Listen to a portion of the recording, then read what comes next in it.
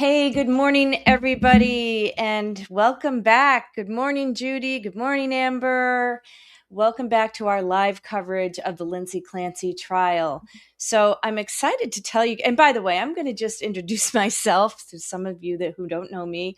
I'm Margaret McLean, the host of the show. I'm a former prosecutor, trial lawyer, and I taught law at Boston College for 17 years. So I really enjoy sharing my experience with you guys, especially as we live stream a trial like this. And this is quite the trial. So many people are interested in it because the issue is Lindsay Clancy, a Duxbury mom in her early 30s, her third child. After she had Kalen, she experienced mental illness and just didn't feel quite right. Anxiety, was trying to get help, but ultimately committed horrible acts against the victims. And so I can't say what she did, but I think you guys all know at this point.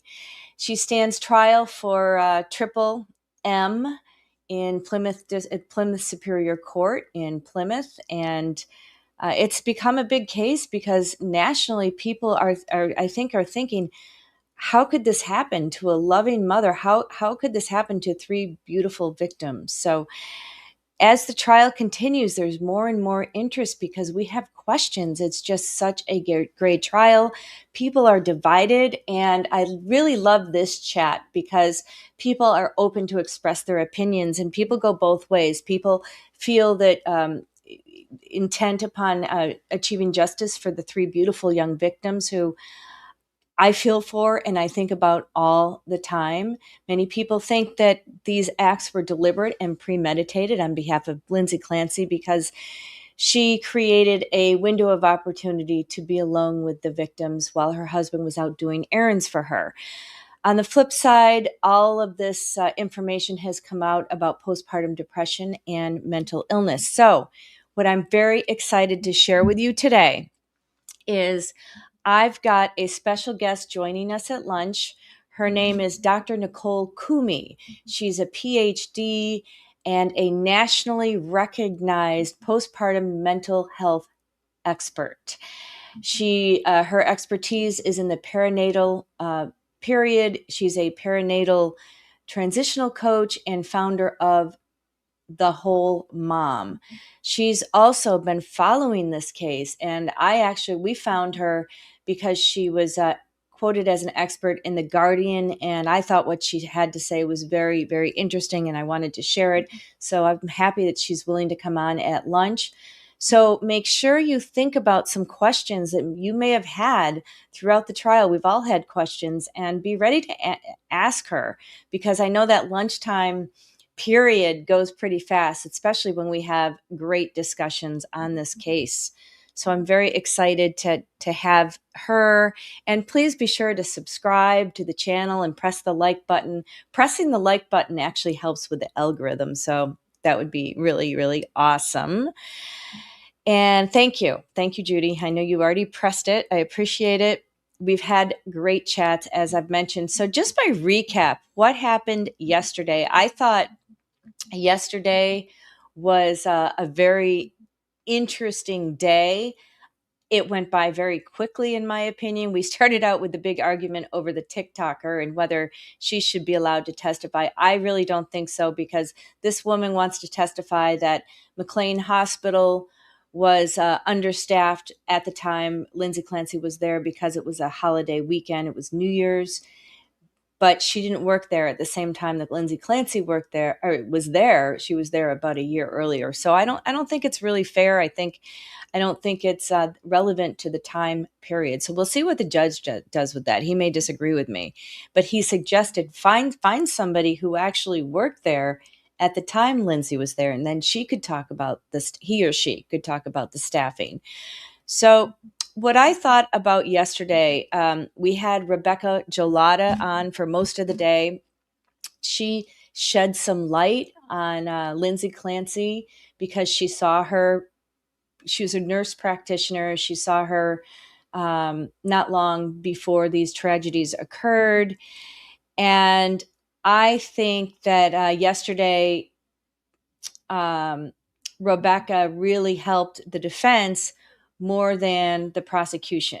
So she testified, for example, this is just one little thing. She testified that during a December 6th, 2022 appointment, Clancy revealed that taking Zoloft caused her to stay up for 48 consecutive hours. And that to me was a red flag. 48 hours is nuts, right? So I also felt that I thought that she flagged that 48 hours of staying up as unusual and warned that it strongly suggested an underlying mood or bipolar disorder. And she was concerned that Lindsay was entering what she called a mixed manic state, which she described as basically a dangerous intersection of both depressive and manic symptoms that we see with a bipolar 1 diagnosis. Of course, she told Patrick, Gelada said that Patrick was in denial that his wife Lindsay had bipolar, and that's actually very common when someone is first diagnosed with bipolar. It's such a stigma. People are like, no way, she can't be bipolar. And sometimes bipolar symptoms don't come out until much later on. They don't necessarily, usually it's any time between the ages of 18 and up into somebody's in their 30s. So it could have been triggered by, postpartum, either the medication she was taking or the postpartum stress and anxiety, lack of sleep. All of that can trigger bipolar. I'd like to ask Dr. Gelada in particular about that. So that's one of the things I'm going to ask today.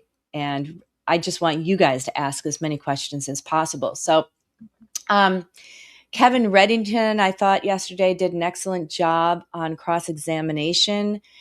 When I was a prosecutor and in law school and throughout my career, I learned that to be a good cross-examiner, you have to control the witness and extract favorable facts for your side, and then learn when to sit down. He scored points, in my opinion, by highlighting for the jury his strengths. That Lindsay was very sick because she was struggling with postpartum mental illness. She felt panicked. She wasn't connected with her body. She was disoriented, had horrible intrusive thoughts, and those to the point where she said she didn't want to be here anymore. She felt incredibly depressed. And Dr. Gelada, or not doctor, but Rebecca Gelada, the psychiatric nurse practitioner, suspected, of course, and Reddington repeated that you thought she had bipolar. And she had to admit that. So Reddington went further and suggests that her symptoms of mania, bipolar, were, it's when you have deep depression and the other end is mania. And he continued to say, well, she was feeling nervous, right? Anxious, on edge. She had uncontrolled worrying and insomnia. She couldn't relax. She was restless every day. She had no enjoyment. And he also pointed out that it was highly strange that she ran a 5K after giving birth to Kaylin pretty soon after, which could be a symptom of mania. And Nurse Gelada also felt the same way, that was a red flag. So, the issue here is she was losing weight. So Reddington even got the witness to admit on cross that voices are a very real thing with bipolar. So, and the fact that Patrick was concerned she was over medicated. So I thought that yesterday's cross was very, very good as far as that goes. Yeah, and I agree, Amber, the extreme prolonged insomnia lasting 48 hours after starting Zoloft can be adverse, activating a reaction to the medication, but it also points to an underlying or emerging postpartum. Absolutely. Well said, Amber.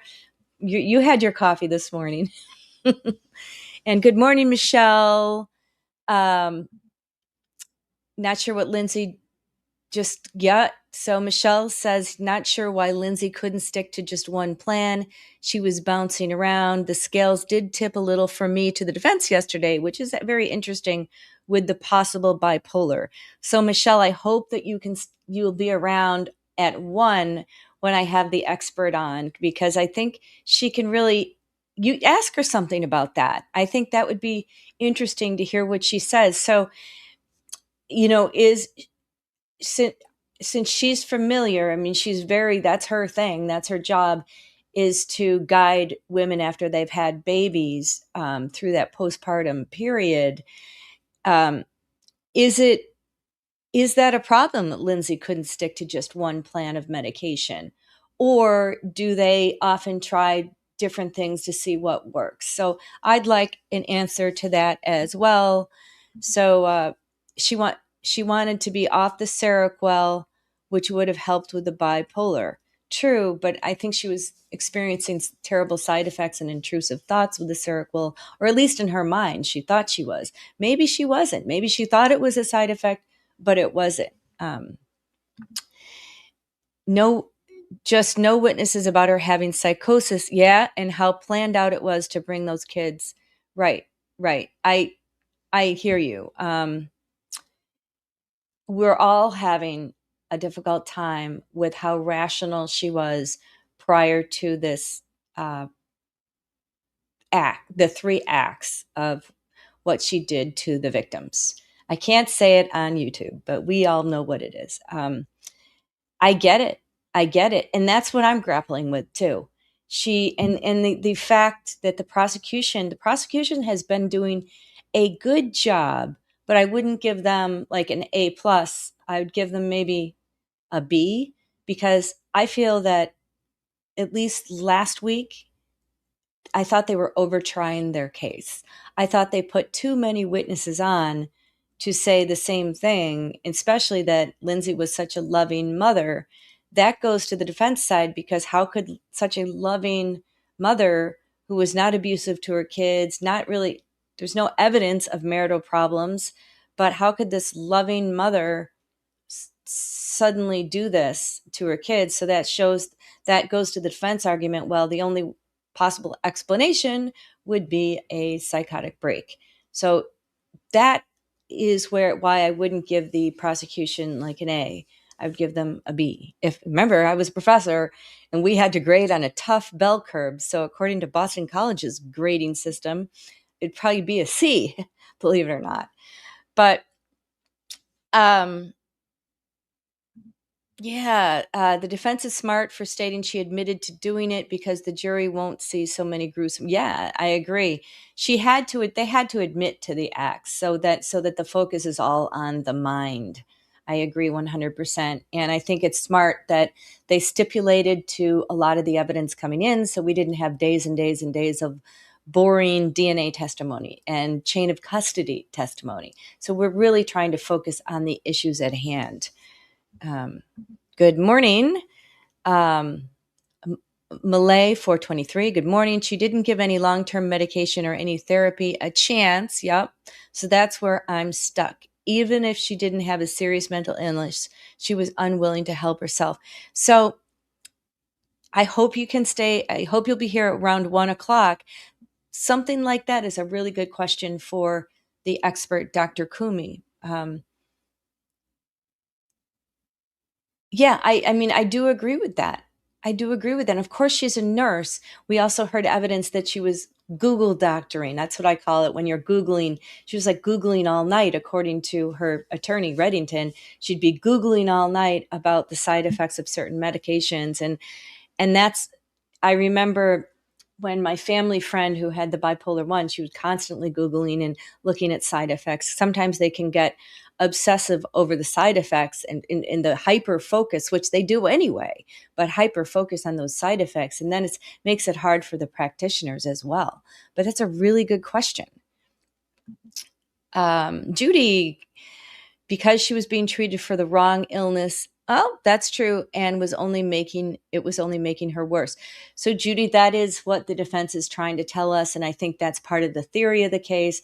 That's what Kevin Reddington how he framed his case or the trial, his theory of the case in opening statements. He made the point. He made your point exactly. And he basically was saying she was given the wrong medication. If they had properly diagnosed her with an underlying bipolar diagnoses, then she wouldn't have had a psychotic break. So that's Kevin Reddington's theory of the case. I'd like to know more about that, though. I'd like to know more about the waxing and waning. Like, how can you be so rational? Because with the person who I knew with the bipolar 1, and I knew her very, very well, very close family friend I've known my entire life, it was obvious. And it always is obvious when she's having a break, when she's about to have a psychotic break. The speech patterns is very, very quick, fast talking. So I've got to think of questions as well, because here's the court. Good morning, Your Honor. May I proceed? Yes, please. Your Honor, before the court, we have the matter of Commonwealth versus Lindsay Clancy. Ms. Clancy is present. She is represented by Attorney Kevin Reddington, and the Commonwealth is represented by Assistant District Attorney Jennifer Sprague and Assistant District Attorney Shannon Buckingham. All right. Well, good morning, everyone, and good morning, counsel. I'll make myself small. All right. So before we get going, let me talk to counsel about today's schedule and kind of where we go. So if I could see everybody at sidebar, please. Oh, they're going to sidebar. So I guess we can talk a little bit more about this. Michelle, it's so obvious when someone has bipolar. It was changed so fast. No one ever witnesses. Yeah, well, I mean, I can actually, I am not an expert or a doctor. I'm a lawyer. We all know that. Lawyers think they know everything, and we don't. I swear to God, I don't. But I do have real experience with bipolar 1 that I'm very happy to share with you guys. Not me, but my very, very close family friend who is just very, very close with. So I have been to the very unit to visit her at McLean. I can tell you that I was there over the holidays as well, visiting her, not this year, but the prior year. And was it a little understaffed? Yeah, but I didn't see where it impacted the care that she got. I thought she got amazing care at McLean. That's just personally. Oh, bipolar 2. So there is a difference between bipolar and Saf, I'm going to put you up. So there's a difference between bipolar 1 and bipolar 2. And Safa, you can help me with this. I believe bipolar 1, which my family friend, close friend, like practically a daughter to me, she had, because she gets triggered and she goes, yeah, she does experience the depressive state. She wasn't really so depressed that she, tried to unalive herself. However, she has had more problems with the severe mania. She's been hypomania. She's heard voices. I've seen her hear voices.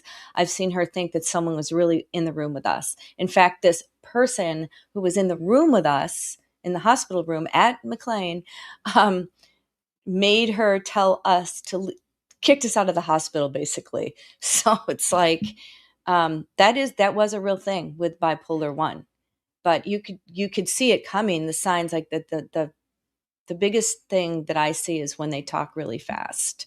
So bipolar 2, I don't think that person would have has had a manic episode where they have to be hospitalized. Correct me if I'm wrong. Bipolar 1, more manic highs. Thank you. This is much better than me explaining it. Bipolar 2, more hypomania, but can also develop mania. Okay. My question is there more depression with bipolar 2? Either way, it's very, very hard to live with bipolar. And my friend, family friend, has, I am so thankful that she is doing better. She ultimately, she struggled for 6 years with it. I mean, in and out of the hospitals, and it stole a lot of part of her life, it really did. And she lost her friends, and it's very hard to regroup after that. And she was manic posted. It's what they do a lot. They manic post. And so it's very, very hard. But I have to say now she's in a good place. She's working. and she's on her medication, but you never know, something can trigger her. So it's tough. And I feel for anybody that has it. My brother had psychosis, and you absolutely can appear normal, but not know right from wrong when it comes to believing the voices you hear. That's really interesting. Joanne Brown, I really appreciate that insight. That's the question. That's what I want to get into with the Dr. Kumi, who's coming on at 1. Um, so that really, so that really falls right into Kevin Reddington's theory of the case, that she can, because Lindsay appeared rational that day and possibly during the time she was committing the acts. We're not entirely sure. She took a phone call from Patrick, who thought she was in the middle of something, but we're not really sure what the middle of something meant. Bipolar 2, good morning, Pink Door. It's nice to see you. Bipolar 2 only had hypomania and not psychosis. That's definitional diagnosis. Okay. Bipolar 2 is more depression. Either way, it's horrible. Yeah. You have to learn how to manage it. It's very important to have good doctors and follow their advice. 100%. And I think it takes time to really learn, and maturity to really learn how to manage it. And that's what I saw with our friend. It took a while, and my God, was it, there were times when it was really, really scary. Like, she was in hypomania and ran away. I mean, it was awful. So, I'm so happy to be here with you guys. Yeah, I'm excited to have a doctor on. Yes, it is important to have a doctor to manage it, and I'm excited to have a doctor on the show today. And thank you.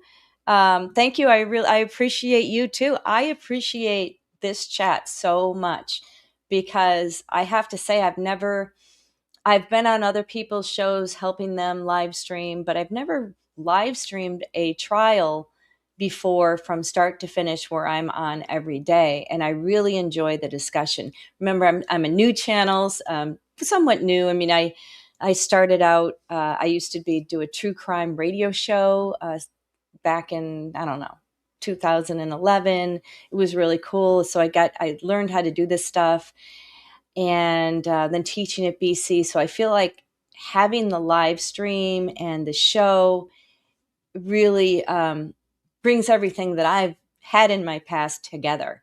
And I love to meet people and share ideas. And I think it's also important to be open-minded and listen to other people's ideas. So I like how we do that in the chat.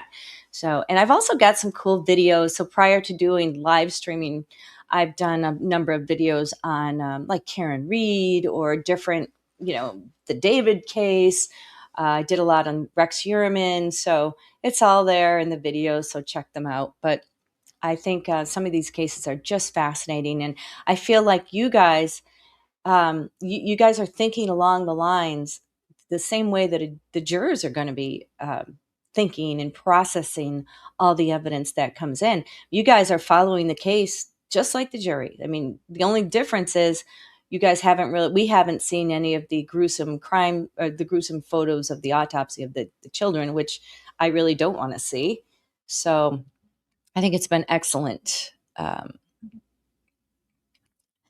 can we say killer with psychiatric history wasn't psychotic if you could be fully functional outside from one act? I know that I'm grappling with that as well.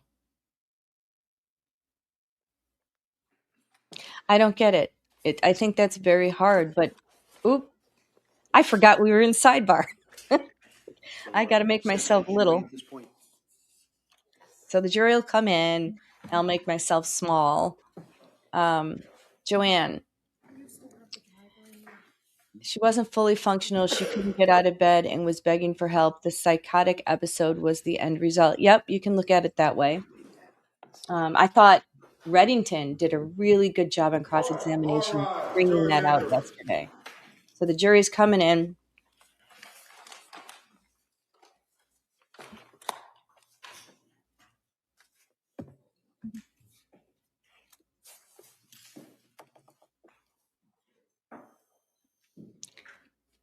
I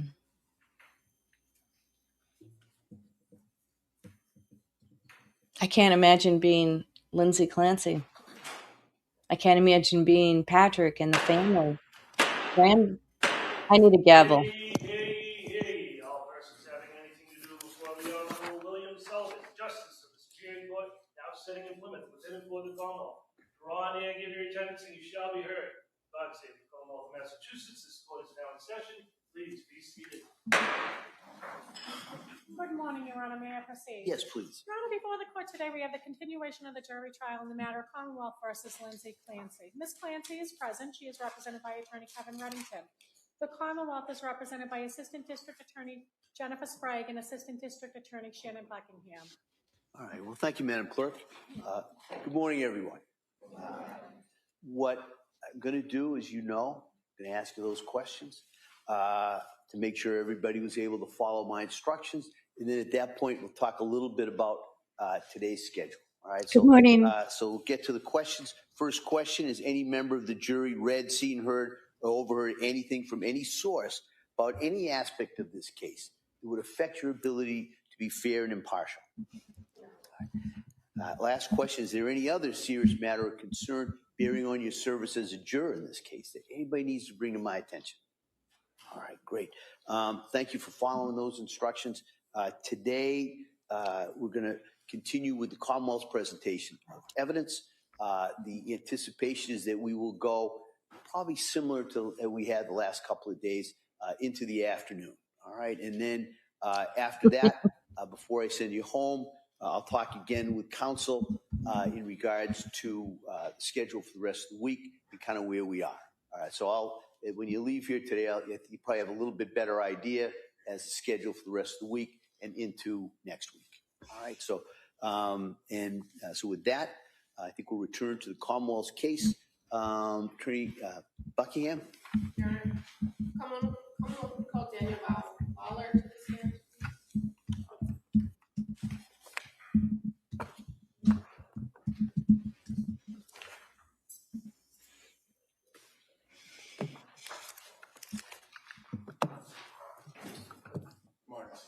Start right there. Raise your right hand to the clerk. Good morning. Do you solemnly swear that the testimony and the evidence you submit to the court and the jury and the outcome between the Commonwealth and the defendant's class shall be the truth, the whole truth, and nothing but the truth, so help you God? I do. Thank you, sir. You may have a seat. Watch your step. Hi, good morning, sir. Going on.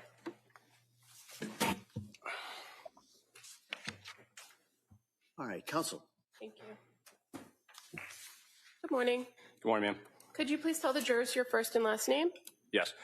First name's Dan, last name's Lawler. And where are you employed? With the Massachusetts State Police. What's your rank with the state police? Sergeant. And how long have you worked for the state police? 9 years. At some point, did you work in an assignment with the Plymouth County District Attorney's Office as part of the State Police Detectives Unit? Yes. And how long were you with the Plymouth County DA's Office State Police Detectives Unit? From March 2021 until June 2025. I'm going to draw your attention back to January of 2023. Do you recall going out or responding to an incident that occurred in Duxbury? Yes. And the incident occurred at 47 Summer Street in Duxbury? Yes. And you're aware that that involved a death investigation where 2 children had been declared deceased, and at the time there was another child that was being treated at the hospital? Yes. What were you asked to do, or what was the first thing you did in relation to this investigation? I responded to the South Shore Hospital in Weymouth. And why did you go there? I was advised by my supervisor to respond. Okay. And were you aware that a woman by the name of Lindsay Clancy had been transported there to South Shore Hospital? Yes. And when you arrived at South Shore Hospital, was a Duxbury police detective already on scene? Yes. And do you recall who that was? Detective Matthew. Now, when you, meaning the State Police Detectives Unit, are involved in an investigation, is it common that you would utilize the services of the Crime Scene Services section of the State Police? Yes. And the Crime Scene Response Unit? Yes. And in this case, did members of those two units respond as well to the South Shore Hospital at the time that you were there? Yes. Do you recall who from the crime scene services and the response unit responded? Chemist Maureen Hartnett and Trooper Rostoffers. Did you have the occasion to observe Lindsay Clancy at the South Shore Hospital? Yes. And she was in the emergency department, correct? Correct. And was she able to speak, or was she intubated? She was unable to speak. Did you observe her to have medical equipment and being treated while you were there? She had medical equipment attached to her person, yes. And did you observe her to have injuries, visible injuries? Yes. At the South Shore Hospital, in addition to speaking to Detective Maffio and assessing Lindsay Clancy, did you do or serve anything on the hospital themselves? Yes. What did you do? A preservation notice. And what is a preservation notice? The preservation notice is to preserve the defendant's urine and blood. And you provide that to staff at the hospital to ensure that the blood is saved unless and until a warrant is obtained for that material? Correct. And in addition to serving the preservation order, did you collect some items that were removed from medical staff that were on Lindsay Clancy, the defendant? Yes. What did you collect, or what did they provide you?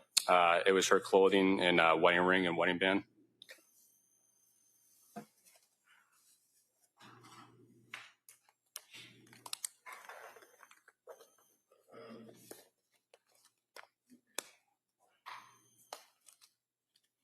If I may approach the witness.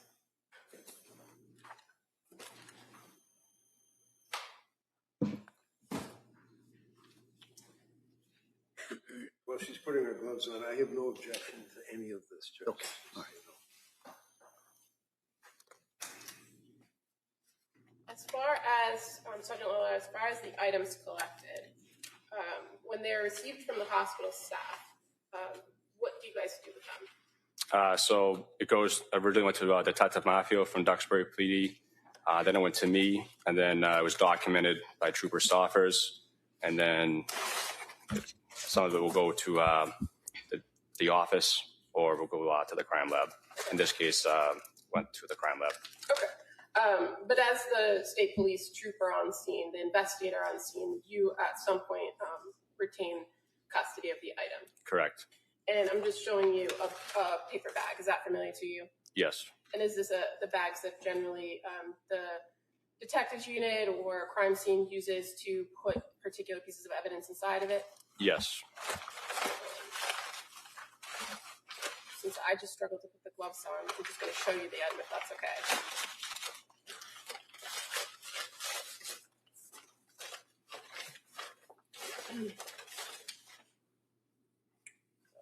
Showing you one item.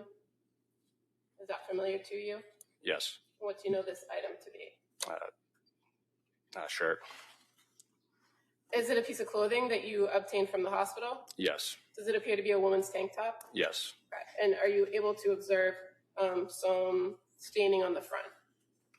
Looking close. Yes. And again, it's cut down the middle. Correct. This is how it was received from the hospital. Yes. I would move to admit the tank top as the next exhibit. All right, that may be admitted.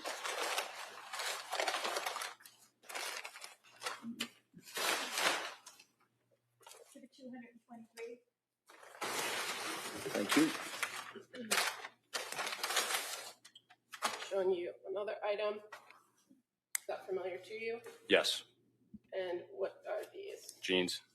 And these were also cut and off the defendant and received by the medical staff at South Shore Hospital. Yes. And on these jeans, you see a little bit of staining on the front. Yes. I would move to admit these as the next exhibit. That may be admitted. Exhibit 224. Thank you.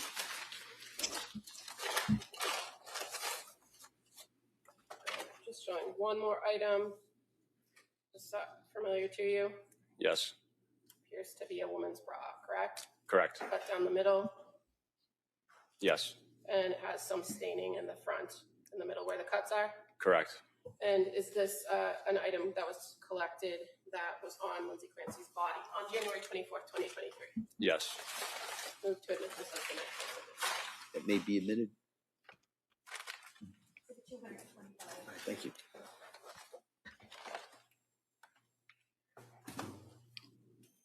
You indicated there was also some rings that were collected, correct? Correct.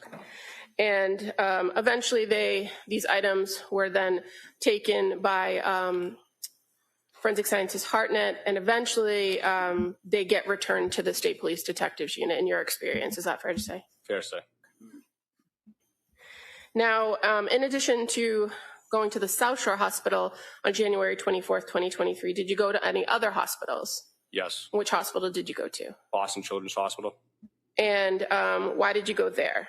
I was advised to go there by my supervisor. Okay, and did you learn that one of the children, Callan Clancy, had been transported to the Boston Children's Hospital? Yes. And were you there to just obtain what his current status was at that time? Yes. And the time that you were there at the Boston Children's on January 24th, fair to say he was still alive but noted to be in critical condition? Yes. Now, in the early morning hours of January 25th of 2023, were you aware that a search warrant was obtained for the home of 47 Summer Street in Duxbury? Yes. And in your time with the State Police Detectives Unit and during that time in January of 2023, how did you guys approach the execution of a search warrant? So the house would have been frozen pending the search warrant being signed. Once it's signed, we begin the execution, and crime scene would document the residents inside and outside before we would go in. Okay, so when crime scene goes in and they document, you're familiar, they use photographs and video, right? Correct. And once they've gone through and documented the scene as it was secured, do you, as part of the detectives unit team, then go in the house to begin search? Yes.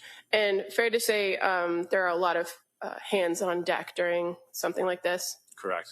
And in this instance, the detectives unit was searching the entire home at 47 Summer Street, including 3 floors, basement, first floor, second floor, as well as any vehicles that were on the property. Correct. And in addition to people or troopers with the detectives unit, were there other local law enforcement also assisting? Yes. And what was your role that night or that morning in the execution of the warrant? I was the evidence officer. And what does that mean? I document evidence that is located by investigators during the search warrant. And so at that time period, when you're executing a search warrant and searching a place like a home, is the information that you know at that point what guides the search? Yes. So you don't know what you're looking for unless you know what happened, right? Correct. So in this circumstance, fair to say the state police had limited information about what had actually transpired in that house. Correct. But each and every room was searched to your knowledge? To my knowledge, yes. And your role was just to document items that were going to be collected and returned to the State Police Detectives Unit? To document items that would be collected and either go back to the State Police Detective Unit or to the crime lab. And fair to say when the crime lab takes items back to the lab, they have an entirely different process on how to monitor, track them, and inventory the items, correct? Correct. So in this particular warrant execution, did you engage in the search? Yes. And you said you documented what other members of the group found and located where they located it, correct? Correct. And so you, as the evidence officer, were aware that Trooper Rabbit located some prescription pill bottles in the kitchen that morning, correct? Correct. And so as the evidence officer, were you responsible for kind of keeping custody of those bottles? Correct. At some later point after those bottles were photographed and collected, did you inventory those bottles? Yes.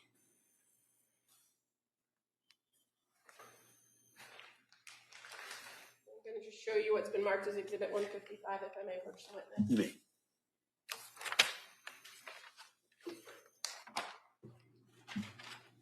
So Sergeant just showing you this bag here. It's already been marked, Exhibit 155. I'm going to show you 4 pill bottles.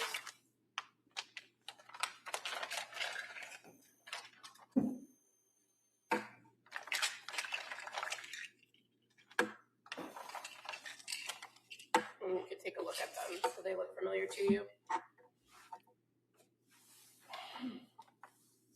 Yes. So the first one I'm looking at is labeled trazodone. And as far as how you inventory these, what do you do when you inventory them? Just count them. Okay, so do you also review the information on the label as to what should be in the bottle or what the original prescription was? Yes. So as far as the trazodone, it says filled on January 12th, 2023 with 30 in it. And so you counted to determine how many were left, right? Correct. And so fair to say there were 20 remaining in this bottle when you inventoried it. Correct. The diazepam, 5 milligrams, date filled January 9th of 2023 with 14 as the quantity. You counted what was in this bottle. Correct. And there's 2.5 left in there, correct? Correct. And diazepam, 2 milligrams, date filled January 16th, 2023. It has 3 listed on there, right? In type. Yes. But there appears to be like a pink mark through it. Correct. Did you put that pink mark on there? No. Would that have been there when the bottle was seized? It could have been. Okay. But regardless of how many it said were the quantity, you counted how many were actually in this bottle. Correct. And fair to say there were 9.5 remaining in that bottle. Correct. And the last one, amitriptyline, 10 milligrams. It says date filled January 16th, 2023, quantity 30. And you counted how many were left in this bottle as well. Correct. And there were 22 in this bottle. Correct. And you documented that as this was put into evidence in the state police. Yes.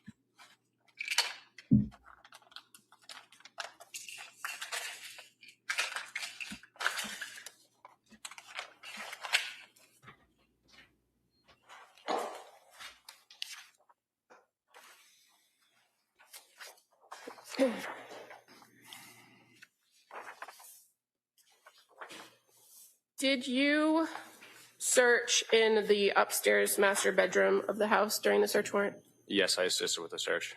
Did you locate anything that you documented or collected to take back to the state police? Yes. In the master bedroom? Yes. Okay. What did you locate? I believe it was a baby monitor and a Google Nest camera. Okay. Did you observe the room, the master bedroom? Yes. And did you search in a nightstand that was next to the bed? I don't recall searching on a nightstand next to the bed. Were there other investigators that were also in the room searching other areas of the bedroom? Yes. And as far as any additional work you did on this particular investigation, again, fair to say the detective unit works as a team and divides up work and for follow-up. Correct. And you participated in some follow-up investigation by speaking to some witnesses, correct? Correct. And at some point, you were also asked to go to the Brigham and Women's Hospital where the defendant was following the sheriff's department, keeping watch of her. Correct. Do you recall what day you went there? I don't recall the exact date. Okay. When you went to the Brigham and Women's Hospital, was she in her own room, or was she in like a open area? She was in her own room. When you were there on watch, did you go into the room, or were you outside the room? Outside the room. And as far as your memory of whether anyone else besides medical staff went in there, at any point when you were there at the Brigham Hospital, did you observe another individual come in to visit with her or meet with her? Yes. And were you advised that that person was coming in? Yes. And were you advised that that person was allowed in with a court order? Yes. Okay. When the person went in, did you know if it was an attorney, a doctor, somebody else? It was not an attorney, it wasn't a doctor. It was, I believe, a psychiatrist. And when that person went into the room, did you go in the room as well? No. And where did you stay? Outside the room. And when this man went into the room, did he leave the door open or close the door? I believe it was closed. And when he came out, did he speak with you? I don't recall. Okay. But as far as you knew at that time period, that person was permitted to be in there and could close the door. Correct. And you don't know what was said or what was done in that room? No. Thank you. Mr. Reddington. So your position was as a sergeant for the state police on these dates that you testified to? No, sir. At the time, I was a trooper. Trooper. Yes, sir. You assigned to the district attorney's office? Yes, sir. It would be the Plymouth County DA's office, meaning these prosecutors here, right? Correct, sir. Actually, you have an office in their office, right? Correct, sir. You have to call me sir. So on the first time you got involved with this case was on the evening of, was it the 24th or 23rd? Tuesday. I think it was the 24th. Okay. And do you recall what time it was that you went there? To the South Shore Hospital? Yes, I'm sorry. Approximately 7:30 p.m. Now, at that point, you had known, obviously, that this was a major investigation involving the death of 2 children and 1 serious injury to another child. Is that correct? Correct. The media was absolutely insane all over the location of the house and in the hospitals and everywhere. Isn't that right? I recall media at the house. I'm not sure about the hospital stuff. Okay. It was a fairly horrific and largely attended to, if you will, event. Is that correct? Yes. And Lindsay was, when you went to the South Shore Hospital, that's where you saw her before she was transferred to the Brigham and Women's, right? Yes. When you went in to see her at the South Shore Hospital, she was in the emergency room, right? Yes. Would you agree with me that she was pretty well, she had the intubation tube in her mouth, she had tape on her face, she had her arms all taped up and wires and tubes and everything else, right? Yes. And it was a very confusing and, quite frankly, shocking sight to walk into that room and see her there in that condition, right? Yes. And you, about your duty, collected clothing and her wedding band, correct? Yes. And you went through all that with the items you seized, and you introduced those into evidence and noted what the government said appears to be stains, but it was blood on her clothing. Is that right? I would say. Yeah. In your experience? Yes. Okay. Any shoes? Did she have any shoes, sneakers, slippers, anything like that? I don't recall shoes. I think 2 black socks, but I don't recall shoes. Right. And if there were shoes on her person or brought to the hospital, the odds are that when they saved the clothing, they would have saved the shoes as well, right? Yes. So you took the clothing, and then you went to the Boston Children's Hospital, right? Yes. And after you left the Boston Children's Hospital, you went back to the house and then assisted in the search of the property with a search warrant? Yes.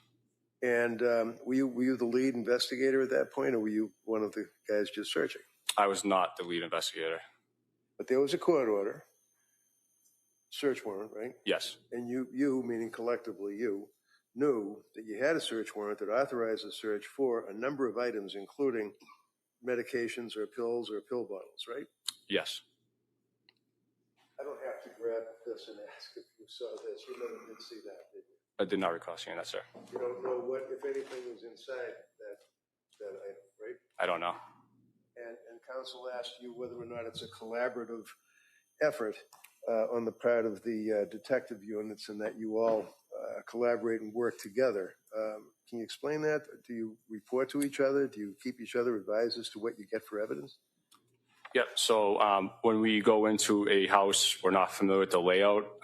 We'll walk the house and figure out where bedrooms are located, and then essentially we kind of just break up into teams, if you will, and search the residence as evidence is located. And at that time, as the evidence officer, I would be alerted that, hey, there's evidence here. We're going to document and collect it. Okay. And you videotape the scene and you take photographs of the areas, the different rooms, right? I do not, but the crime scene does. But you were in the house and you were able to observe the rooms. You could see all sorts of wall hangings and paintings and fingerprints and handprints and all that stuff on the wall, right? Yes. Downstairs, you saw in the basement or the finished basement that there was an area that was an office or appeared to be an office. Is that correct? I don't recall the exact layout of the basement.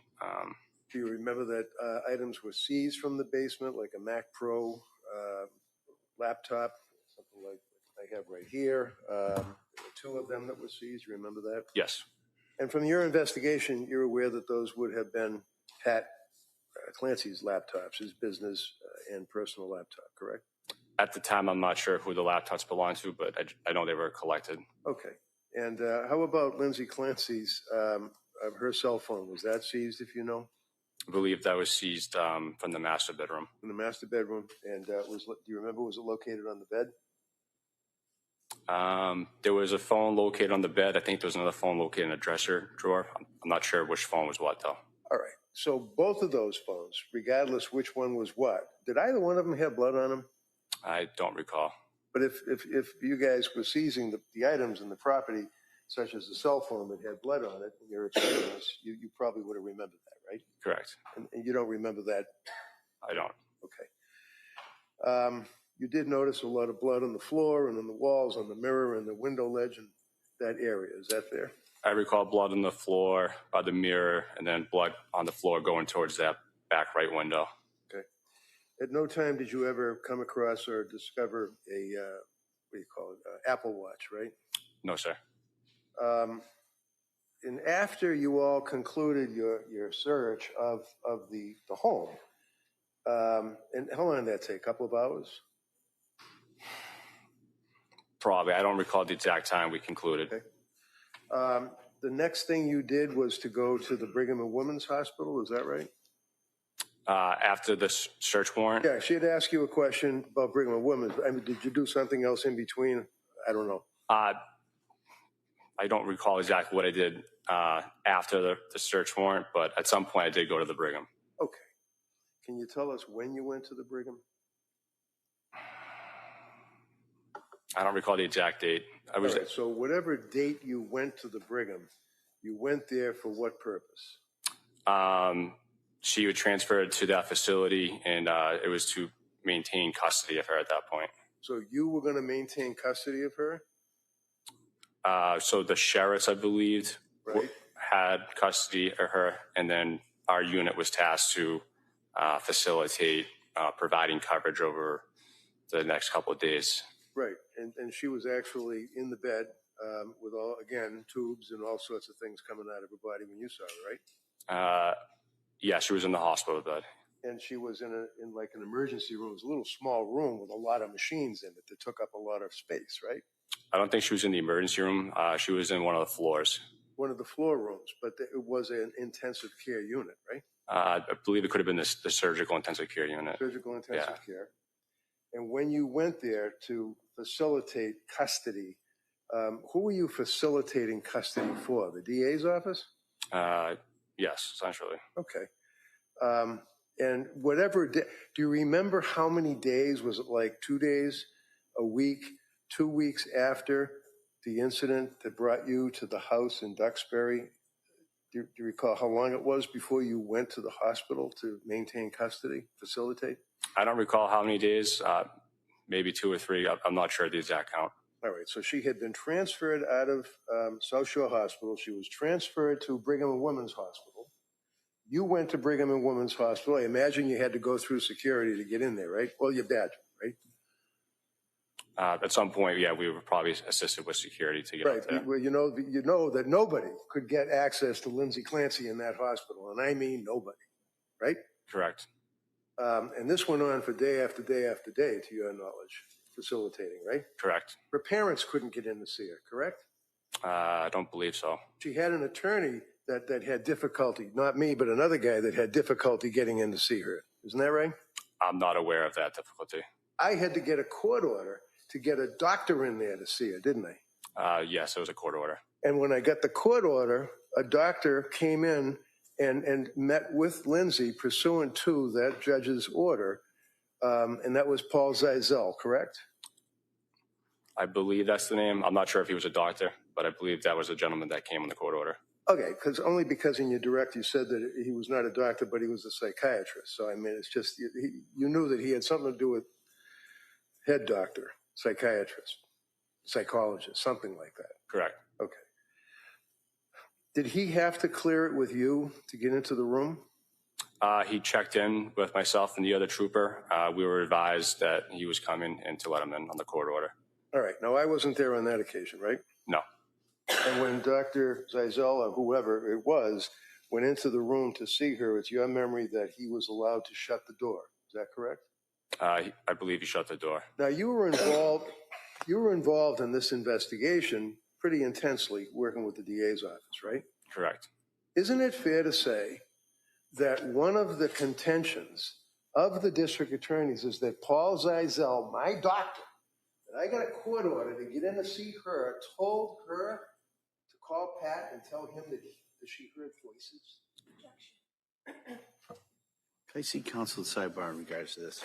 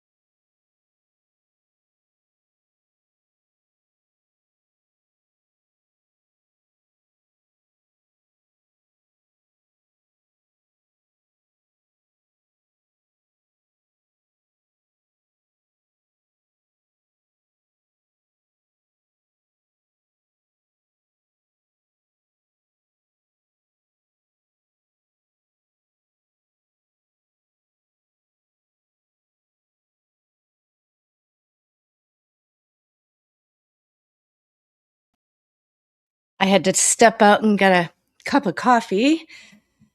So, yeah, I think what they're arguing over is Reddington saying that he couldn't even get in to see Lindsay Clancy, indicating that, she should have been allowed to see her lawyer. So that's what I think they're arguing about.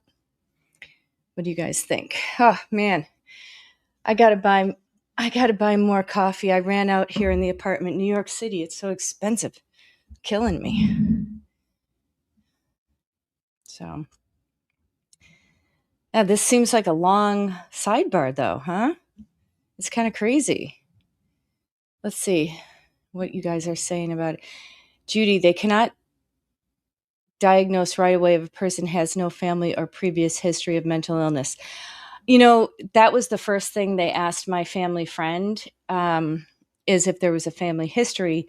The thing about the family history is back, literally 2 generations, it wasn't talked about, in my opinion. And it's really hard for the clinicians to trace a family history.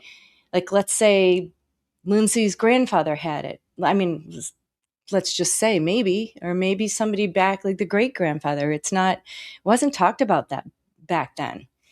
So, I mean, I think our generation or this generation going forward, you may find more family histories. But yeah, I think that was one thing that was interesting that I noticed.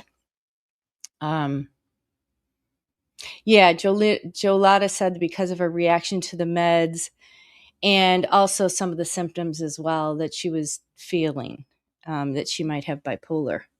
So, but Patrick was in denial. He was similar to part of that old, thought process, like, oh God, it couldn't happen to me, or it couldn't happen to my wife. I mean, that's out of the blue, right? So you never know. You really don't know. I just know that for my family friend, the entire family was very much in denial that she had bipolar. Like, no way, there's no family history. I have a feeling there was a family history, but it wasn't talked about. So, yeah. And it does run in families for sure. I agree.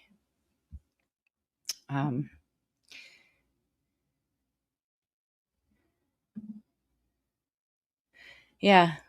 I mean, it's interesting you wonder if they can trace the gene. I wish they could do more for mental illness. I mean, that's the bottom line. Some of the treatments and medications are, it's like lithium has been around for a long time. But the side effects of these things, side effects of lithium, as I was talking about yesterday, are extremely high. I mean, you get a very puffed up face, you gain weight, your skin isn't great. So it's a tough, I mean, it's a salt, right? So you're going to bloat as a result. Psych providers cannot. Gosh, I haven't found the best. So the coffee around here, they give you these little cups, right? I mean, it's just not enough. I need to find a Starbucks, I guess. But you'd think you'd go to a cute little coffee shop, but this is like, look at this. This is the large. It's so small. It's killing me. I don't feel like running out again and spending another fortune. I'm sorry, I'm complaining about my coffee today.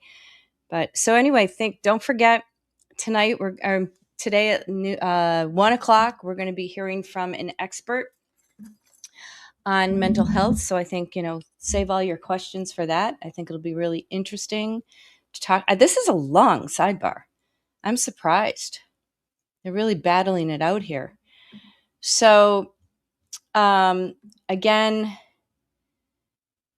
the defense is, we're talking a lot about bipolar. If one of you are just, somebody out there is just joining us, the defense in opening statements made it part of his theory of the case that a bipolar diagnosis would establish the mental disease or defect that ultimately caused his client, Lindsay Clancy, to go into a psychotic episode. And that's, of course, required by law in Massachusetts. The standard in Massachusetts is, did she know what she was doing was wrong, and could she stop herself? So the issue is, did she know that using those exercise bands against the victims and snuffing out their lives was wrong? And we're very divided, I think, across the country on this case.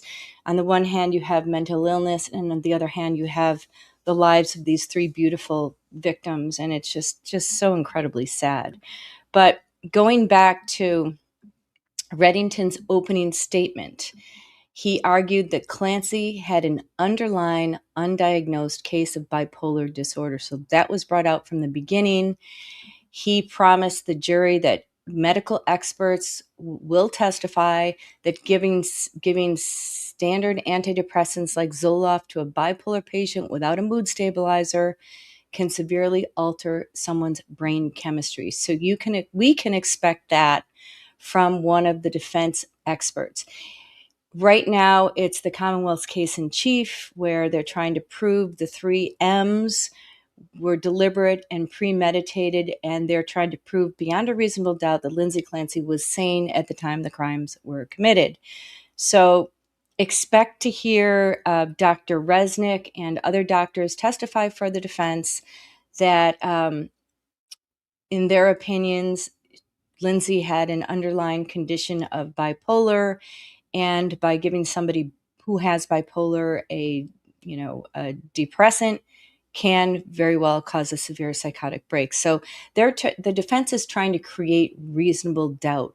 So they're trying to make jurors think, well, did the Commonwealth prove its case of sanity beyond a reasonable doubt? So it's all about sanity at the time the crimes were committed.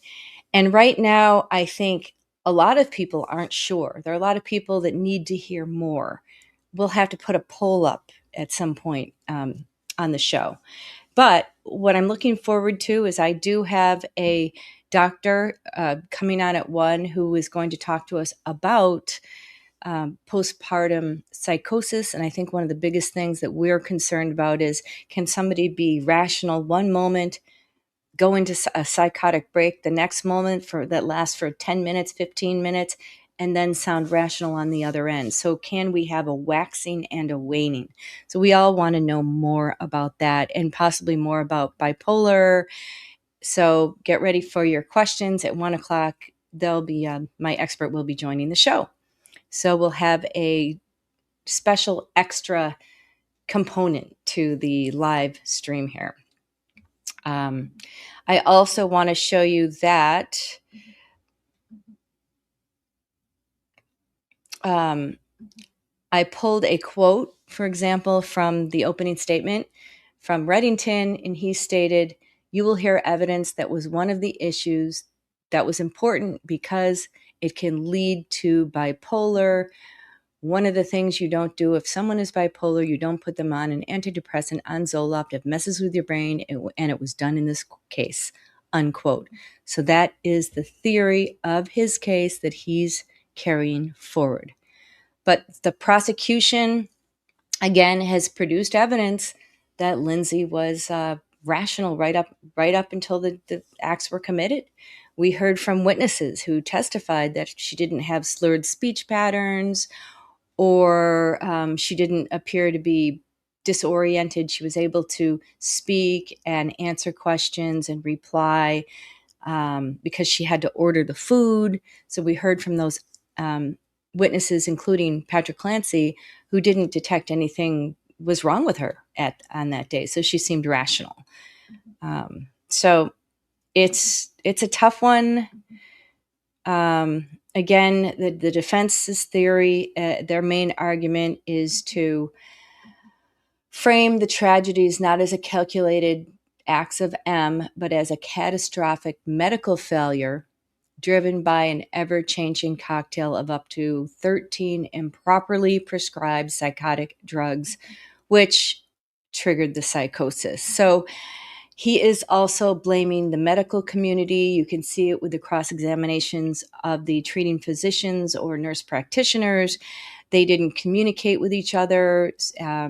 They failed to possibly commit her when she should have been committed. So, I mean, it seems like from what I've heard, they tried their best with her, but with all the different doctors and some people in the chat, and I'm sure jurors are feeling this way, are blaming her for not following through on particular medications. Like she didn't give it a chance. Like the Seroquel, she looked at, she was Googling all the side effects. Oh, I don't want to take that. I'll try something else. So will the jury blame Lindsay for the 13 psychiatric drugs, because she is one that wanted to change them and try different things? And sometimes that's the way treatment is. You try different concoctions to see what actually helps. And I can't imagine all the medications that my family friend was on. I mean, I know she was on a lot. So let's see what we have here.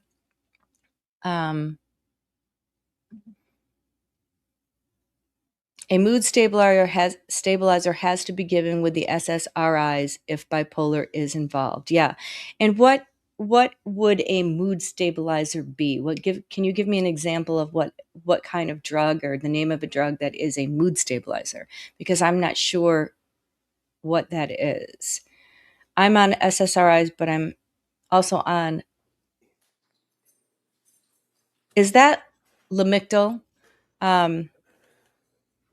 Seroquel. Members of the jury, Yeah, they do have to Cindy, be I think cautious. a couple of weeks ago, sometimes I got to talk to the lawyers for a little bit longer than it takes over here at the sidebar. So this is one of those situations. So I'm going to ask you to go back to the jury room. Oh, A geez. couple of minutes, I think, and we'll bring you right back in and we'll resume with the testimony.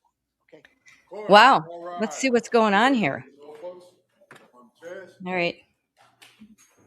This is interesting. I wonder what's going on. Oh, I got to put my jacket back on. Oh, 1 second. It's over there.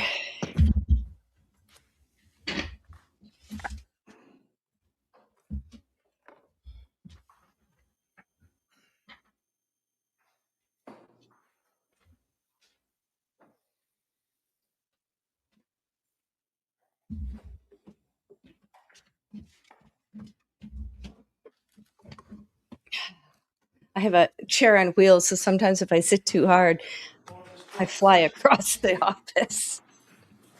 All right. So, counsel, Oh, what we're here's going to do is we'll have it just so the record's clear. The mood jury's stabilizers. out Thank of you. the room at this point. We will just conduct a short voir dire on the issue that we talked about over at sidebar. So I'll allow Mr. Reddington to ask questions at this point, and then I'll allow Commonwealth to also ask questions. Go ahead, counsel. Okay, All right, let me make myself smaller. So you're in the hospital at Brigham and Women's, correct? Yes. And when you're there, This is a voir dire. obviously with other law officers to enforce the fact that she's in custody, Dr. Zeisel, or a doctor, came in pursuant to a court order, right? Yes. All right. And obviously had been cleared through security and went into the room where Lindsay was laying on the bed, right? Yes. You don't know, you don't recall if he closed the door or if he kept the door open or if it was half open. You just don't remember, right? Yes. Okay.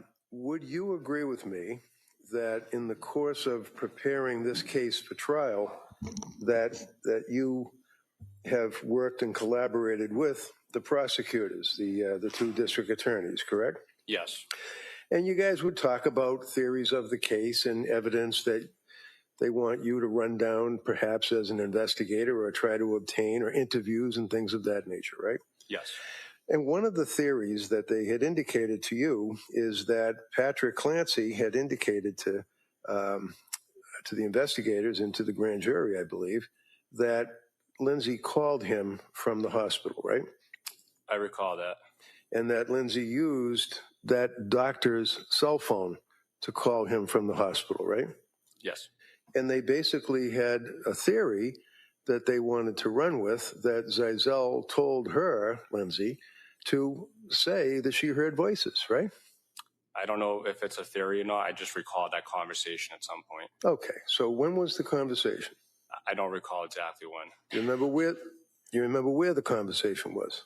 No. You don't, okay. I'm assuming at the office. I just don't recall specifically where. And who was it you were talking to? Probably could have been one of the troopers in the office working the case. One of the troopers, is it McElligan? Probably. He's the case officer, so I imagine it probably would have been him, sir. Probably could have been him. Yeah.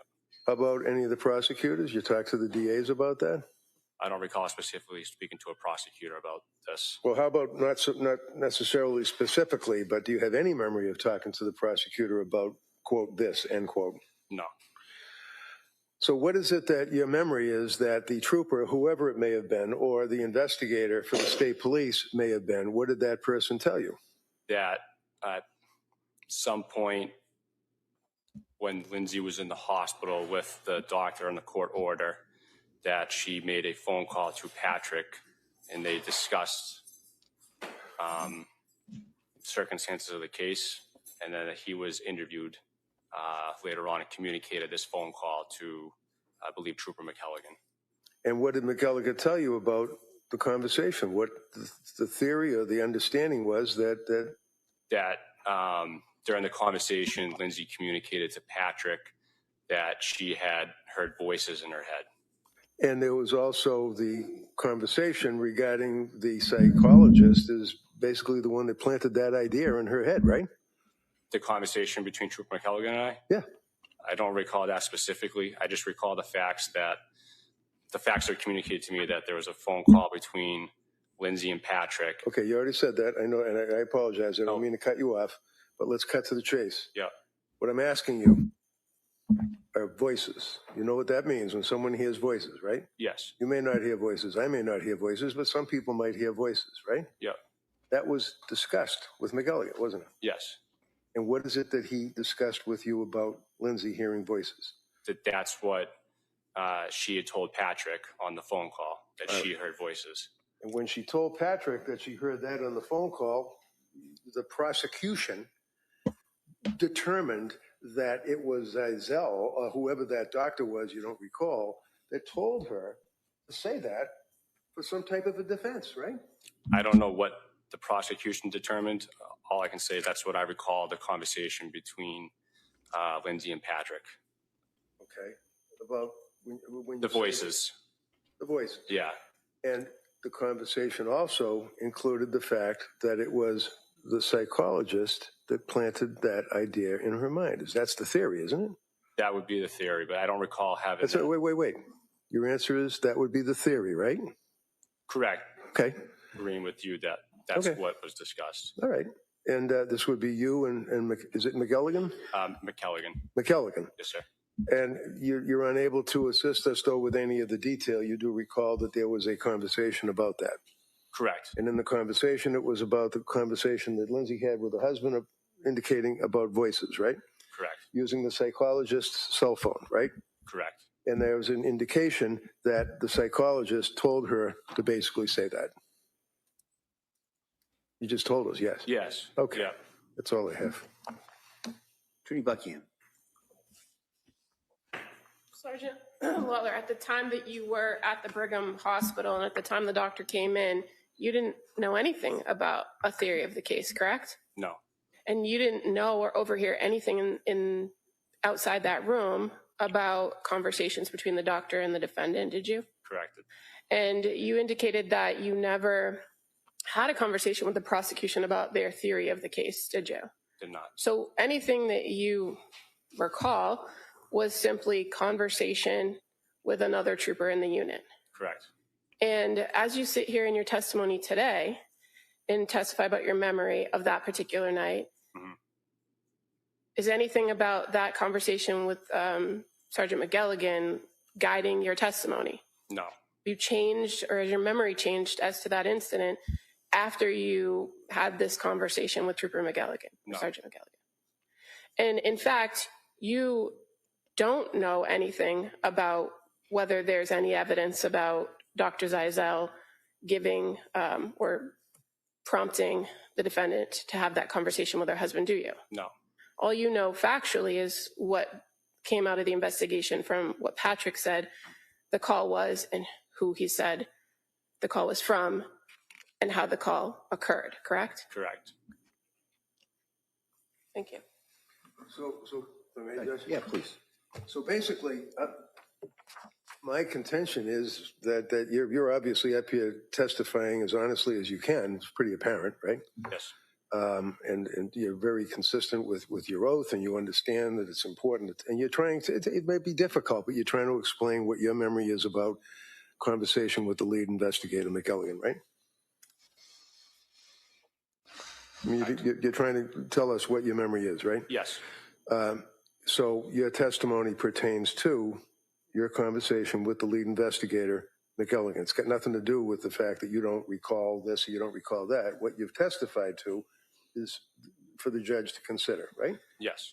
Okay, that's all I have. All right. Why don't we do this? I'm going to take about a 10-minute break at this point. Okay. And we'll come back out and we will resume cross-examination. Okay. Court, all right. All right, please.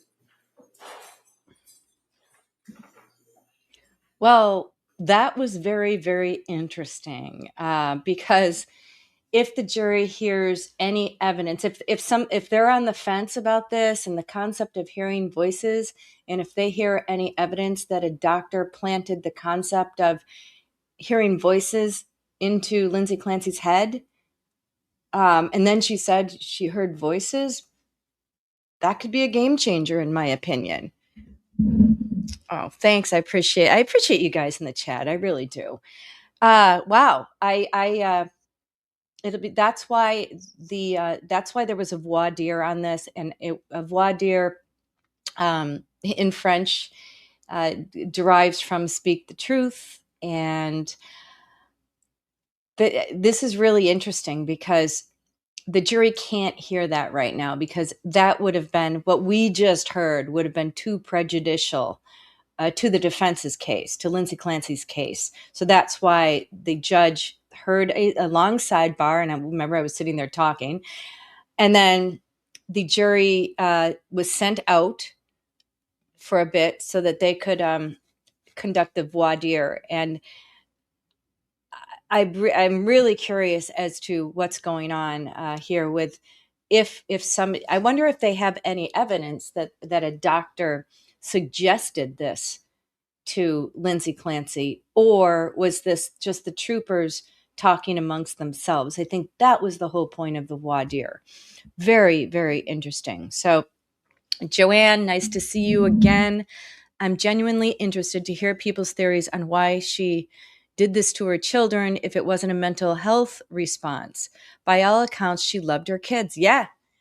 And that's one of the theories of the defense side, is how could a loving mother who never abused her kids, there's nothing going on in her marriage that her best friend knew of, how could this, but there is evidence that she was a woman in crisis.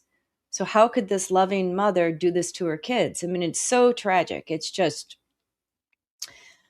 and the way she did it, right? Like, it's just horrific and painful to the kids.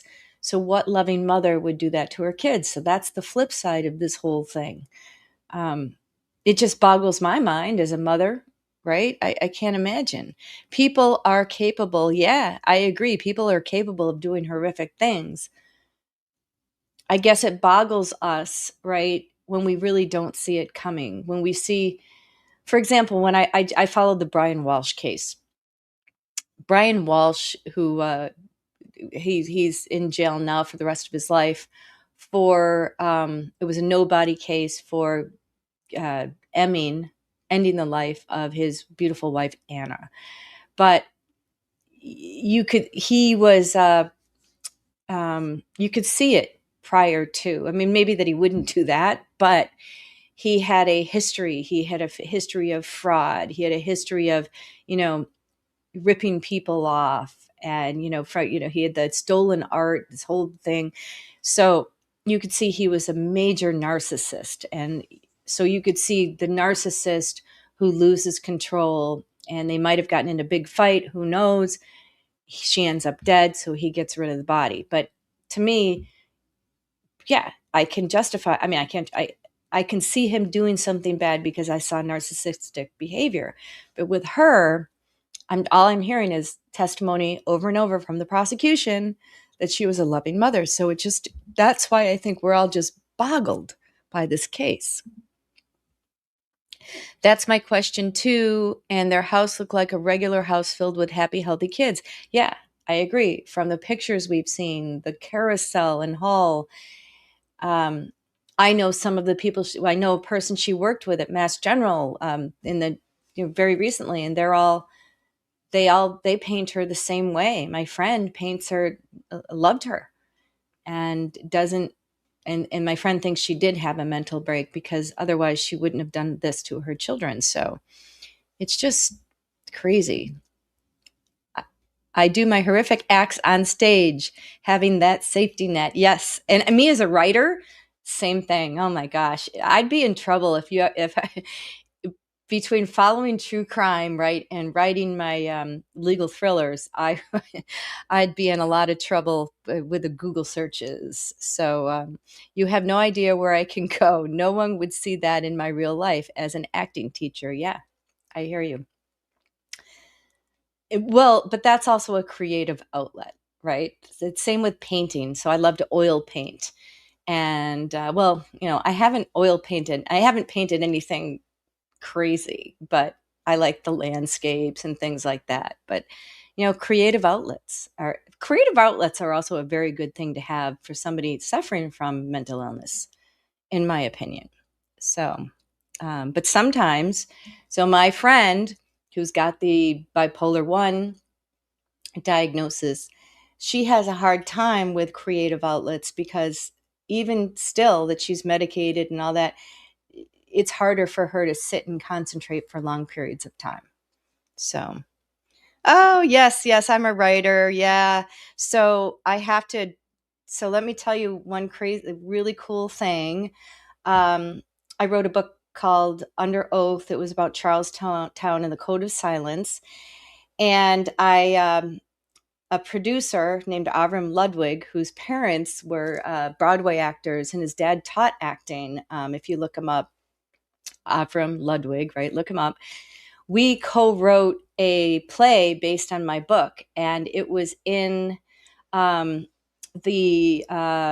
directors, what is it called? Oh my gosh, I'm losing my mind. The director's unit at the Actors Studio in New York. So it was in production or in, so we had a cast, we would do a reading on a Monday night, and then all these people would come and they'd criticize, and we'd go back to the drawing table, and then we worked on this for quite a bit, and it was really coming along. And then sadly, my dear friend Avram and writing partner got pancreatic cancer and died. So I haven't done anything with the play since because it was really hard. That he died when he was young, so very sad. But that's my I love the stage. I love writing plays and novels, and but I haven't picked that play back up since Avram died. So that's my little story on that. I know I diverged a little bit, but oh yeah, I know the family. I'm a member. Oh wow! Oh my gosh, that's awesome. Some people will remember the play. It's called Under Oath, and we had. Malachi McCourt was Buddy Clancy, who's the lead defense lawyer in the case. So we should definitely meet for coffee. That's what I love about the chat. You meet such interesting people, and we're also going on a field trip. I'm going back to Massachusetts in a week. I've been in New York City for a month, and when I go back to Massachusetts, the trial is literally 25 minutes from my house. So we're going to do a Margaret McLean Show field trip for whoever's in the area. We're going to get together. We're going to go into the trial, watch it, and come out and talk to you from the courthouse steps and tell you what we think about the jury and what the atmosphere is in the courtroom. And then we're going to go out to lunch. We're going to do something fun, and we'll have to bring some sort of camera so we can show you guys the area that we're talking about. Yeah, that would be great. Let's do that. I'm only here for a week, but I can't believe you're a member of the Actors Studio. Yeah, Avram Ludwig was a very dear friend of mine, and he born and raised in New York City. He was an actor. He's also a writer himself. We shared the same editor. I introduced him to my editor at the time, so he published a book as a result. But that I need to bring that play back and dedicate it to Avram and pancreatic cancer. So that's one of the things that I need to do. But yeah, it was very exciting working with the Actors Studio. Yeah, that would be great. So definitely let's plan that this week. We'll do that. So anyway, back to the trial. I just can't believe. So you knew Avram? Oh my God. Yeah, he was the most amazing person, one of the most amazing persons in my life. And we weren't boyfriend and girlfriend or anything. We were very, very, very dear friends. So, and we would write together. You know what? He belonged to the Soho House. So we would write the play at the Soho House. It was just so cool. It was really a wonder. I can't come to New York without thinking of my dear friend Avram. Again, as we're watching these trials, right?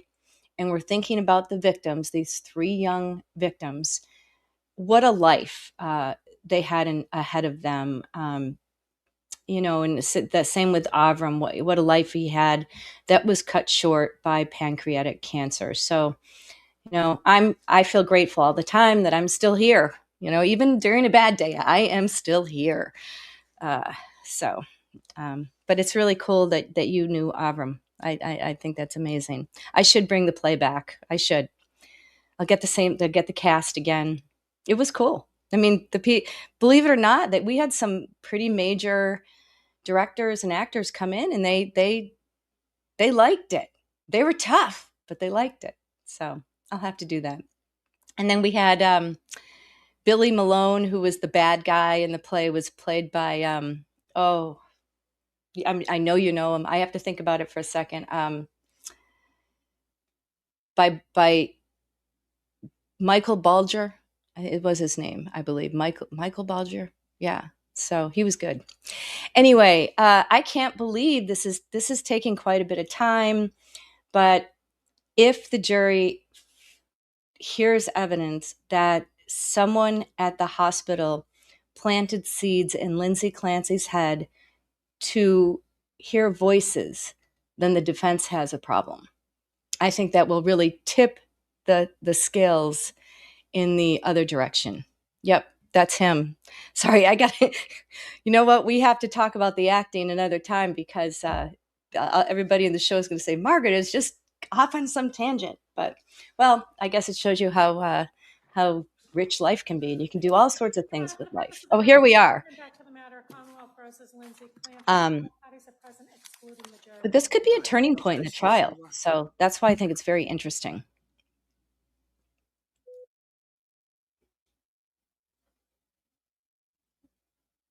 So the jury's coming back in. Again, hey, don't forget, what time is it now?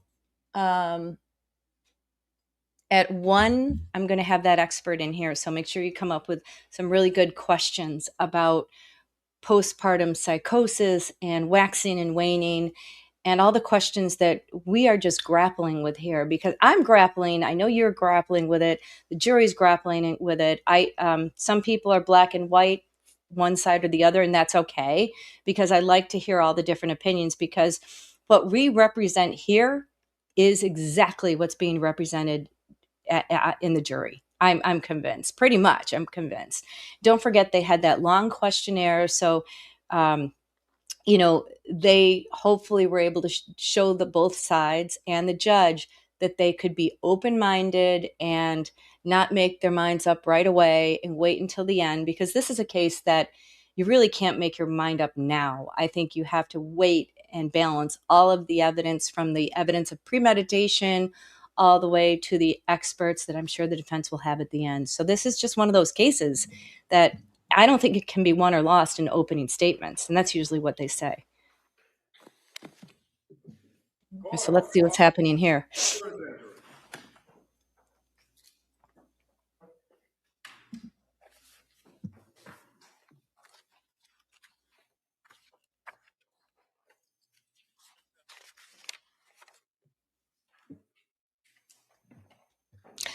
Lori, that's a big part of it. Knowing, did she know right from wrong? Did she know what she did was wrong? That's one of the important Session, please be seated. parts of Massachusetts law. Commonwealth versus Lindsay Clancy. All parties are present, including the defendant and including the 18 jurors. All right. Members of the jury, thanks for your patience. We were able to deal with that issue. And so we're going to return now to the cross-examination. We're still going to take a morning break, as I've told you before. It might just be a little bit affected by the fact that we just took that you took that break. We didn't take that break. So with that, we're going to return to the cross-examination. Mr. Reddington. Sergeant Lawler, we're at the point where you are assisting, if you will, in the custody of Lindsay at Brigham and Women's Hospital when you observed a doctor enter into that area and ultimately into her room. Is that correct? Yes. All right. And the door was either closed or open or halfway, you don't recall, which is understandable, but you just don't remember if it was closed completely or open a little bit, right? Correct. But either way, you weren't eavesdropping or trying to hear anything, were you? No. And then when the doctor finished talking with Lindsay, at some point, you as investigators were aware that the doctor had allowed her to call her husband and use his cell phone to speak to her husband, correct? I later learned that. And you later learned and knew from the investigation that it was fairly recently to that point that the tubes had been removed from her mouth and she was able to at least talk to a degree. And then she talked on the phone, correct? Correct. And after that, fair to say that you did not, when I say you, I mean collectively, all the police officers investigating for the DA's office, you did not see any reports or anything that would indicate what, if anything, was said between Dr. Zeisel and Lindsay in that room, right? Correct. And who is Sergeant, is it McElligan? Sergeant McElligan, yes, sir. And Sergeant McElligan, Joshua? Yes. He's the lead investigator in this case, is that correct? Correct. And at the time, he was a sergeant and you were a trooper, right? At the time, we were both troopers. Oh, both troopers. Okay, so you both got promoted. And he, as the lead investigator, told you in a conversation, or perhaps more than one, that the government theory is that Dr. Zeisel told Lindsay to say to her husband that she heard voices, right? Yeah, if you could rephrase that. Okay. Did you talk to McElligan about the theory that Dr. Zeisel is the reason that she told her husband that she heard voices? Yes. And do you remember where or when that conversation occurred, or how many times that you guys discussed that? I believe it would have been at the office. I don't recall exactly when. Okay. And there's no investigator basis for that. That's McElligan's speculation. Is that correct? Correct. When you went there and you observed Lindsay after the doctor left, she's still obviously in the bed because she's paralyzed, right? Correct. She was still in the bed. Was she restrained by either soft restraints or handcuffs or whatever? Do you remember whether her hands or her wrists restrained to the bedpost? I don't recall specifically restraints. Okay. And you mentioned that the state police were there. That would be people that were obviously working with you, right? Correct. And do you remember how many state police were there that you were coordinating or assisting? Per shift, there was 2 of us. 2? Yes, sir. Okay. And also there were sheriffs from the Plymouth County Sheriff's Department that were there, right? So we relieved the sheriffs. Okay. And how many sheriffs did you relieve? I don't recall exactly. Probably 2, though. Okay. And how about Duxbury Police? You recall the Duxbury Police being there? I do not recall Duxbury Police there. How about the security cops for the hospital? Do you recall them being there, either in the room or outside the room? I don't recall them being outside the room. Do you recall coordinating with the security boss, the head guy for the hospital security? I recall having some assistance at some point from security to get up there. Okay. And do you remember how many days it was that you were assisting in the custody situation of Lindsay before she was allowed to have family and me and different people visit with her? I don't recall exactly how many days. About a week maybe, or less, or longer? Less than a week? Less than a week? I think, yeah. I don't remember exactly, though. And even though she was allowed to have visitors, still the police presence was there. Is that correct? After I left, I'm not sure after I left what the visitation was like. So when you say after you left, you mean when you left the hospital? You mean after you were finished with your tasked duty of dealing with her security and being under arrest? Correct. After my assigned shift, I don't. So after you were involved, obviously you don't know what happened after that. Correct. Okay.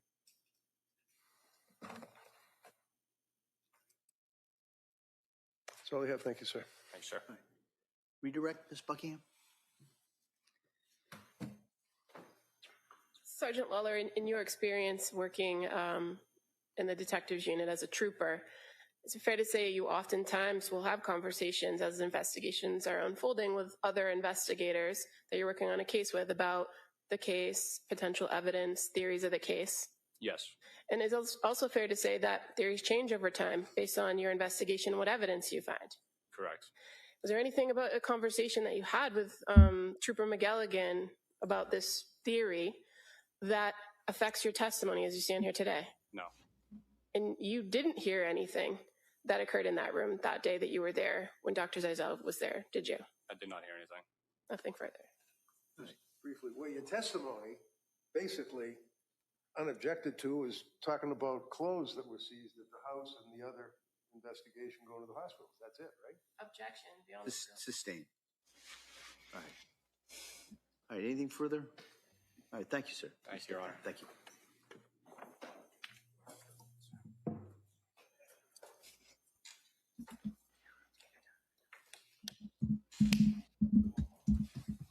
The Commonwealth would call Letitia Dukes as its next witness, please.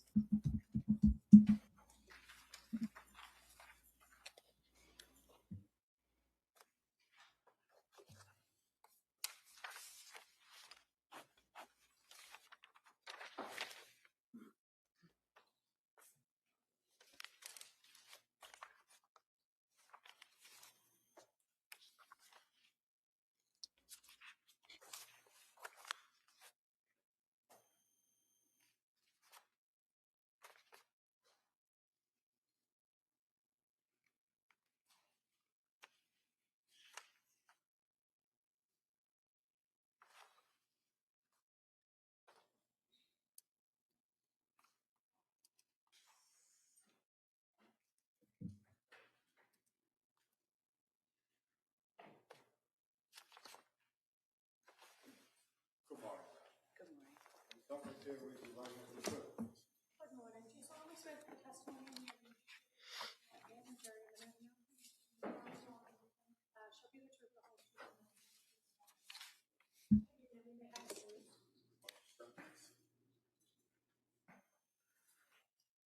Good morning. Good morning. All right. I'm going to ask you to keep your voice up and speak into that microphone, okay? Sure. All right, thank you. Yes, counsel. Thank you. Could you please tell the jury your first and last name? My name is Letitia Dukes. And how do you spell your first name? Latiesha. And how do you spell Dukes? Dukes. What do you do for work? So I'm a licensed mental health counselor. I worked as a perinatal clinician at South Shore Hospital. And what kind of education did you receive in order to do that? So I have a bachelor's in psychology, a master's in mental health counseling, and a master's of education in mental health counseling. And you mentioned the South Shore Perinatal Clinic. Do you still work there? No, I do not currently still work there. How long did you work there? I worked there for about 5 years. What did you do there? the perinatal clinic, I worked as a perinatal clinician, which involves like short-term therapy from prior to birth to postpartum, and supported with connection to care, whether that be therapy or higher levels of care, so intensive outpatient therapy, partial hospitalization, or inpatient care.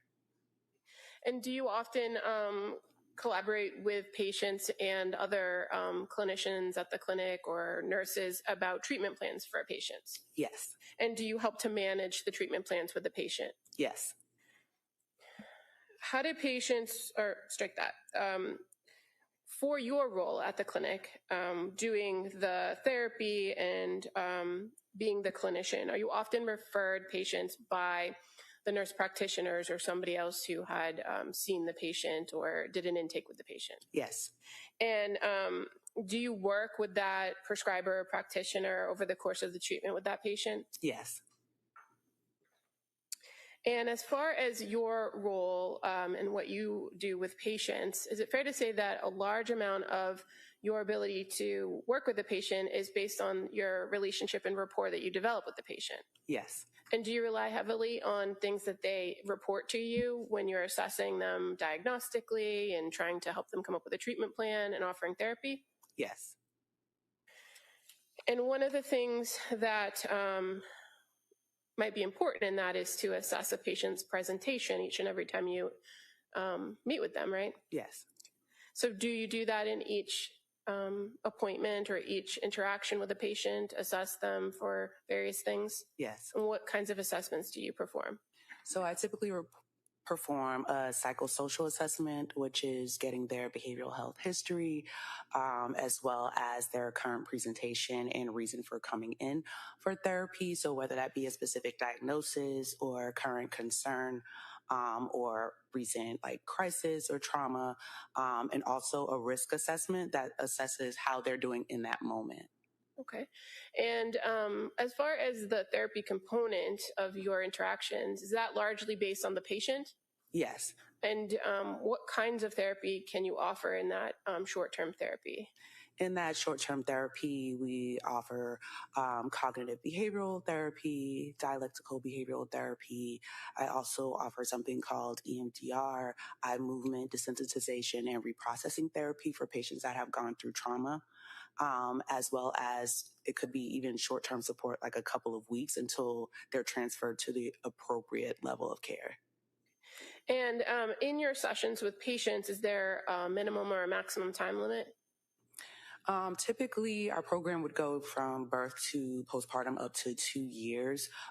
If it did go a little bit over 2 years because of lack of connection to care, then it would go a little beyond that, but typically it's 2 years. Okay, and that's the duration of your treatment or your interaction with patients. But what about in each appointment that you have? Is there a minimum or maximum time set by the clinic of when you see a patient in a particular visit? Yes.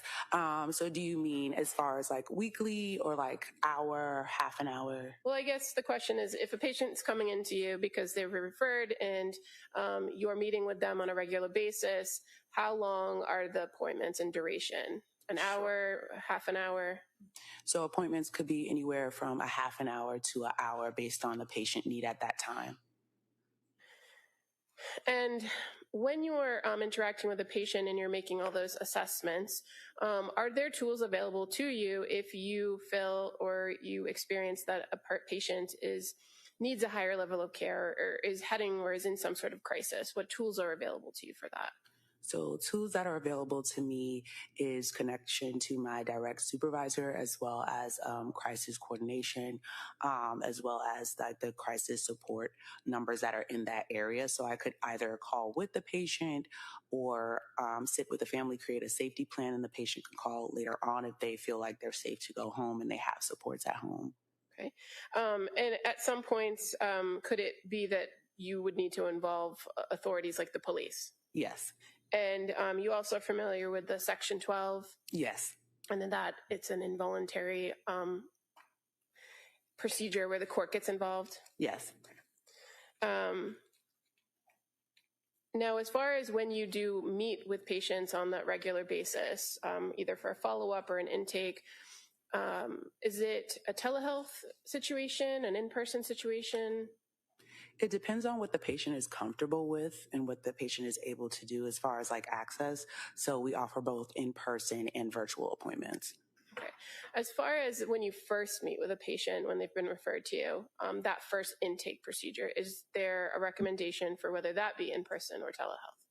All the perinatal behavioral health appointments for mental health counseling are in person, that initial visit. And then the subsequent appointments are oftentimes directed by the patient? Correct.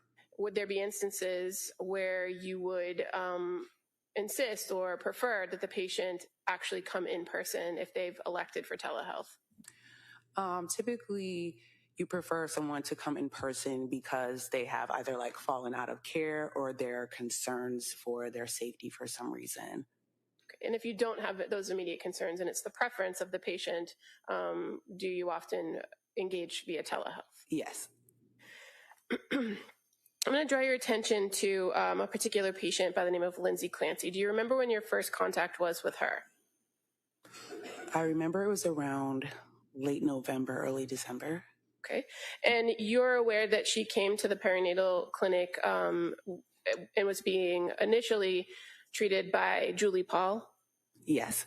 And by the time you engaged with her, she had her care had been transferred to Rebecca Gelada, correct? Yes. So fair to say you had the most contact with Rebecca Gelada about this particular patient? Yes.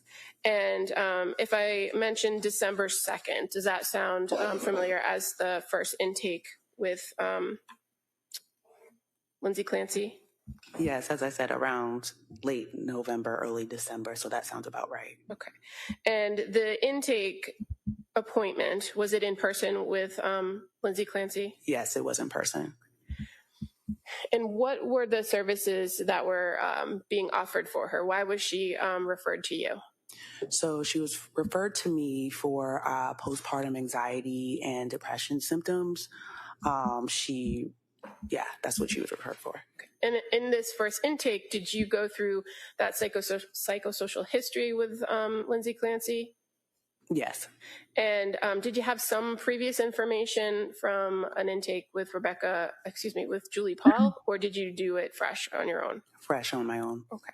And so again, this is information that the patient is reporting to you about their history.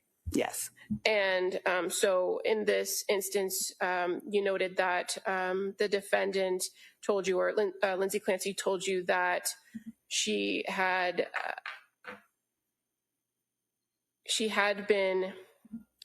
had some prior contact with mental health, right? Yes. That she had engaged with a psychiatrist in nursing school, and that she had been prescribed medication at that point, correct? Yes. And that she, prior to coming to the clinic, that she had been engaged with a psychiatrist. Yes. Did she identify what her concerns were, or what her presenting concerns were to you? Yes, she did. And what were the concerns? Her presenting concerns were anxiety, lack of sleep, depression symptoms, frequent passive suicidal ideation, thoughts of wanting to die and no longer be here. Okay. And had she reported to you that she had been on a number of different medications? Yes. And you're aware that those medications were being managed by the nurse practitioners in the clinic? Yes. And as far as your role as a social worker, do you often kind of get into the weeds with patients about their medication? So I'm not a social worker. I'm a mental health counselor. I'm sorry. Yeah, no problem.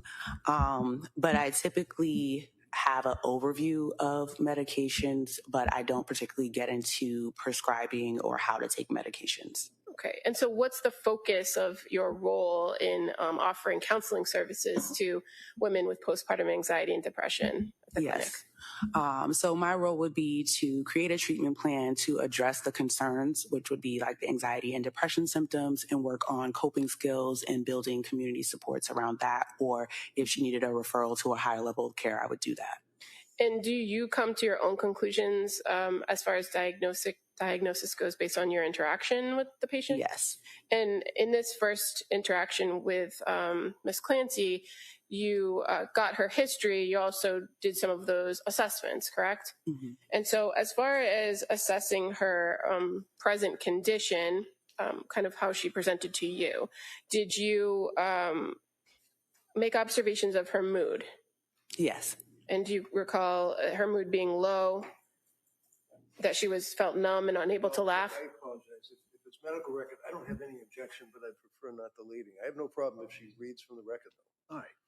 If you could just, there's objection, in fact, leading question sustained, but is there any, so there's no objection if this witness, if you want to look at your notes, I don't know if you have your notes with you. I do not. Do they have a copy that they can share? I don't know if the parties have a copy that she could look at. I do. I could. Do you have a blank copy? Well, I mean, it has like a date on it. It doesn't have a lot of notes on it. Just has I can approach page by page. It's fine. Sure, that's fine. So if you need or want to look at the rec, just let us know. We'll do that. Sure thing. Thank you. Just gonna show you that page. Sure. I can speak that for her. Sure, yeah. So, Ms. Dukes, on this particular visit on 12/2, what was her mood? So she reported having low mood and feeling numb. Okay. And so you said she reported. So in the note that you're reviewing, these particular questions or these observations that you noted, are they based on her reports to you about these areas? Yes, and as well as my observation of her. Okay, so did it appear that her mood was consistent with what she was reporting to you based on your observations? She appeared to have, if you can say, like normal mood. There was no like tears or sadness, or like there was no blunted interaction. She was able to make eye contact. Okay. And kind of moving to what's identified in your record as mental status exam. Yes. What is a mental status exam? So a mental status exam is an exam that's assessing how the patient is appearing, what she is reporting, as well as any concerns about safety, which would be any suicidal ideation, homicidal ideation, as well as any intrusive thoughts or worry, any hallucinations or delusions. Okay. And so in this exam, is it a mixture of what the patient tells you and what you're observing? Correct. Okay.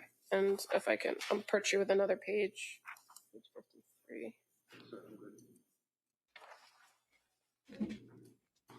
Thank you.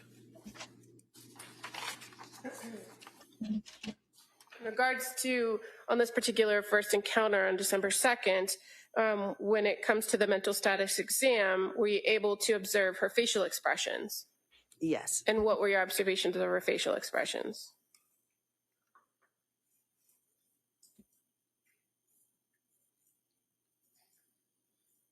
She was cheerful when discussing her anxiety symptoms.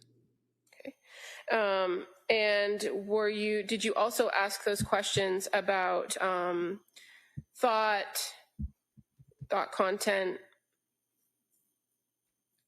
You just have to answer out loud. Yes. Okay. And so what did she say about thought content? So thought content, worry about her infant and that she had an addiction to Ativan. And you said you also, in this assessment, assessed suicidal thoughts, correct? Correct. And so did you ask her anything more about those passive thoughts that you indicated she reported? Yes, and what she reported as far as like passive thoughts were thoughts of not wanting to be here or no longer wanting to live, but no plan. And is that significant to you, the fact that she identified there was no plan? Yes. And why is it significant? Because if she identified that she in fact had a plan, then that would escalate me to see it as a crisis and request higher level of support at that time. As far as your observations of her thought process, were those within normal limits? Yes. And her intellectual functioning, were those within normal limits? Yes. Did she report to you any past attempts to harm herself or others? No.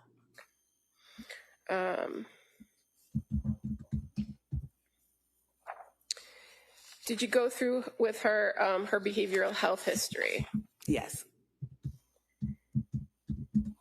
And other than what you indicated as the anxiety and sleep, did she identify any concerns for around substance abuse issues? So she did identify concerns about, not in her history, but in that visit, about misuse of Ativan. And if somebody expresses concern about that substance use, do you have a tool available to you to assess whether they have substance use issues? Yes, so there is an assessment within the initial intake appointment that has a specific section to further assess substance use disorder. And did you identify whether she presented with any substance use disorder issues? I did assess that she did not present with any substance use disorder issues. And as far as her expressed concern to you, fair to say it was focused on the one particular medication, the medication Ativan, correct? Yes. And why did you not find that to be an issue based on your assessment? Based on my assessment and how she stated she was supposed to be using it, it was used correctly to remedy the anxiety symptoms. And after this initial intake, I guess the first question is approximately how long is this initial intake appointment? The initial intake appointment is typically an hour. And after having spent the hour, gone through these assessments, spoken to her about her history, were you able to come up with or give an opinion about diagnosis? Yes. And based on her presentation to you, what was your opinion about diagnosis? At the time, my opinion about her diagnosis was postpartum anxiety because she had a lot of anxiety about most things. Okay. And so what were your recommendations as far as a treatment plan for her? My recommendations at that visit was outpatient therapy, continued medication, and weekly visits with me. And why did you recommend outpatient therapy on top of therapy with you? So outpatient therapy was kind of like a blanket therapy, but more so like intensive outpatient therapy, partial hospitalization therapy. And was your role in offering her weekly sessions an attempt to kind of bridge services and make sure she was getting everything she needed, or something different? To bridge services. And so after that meeting with the recommendation for weekly visits, did you begin to schedule additional visits with her? Yes.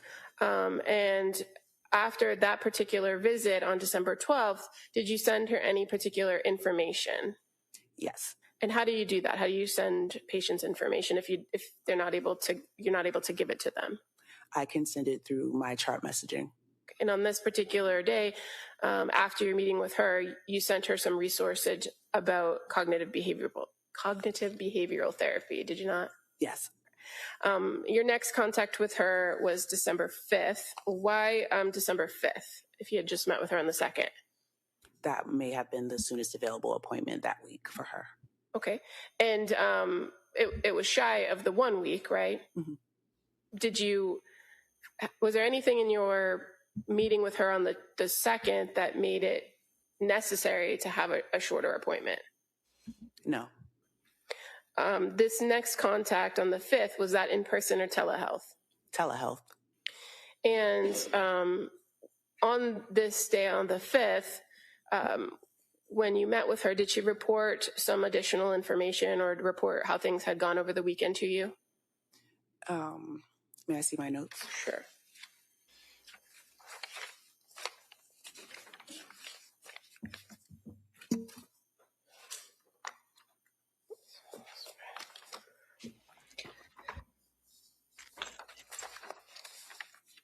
If it's okay, I'm just going to give her all the pages from that note. That's fine.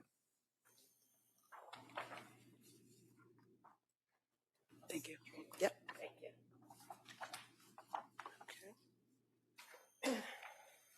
I'm just reviewing the note. Sure. Take your time.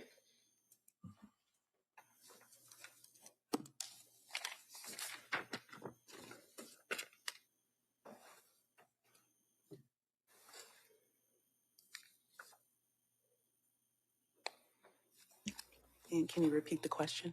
Sure. In that visit on December 5th, did she indicate to you or did she report to you how the weekend went for her? Yes, she did. And what did she say about the weekend? She reported that over the weekend she had a difficult weekend, having intrusive thoughts about wanting to die, and that she had contacted Aspire Crisis Support. She met with the clinician virtually and was told that she did not meet the criteria for inpatient treatment due to having no SI plan, suicidal ideation plan. And so when she reported the intrusive thoughts and having a tough weekend, did you follow up with her and begin to kind of talk with her about that? Yes. And what did she tell you about what she was feeling in those intrusive thoughts? So in those times, what she reported was that it was continuous intrusive thoughts of not wanting to be there, but no plan. Okay. So kind of like the same report that she gave to crisis. Okay. And as far as kind of the difficulty of the weekend and how she was feeling, did she tell you how she was feeling? No. In that particular meeting, when she had talked about wanting to die or not wanting to be there anymore, did you kind of follow up with her about those statements and whether she had any sort of intent or plan? Yes. And did you ask her additional information and complete that full mental status exam? Yes. From that meeting? And were there any signs of psychosis or signs of mania or homicidal ideation? No. And at the time that you met with her on the 5th, was she currently having those thoughts about wanting to die? If you know? Just reviewing them. Sure.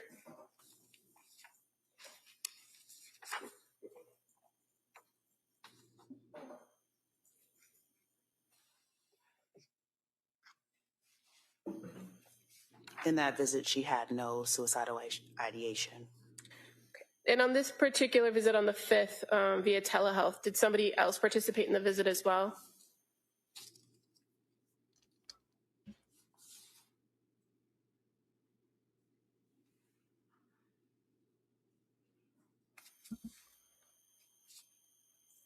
I could direct you to page 45. 45? Yeah. Okay.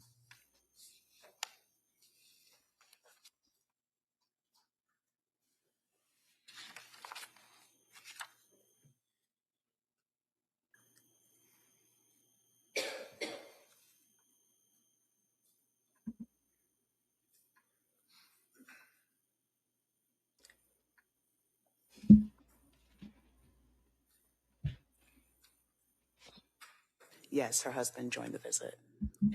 And this visit, approximately how long was it, if you recall? This visit was approximately 30 minutes. And fair to say, focus of the visit was to kind of deal with that bad weekend and calling the crisis center. Yes. So what did you offer her as far as recommendations or assessments or assistance during this meeting? So support during this meeting, I offered her support in connecting to, it seemed like she needed a higher level of care, so intensive outpatient therapy, partial hospitalization therapy, as well as we reviewed, one of her main concerns was also issues with sleeping, so we reviewed sleep hygiene and how to support better sleep to see if that would help with some of the intrusive thoughts. Okay. And as far as the recommendation for intensive outpatient or partial hospitalization, did she want to connect with those programs at that time? At that time, she didn't decline services, but she was interested in the information. Okay. And so did you agree to send her some information? At that time, I did not agree to send her information. Okay. Did she ask for any other information in that meeting? She did ask for information and support connecting to psychological testing. And is that something that you do at your clinic, do psychological testing? Yes.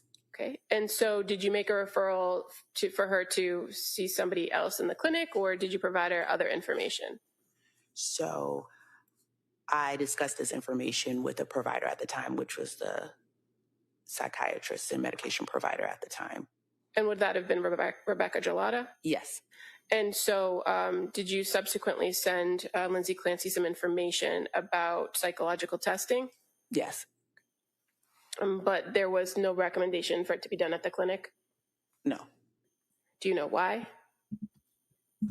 At the time, it sounded like she wanted extra support or like outside opinion as far as like diagnosis and medication. And was the testing something that she brought up, or did it come out naturally in your conversations with her? That's something she brought up. In your meetings, did she want to, or did she discuss medication side effects with you? Yes. And what were your observations of her demeanor during this visit on the 5th? On the 5th, one second.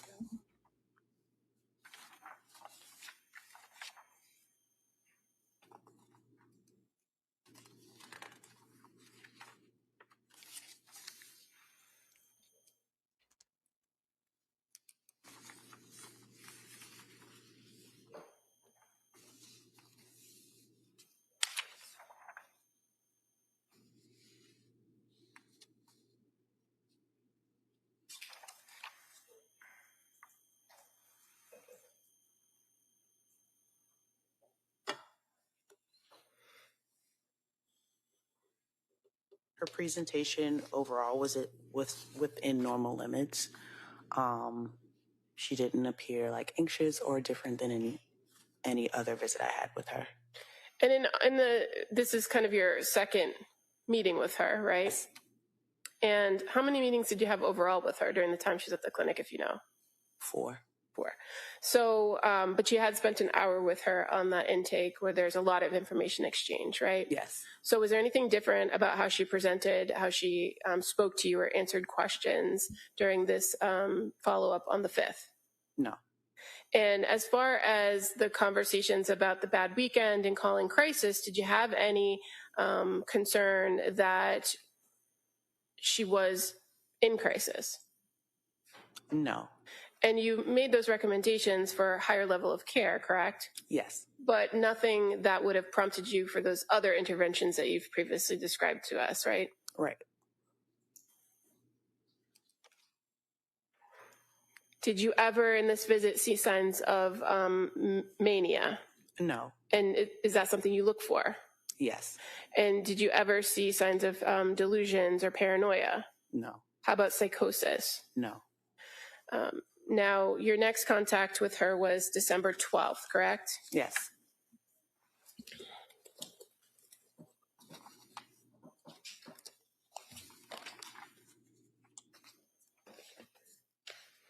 And was that in person or telehealth, if you recall? Telehealth. And on the 12th, did you have further conversation with her about your previous recommendations about partial hospitalization programs? May I review? Yep. Thank you.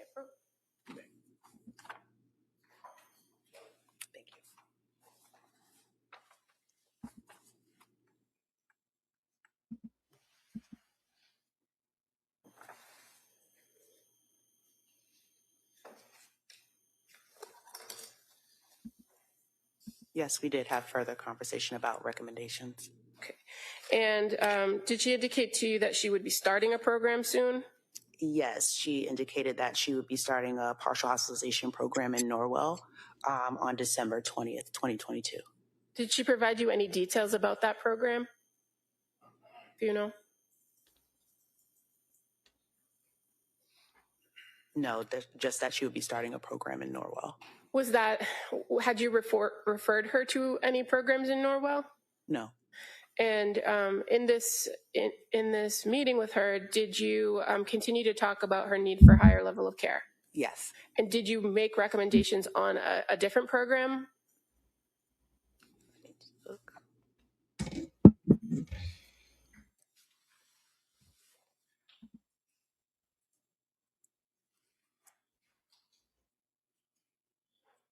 Yes, I did make a recommendation on women and infants. And why did you recommend women and infants, or why were you recommending this higher level of care? I was recommending this higher level of care because of continued passive suicidal ideation, even with crisis intervention, as well as women and infants was more so for postpartum women, and the infant would be able to come to the program with her. And so the program at Women and Infants is something that you're familiar with working through your clinic, correct? Yes. And you often make referrals over there? Yes. Do you require the patient's consent to make a referral? Yes. Did Lindsay Clancy consent to the referral at that time?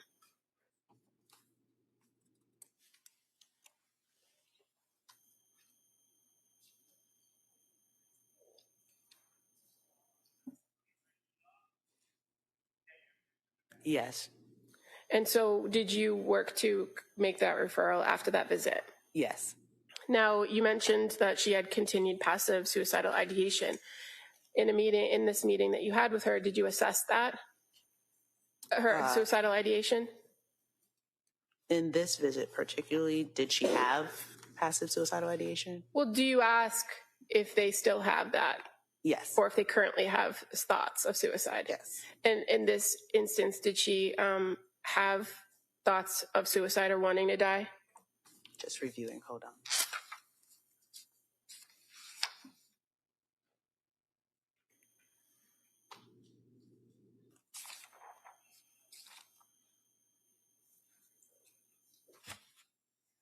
So yes, she reported continued suicidal ideation at the time. But did she ever indicate a plan? No. Having met with her on the 12th, did she ever articulate to you that she had made any attempts? No. And in your conversation with her on the 12th, were you able to identify any protective factors based on everything that you knew about her at this time? Now, this is your third time with her, right? Yes. So what were you able to identify as protective factors for this particular patient?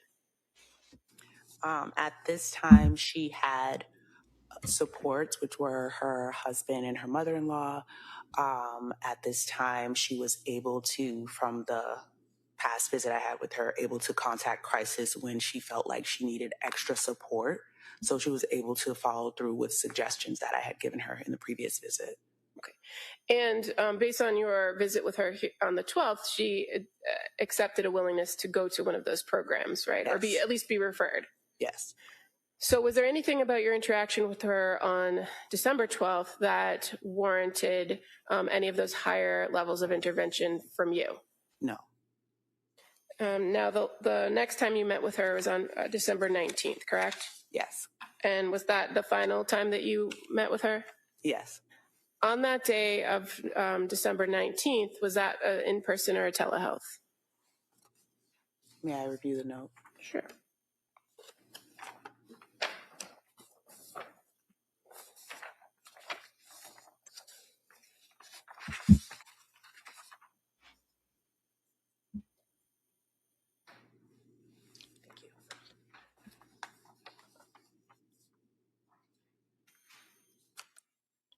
That visit was virtual. And what was the question?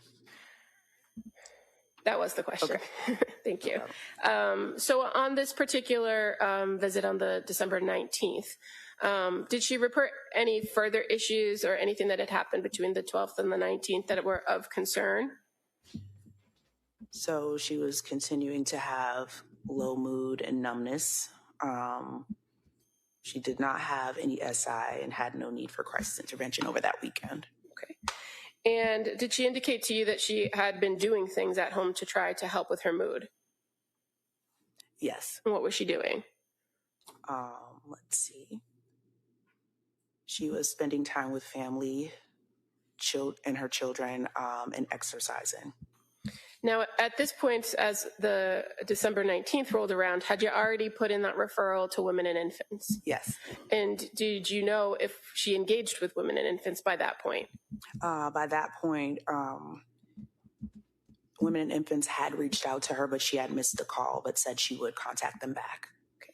Now, one of the concerns that you often talked about in your meetings with her was sleep, right? Yes. And in this meeting with her on December 19th, did she report any improvements in her sleep?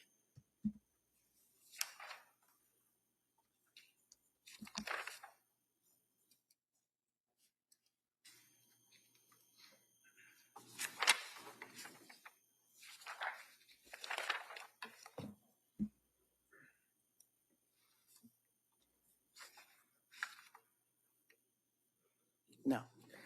Well, if I direct your attention to page 13 at the top of the page where it says risk assessment, there's a category for neurovegetative disturbances. Do you see that? Yes. Can you show me what you mean by page 13? Oh. What is this page 13? I'm looking at prior ones. I don't know, those don't have page numbers. But the one I gave her has. It's December 19th. Okay. The last page of her notes. It's this one here, then, right? Yeah? Okay. There Okay. should be 3 pages. What did you note under neurovegetative disturbances? I reported that sleep has improved. And that would be information that's reported to you, correct? Yes. You can't make observations of whether somebody's sleep has improved, can you? No. Okay. So in this instance, she told you she was going to follow up with the referral, that she was waiting for a call back, that she had improved sleep, but that her mood kind of had remained the same, low mood, numbness, right? Yes. Okay. Anything about your interaction with her that day that was different from the prior interactions? That day, she seemed to be more engaged. She was able to smile. She was able to laugh. And she was enjoying time with family. And so did you look at that as something positive? Yes. Was there anything about your interaction with her on this day, on December 19th, that made you think that you needed to invoke a higher level of care? No.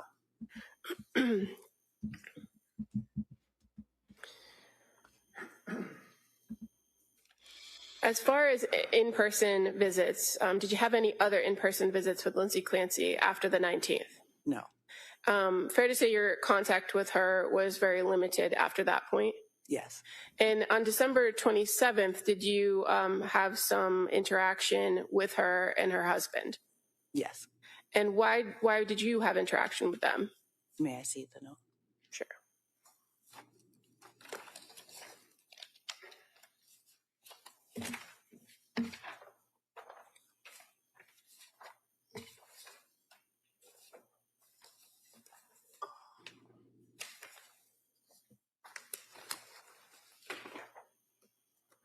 There's 4 notes. Thank you.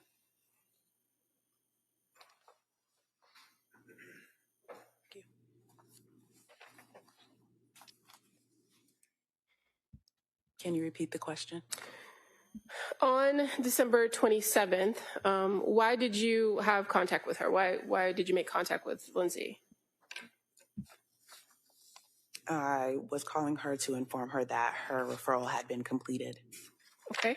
And so you had a call with her at 10:23, 10:17, going back 9:44. Do you see that in the records that you have, the 4 notes that you have in front of you?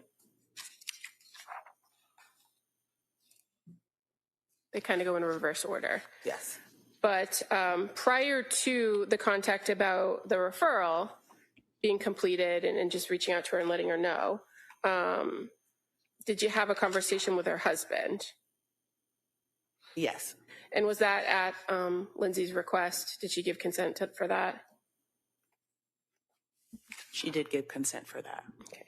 And fair to say he was reporting concerns of prescriptions, right? Yes. And that's not your area in the clinic, is it? No. So did you refer him to the prescriber? At this time, yes, I redirected him to speak to the prescriber. Okay. And again, in each and every encounter that you've had, did you further recommend that she engage with a higher level of care, either a partial hospitalization program or an outpatient program? Yes. Now, at any point that you were interacting with her between December 2nd and the last contact with December 27th, albeit limited, did you ever have any concerns about her physical well-being? No. Did you ever have any concerns about the physical well-being of others in her presence? No. Did you ever see or observe any signs of mania, delusion, or paranoia? No. Any signs of psychosis observed by you? No. Did you ever have any difficulty understanding what she was saying or notice any differences in her speech patterns? No. Did you ever have any concerns that she wasn't accurately reporting things to you? No. And did you ever feel the need to collaborate with your provider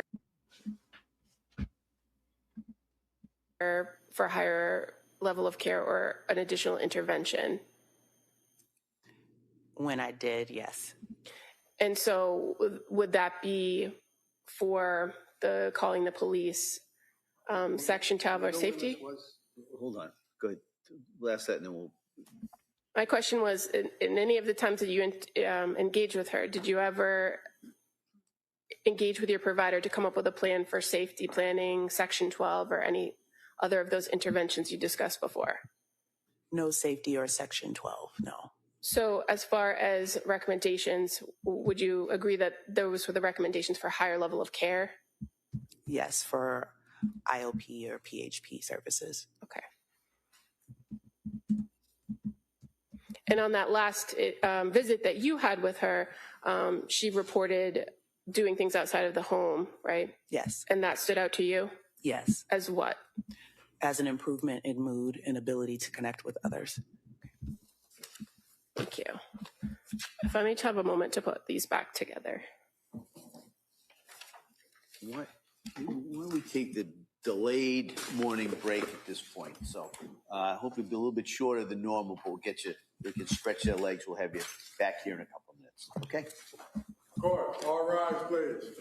Jurors, close your notebooks.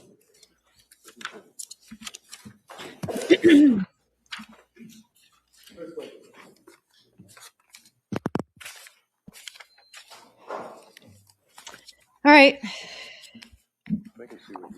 Yeah, I just have to put them back together because they're a little out of order.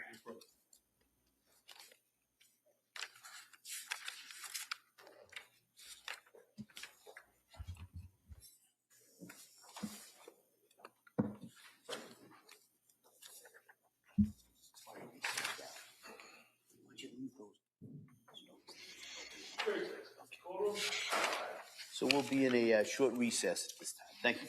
Thank you. So again, this is a short recess because they had a long recess before and we were talking. So just to recap for some people that had things to do, I've been sitting here. My legs are tired. I need to stretch. I will at some point. But basically that was Ms. Dukes. She's a mental health counselor who saw Lindsay Clancy for the first time on December 2nd for the intake. She was referred for postpartum anxiety and depression. So from 12/2 to 12/27, she saw her a number of times, approximately once a week. And some of the issues they would discuss some of the issues she was having, especially her anxiety. She was worried about her infant and that she had an addiction to Ativan at one point. I think it's interesting that she was worried about her infant. So I'd like to know a little bit more about that. Was she worried about caring for her infant, who was Kellen at the time? Was she worried about her infant's safety? What were those worries? And I wonder if Reddington will get into that on cross-examination. She also indicated to Dukes that she had intrusive thoughts of not wanting to be here anymore. So it seems to me that the intrusive thoughts seem to be relating to her ideation for unaliving herself. However, she didn't have a specific plan to do that, so therefore Dukes didn't feel it was something that she needed to be committed for or have a section 12. So there were because she didn't have a particular plan in place. She also did not present with substance misuse disorders, even though she felt she was worried about the Ativan. She was diagnosed with postpartum anxiety and recommended to outpatient therapy or possible hospitalization, including therapy with Dukes about once a week. and she talked about bridging the services. So I assume that means making sure that, she's getting all the services she needs. But according to this therapist, she didn't feel that it was necessary throughout this month to go for commitment. Let's see, she saw her on 12/5 and 12/12 and 12/12. She felt she needed a higher level of care and sent her information about psychological testing, which Lindsay was interested in, but it looks like she never did it. And it's really too bad because psychological testing can sometimes, it's very involved and it can sometimes reveal if somebody has an underlying condition of bipolar. So that's too bad she didn't go through that at the time. On 12/19, she reported low mood, numbness, trying to help herself by spending time with the children and exercising. And they do suggest exercising because that does help improve the mood with the endorphins.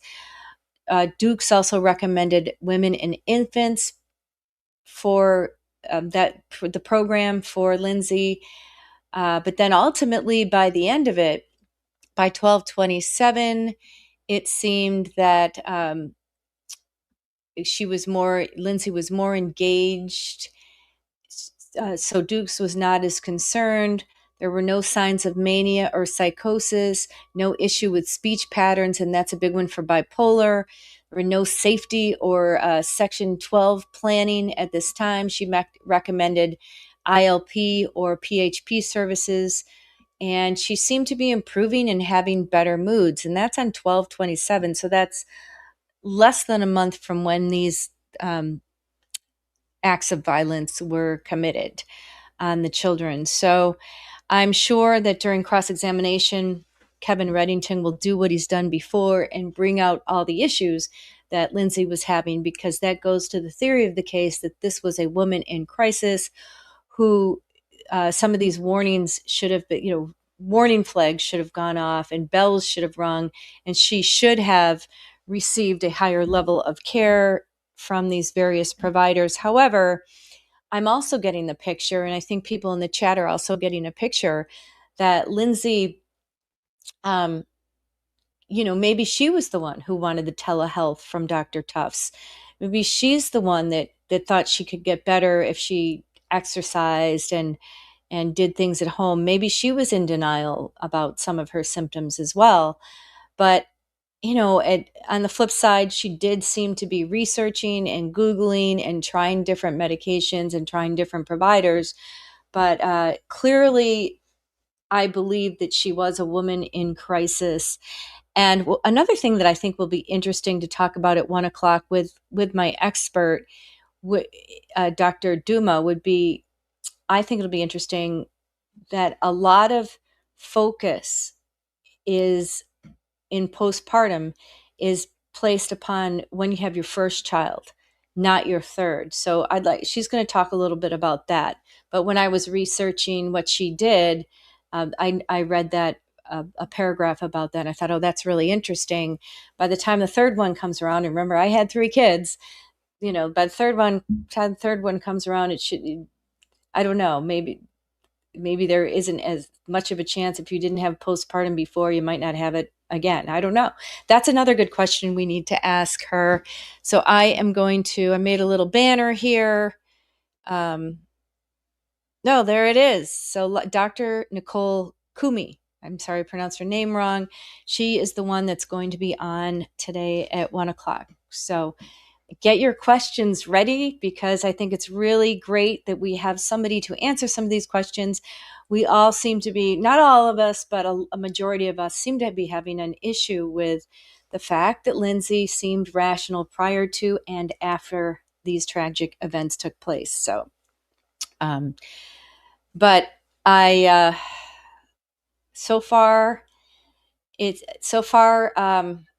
what do I think? So far, I think it goes back and forth. It's almost like a teeter-totter.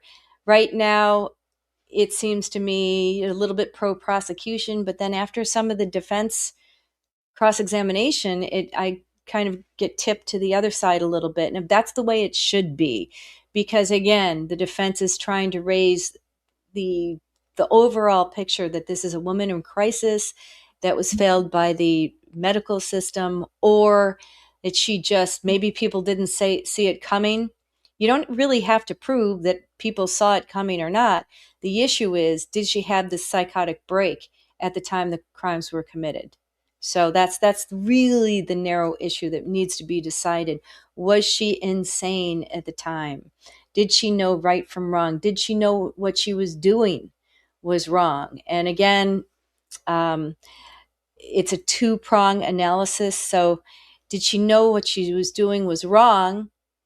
And could she have stopped herself? So by the third child, could she have stopped herself? I mean, it takes a little bit of time to do what you did to each child, and to be able to use the same weapon over and over. I mean, I think that people are having a problem with that. So,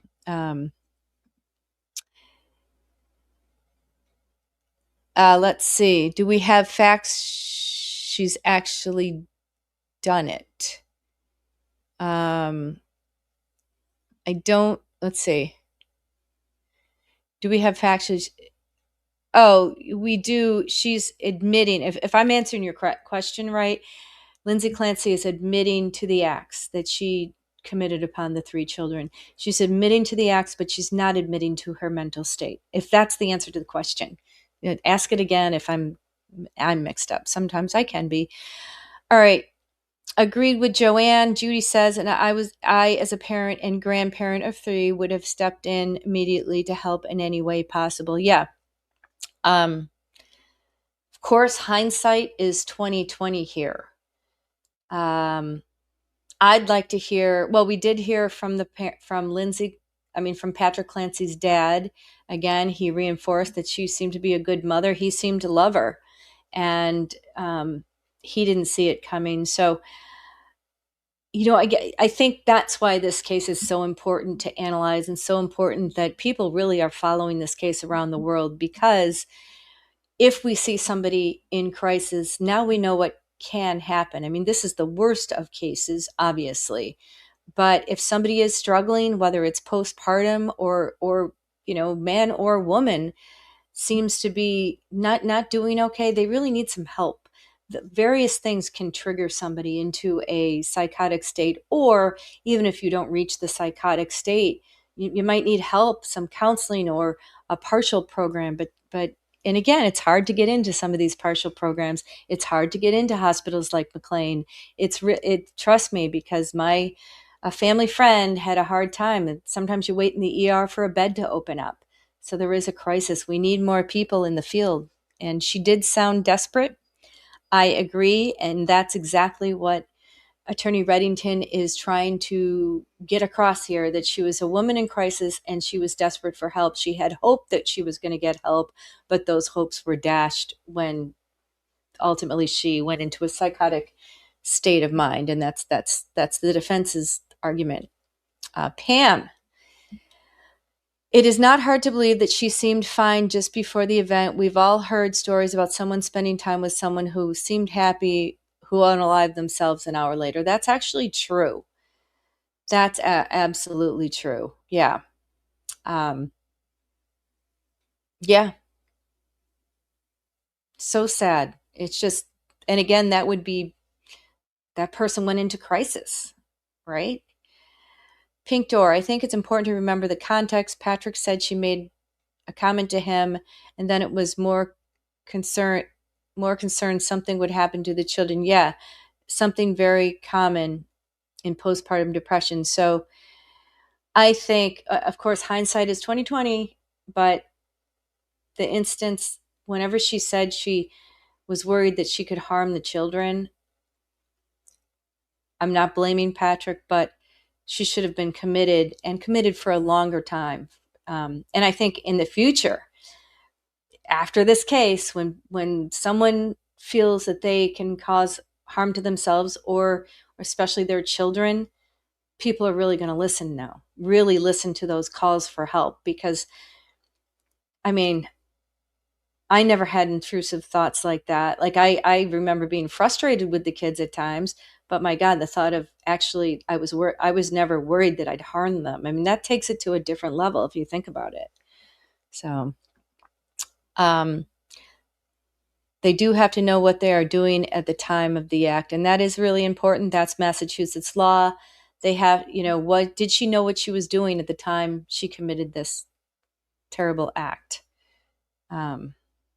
Geez, I really do hope you guys can stay around when go get your lunch now, so you can stay around for this this Dr. Kumi, because I think she's going to be really great.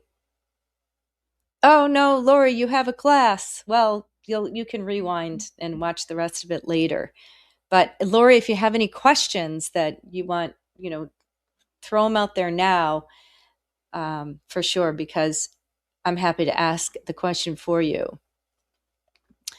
So let's see. This case will not encourage anyone to go into this field. That's interesting. These practitioners spent a lot of time with her, and now their professional lives are at risk. That's a really good point. It is kind of scary to go into this field, and I don't think these professionals could have predicted that she would do what she would do. Patrick didn't predict it. The family didn't predict it. Again, a psychotic break is unpredictable. And I think that's what we're having a problem with, because sometimes with bipolar, you can see the speech. That's why there's questions over and over by the prosecution. Did she have a change in speech pattern? Because a change in speech pattern is one of the things that I really notice when my friend goes into, starts having mania for bipolar. Right away, I can hear the change in speech pattern. So to me, that's very interesting. Again, I'm not a professional, so I really want to know that from the expert. I think that'll be very interesting. So this is interesting. No way anyone would have actually kept her against her will. Women and children, her mom and nurse, McLean, MGH, none thought she was in immediate danger. Yes, so here's an interesting part of, my family friends who have the person who's in the bipolar 1 is doing okay now. At one point they thought, there's many times that she was committed by the police, but there's one time in particular that I remember when she was in crisis, and she was sometimes somebody suffering from a mental illness can also try to self-medicate. So she was doing that and involved with the wrong people, and really scary. Like, I'm talking hardcore drugs. And so the police were called, but because she didn't, in their opinion, she didn't, she wasn't expressing thoughts of unaliving herself. So she wasn't a danger to herself. And then they felt she wasn't a danger to others. Now, her family argued, well, she's certainly a danger to herself if she's going to be taking fentanyl, but they wouldn't commit her. But that, it's a fine line sometimes. But the police really are there to assess and help, like if somebody's really in crisis. So, Patrick probably did not know, but the second, nobody wants to be committed, right? Family members are so angry with you when you commit them. Of course, I've seen that with my friends, but in the long run, the person in the crisis, for the most part, gets it. They realize that they needed the help, and they won't commit themselves. So but we all have had experiences with different types of mental illness, and it's super scary, Let's see. All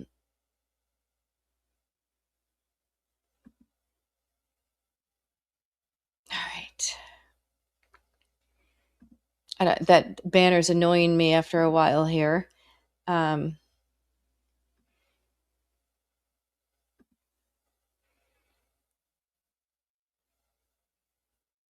Yeah, they are. I do believe that the medical people were trying to help her.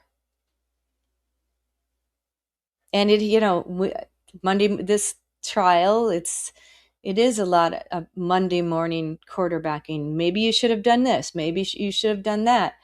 it seems to me, I mean, as far as I can see, that I felt that the clinicians cared about Lindsay.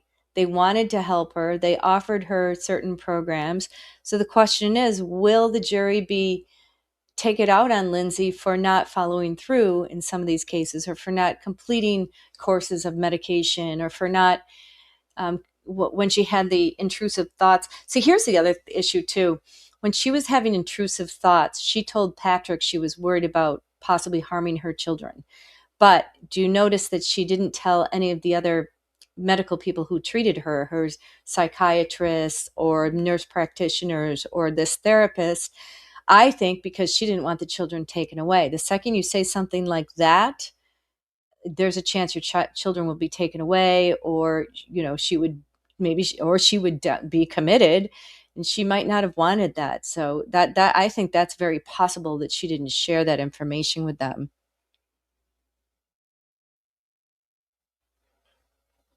So this is a good question. Agree. Why would anyone want to, go into this field? Okay, but there's another one.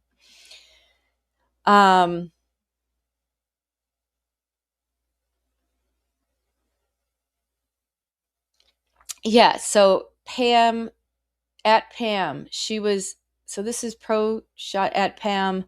She was diagnosed with bipolar 1 before a psychotic episode. A person with bipolar 1 usually goes through early warning signs of a rising manic or mixed episode. Yeah, and that's what I've observed personally with somebody who I know who's gone into multiple episodes and has been committed every time by the police. You can tell days before the speech pattern is faster and faster, and she can't sit down. So it's almost like she has OCD, faster.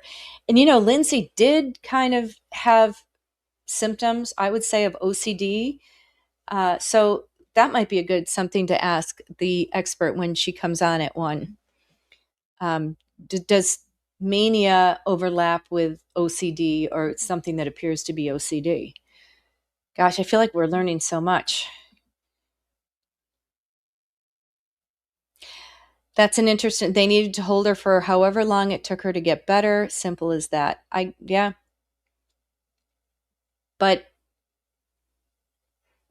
did she pretend to be better because she wanted to get out for that birthday party? Remember, McLean Hospital? Was she telling the truth to her providers? I mean, how much did she hold back? She didn't want to be who wants to be in the hospital? But I mean, I don't, Lindsay herself, I doubt she could have predicted that she would do something like this. It seemed like she was a caring mother. I mean, when she was getting out of McLean, did she have a plan to get rid of her kids at that point? I don't know.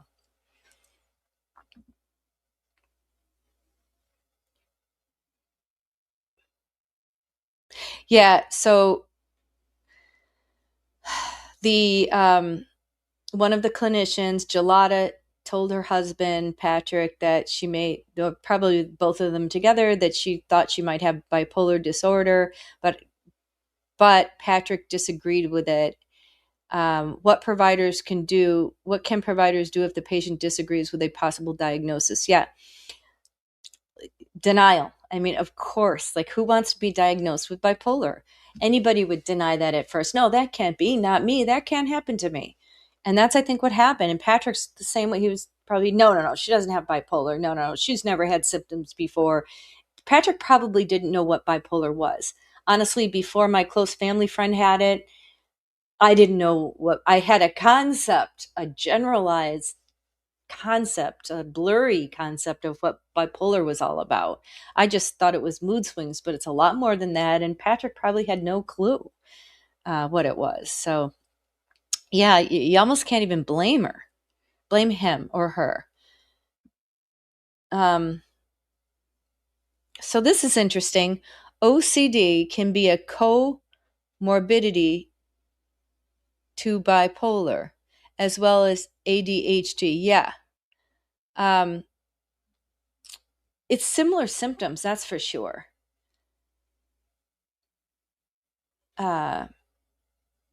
Yeah.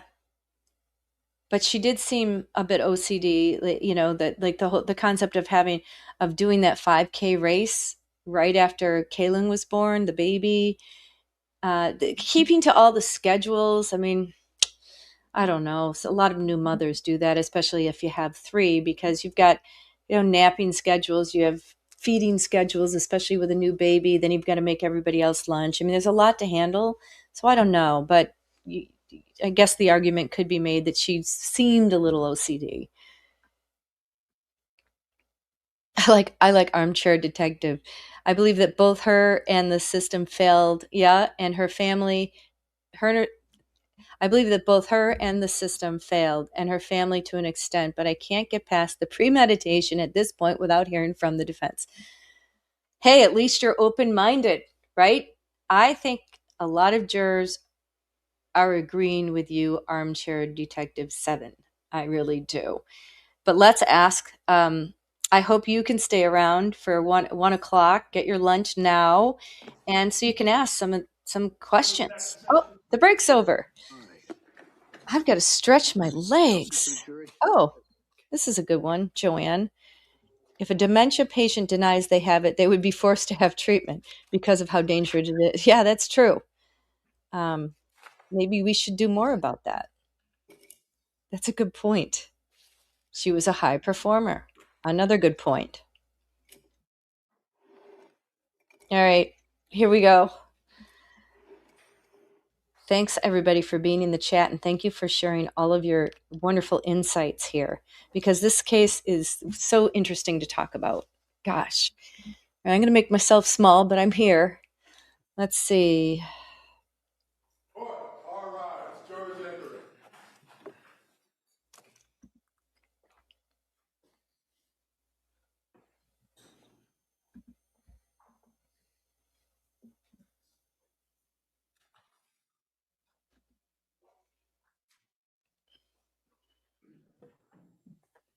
That's another point. Perhaps it's just easier to say everybody else let them down, rather than believe a mom that looked good could do this.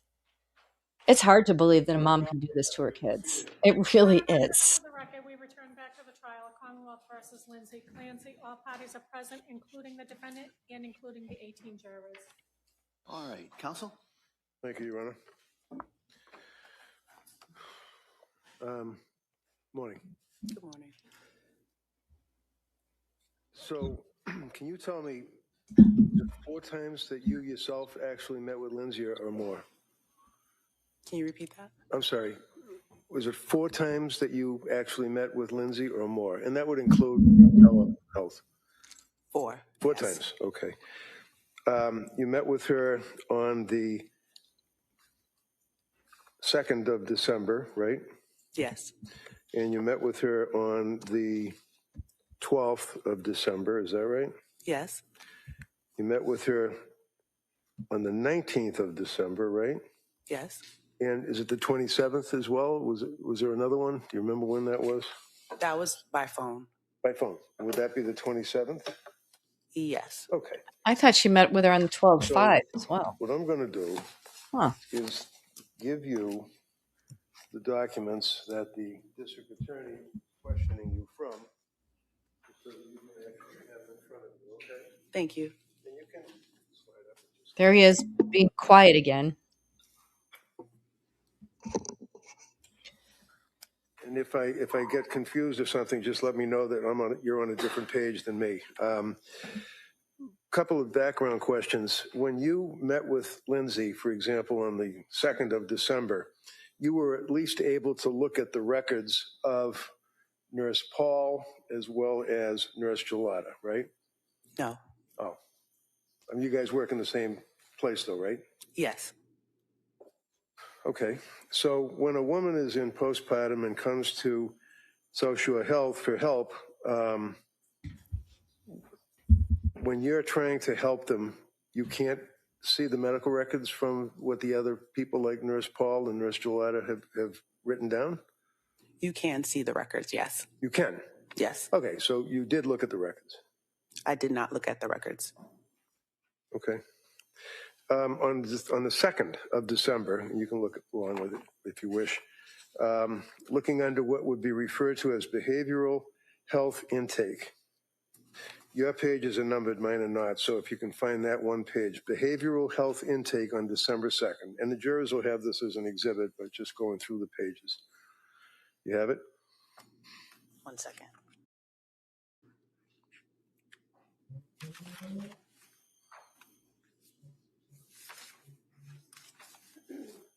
Yes, I have it. Okay. Now, one of the things that you would be interested in when you're interacting with a patient that comes to your facility for help is how honest they are, right? Yes. Especially in psychiatry. You want to make sure that the person is not lying to you or hiding something. You want them to be honest, right? Yes. And for example, Lindsay disclosed to you and to the others that back in 2012, while she was in nursing school, she actually had Prozac because she was very nervous, actually, about public speaking, but she was on Prozac, right? 1 second. Sure. I think it's right under behavioral health history, first paragraph. Yes.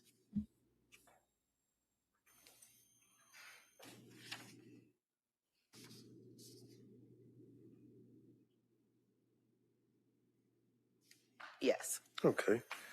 And she also told you that she had been prescribed Ativan, for example, by psychiatrist Jennifer Tufts, right? Just reviewing. Second paragraph.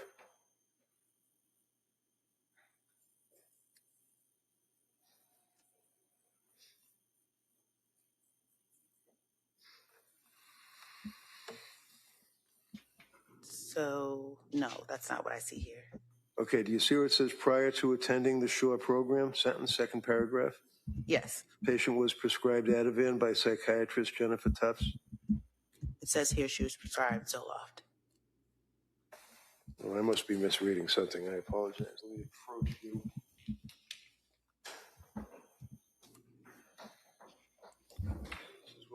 This is what I have here. History and current functioning, right? History and current, okay. And then behavioral health history, paragraph 1, right? References to Prozac, right? Yes. Okay. But it doesn't say. Second It said Dr. Tufts. No, I was saying the second paragraph, prior to attending SHORE program, she disclosed to you that she was prescribed Ativan, right? So which one are you on? Second paragraph, right here. Okay. Yeah. Prior to attending SHORE program, patient was prescribed Ativan, right? Yes. Okay, and that was by Dr. Tufts, right? Yes. So she told you that she was prescribed benzodiazepine by her treating psychiatrist, and further on into your interaction with her, she told you that she was very concerned about taking medication, right? Yes. And she was really concerned about becoming addicted to medication, such as a benzo, like Ativan, right? She was concerned about becoming addicted to medication, yes. All right, in the very last paragraph, it says, when no longer taking Ativan. You see that one? Yes. Okay, she then explained that, she had issues with the sleep, and she started having heart palpitations, and she went to the ER for anxiety. Is that right? Correct. And at that time, she told you that she felt that she had an addiction to Ativan. That's why she couldn't sleep, right? Yes.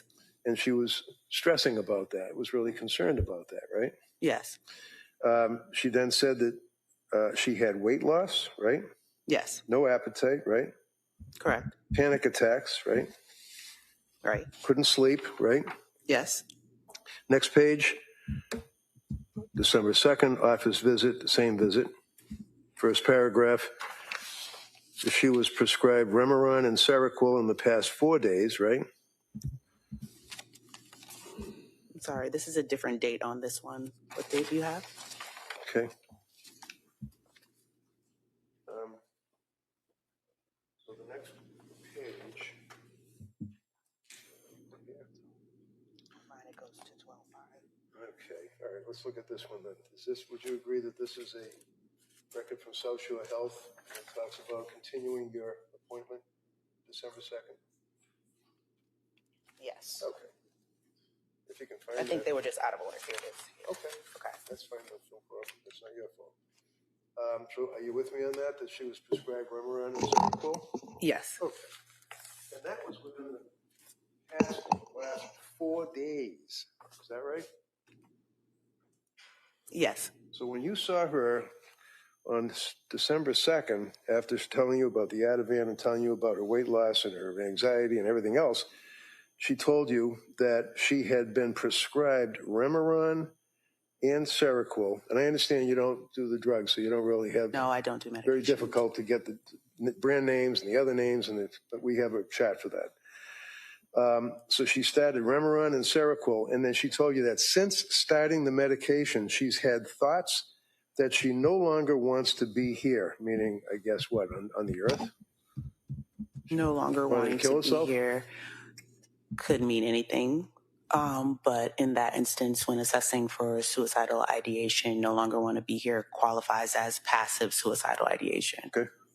And then she indicates further that this week, she was seeing you, feels like she's going to die.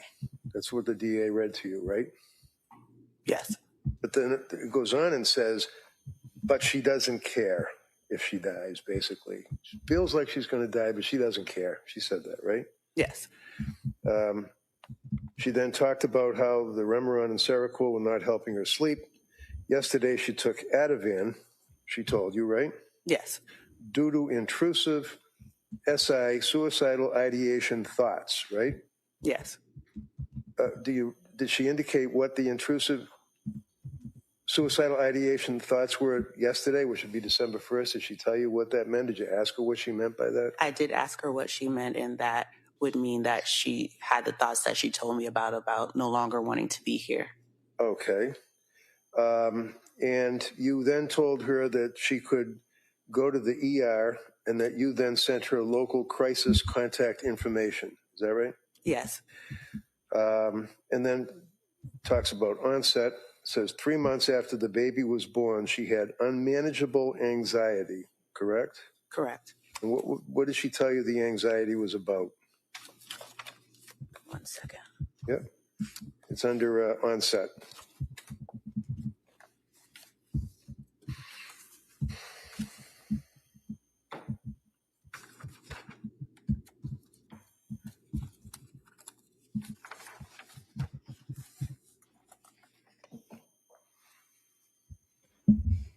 And what was the question?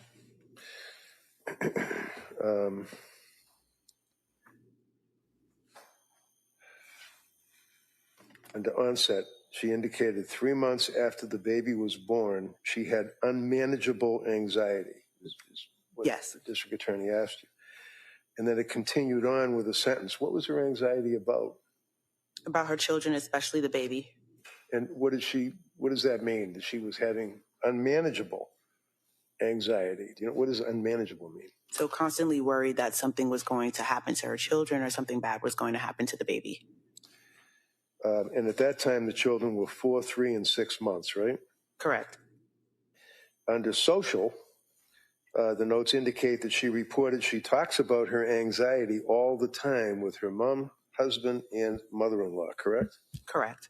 And one of the questions the DA asked you is about her support, family supports or collateral contacts, and you indicated the mother-in-law. She also had her mother and father as family support as well, right? Correct. And you knew that her mother and father had actually lived in Connecticut, but moved up or came up and stayed with her for at least a week, if not longer, during December, right? If you know. And I know it's difficult if it's not in the notes for you to remember. I'm just asking, do you remember it all that she said that her mother and father came up and stayed with her to help out? I don't remember that. Okay.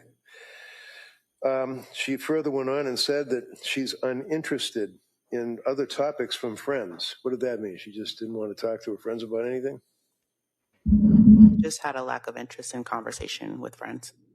And that would be her social circle. She just didn't care, right? Right. She said that she felt numb, right? Yes. She had a lack of attention, right? Right. Confusion, right? Right. Under mood, it says, well, of course, you have disturbed sleep. She's only sleeping 2 to 4 hours a night is what she told you, right? Correct. And then it says supports. mother and father had been staying with her for the past week. Does that refresh your memory that you did get that info, that they were staying with her for the past week? Yes. That's fine. I just saw that too, so no Yes. problem. You took her history, that she was a nurse, that she had been on leave, and she told you that she lost 10 pounds in the past month, right? Correct. Now, can you flip to the next page and make sure we're both on the same page? On the substance use assessment, do you have that? 1 second. Yep.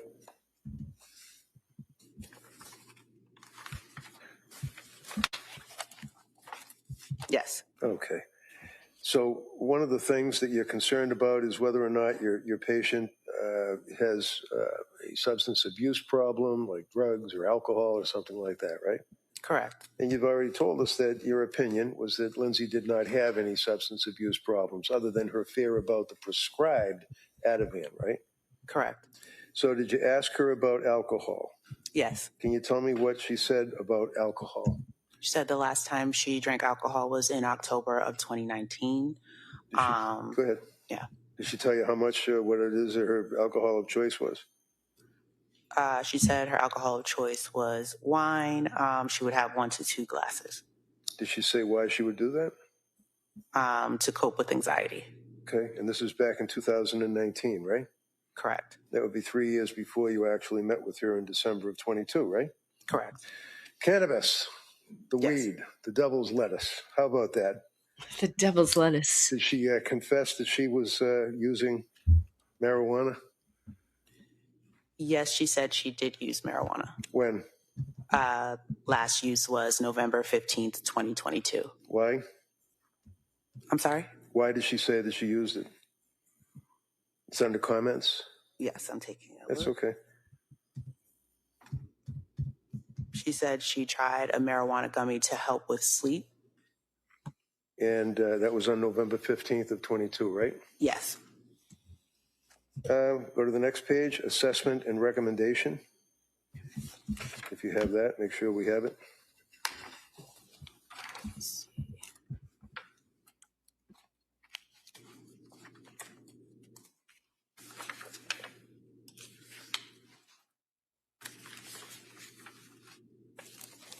Yes. Okay. And I think the district attorney had asked you about the mental status exam facial expression, and you indicated that her facial expression showed anxiety, right? Correct. Fear, right? Yes. Do you know what the fear was? Just going back to that part of the Sure, assessment. yeah. It's under facial expression.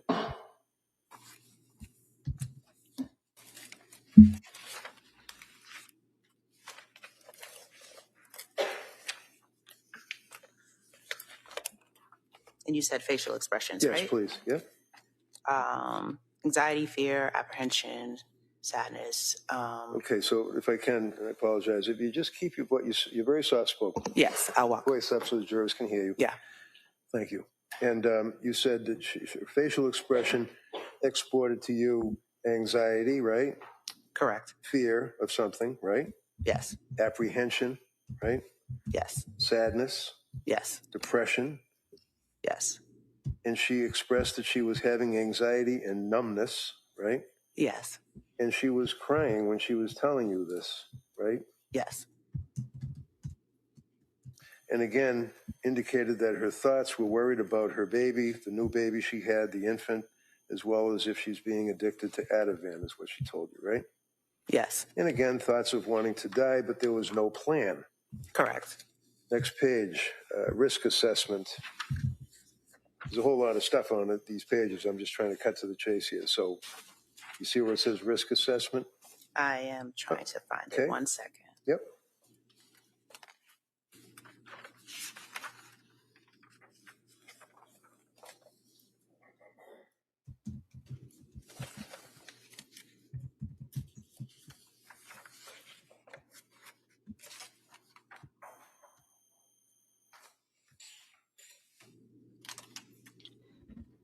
Under it's under risk assessment. I'm taking a look. Okay. I see protective factors, but I don't see risk assessment. Okay, let me ask you, under risk assessment on December 2nd, when you asked me about that, at that point, so you can see here, she again admitted to suicidal ideation, right? Yes. It was passive. Yes. It says plan to go to ER if she feels unsafe or has a plan, right? Yes. And then farther down, you have current medications, and she was on quetiapine or Seroquel, right? Yes. Fluoxetine or Prozac, right? Correct. Lorazepam or Ativan, right? Yes. Mirtazapine or Remeron, right? Yes. And they were all, that was all active prescriptions that she had on December 2nd, right? Yes. She told you that she is seeking counseling for postpartum anxiety, right? Yes. Do you have on December 2nd, continuing on with your evaluation, where it says clinical notes? Do you have the clinical notes? 1 second.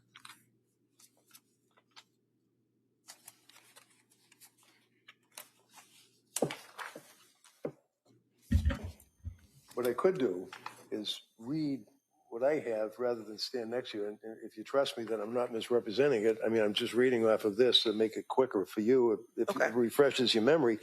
If it doesn't, I can walk up and show it to you, okay? Okay.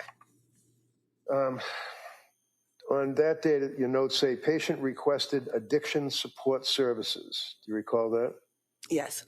And that you indicated that you would be sending patient addiction support resources by my chart or the message thing, right? Correct. You then indicate that based on history reported, patient meets the criteria for postpartum anxiety, right? Yes. That she would benefit from OP therapy. What does that mean? Yes, from outpatient therapy services. PHP? Yes, partial hospitalization program. IOP? Intensive outpatient program. And that you then helped her out by bridging the therapy services, right? Yes. You then noted again postpartum anxiety on December 2nd, according to your notes, right? Yes. Okay. Now, did you know that she had been seeking and receiving therapy? I don't know if that's therapy or counseling or that type of thing. Like there's a woman that works in your business that provides therapy, right? Yeah, so that person would be me. So did she come to see you for therapy? Yes. How many times? 4. So is it fair to say that she was more than willing to accept help from somebody like you? Yes. She didn't appear to be avoiding any therapy when recommended, right? If you could, Ms. Dukes, please look at, I think it was December 12th was the next time perhaps that you saw her. Okay. Unless it's, there's another intervening period. So there's December 12th and then there's December 5th. Oh, okay. So if you could pull out December 5th. Yes. And if I can come up and look at it. Yeah. Yep. All right. So on December 5th, again, you were meeting with her for therapeutic intervention, right? Yes.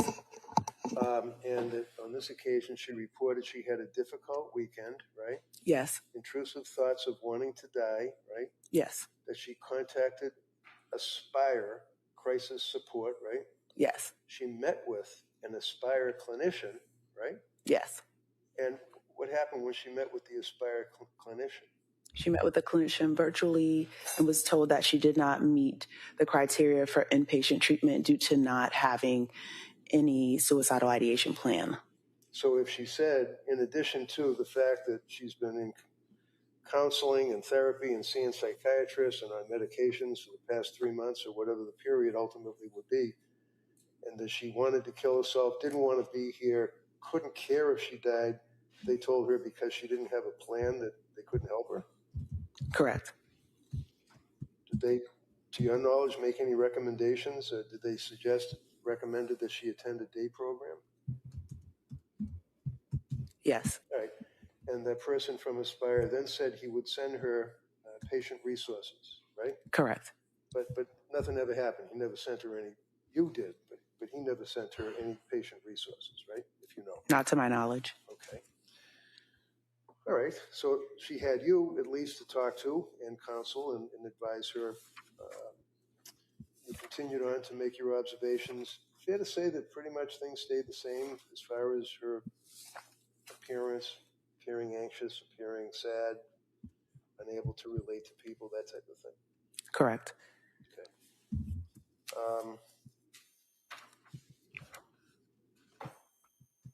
Then you have, is it chief complaint of present illness? And again, that was, oh, wait a minute. That's not my note. That's not you. Okay.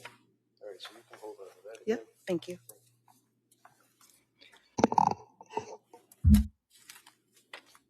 Next time you saw her would be December 12th. Is that correct? Correct. All right. Now, on December 12th, that was a teleconference that she had called by an appointment with you? Yes. And at that point, she reported that she had a difficult weekend and was experiencing intrusive thoughts of wanting to. Do you have it in front of you? I don't want to take advantage of it. Hold on one second. Yep.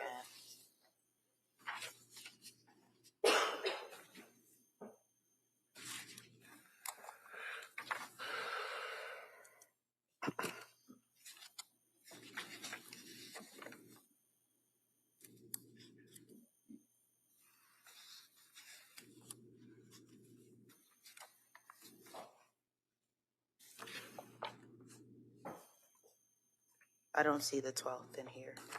Okay. Page 28. Page 28.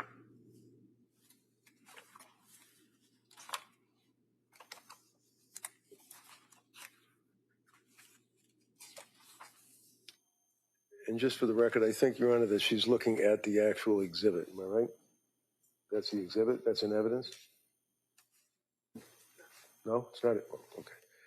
Can it be in evidence? Can I offer that? Yeah. Okay. Can I offer that? Any objection? Sure. Yeah. Yeah, if I could just add that. Yes.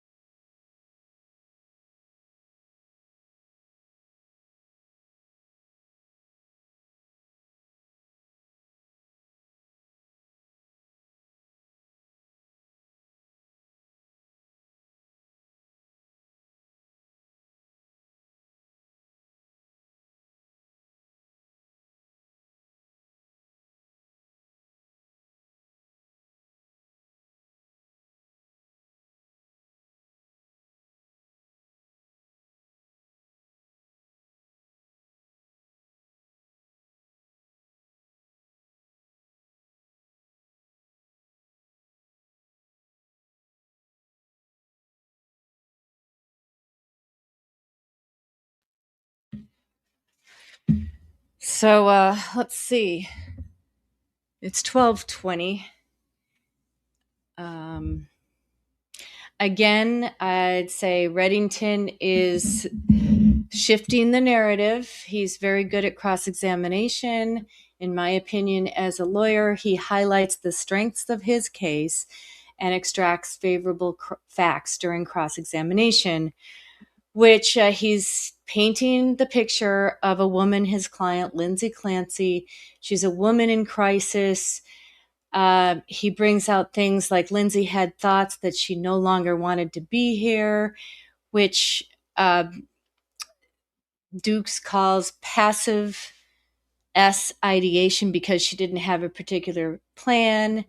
She feels like she's going to die, but she doesn't care. Prescription meds weren't helping her sleep. She had apprehension. She was crying as she was describing her symptoms Yeah, to that's December Dukes. 12th. And here he goes again.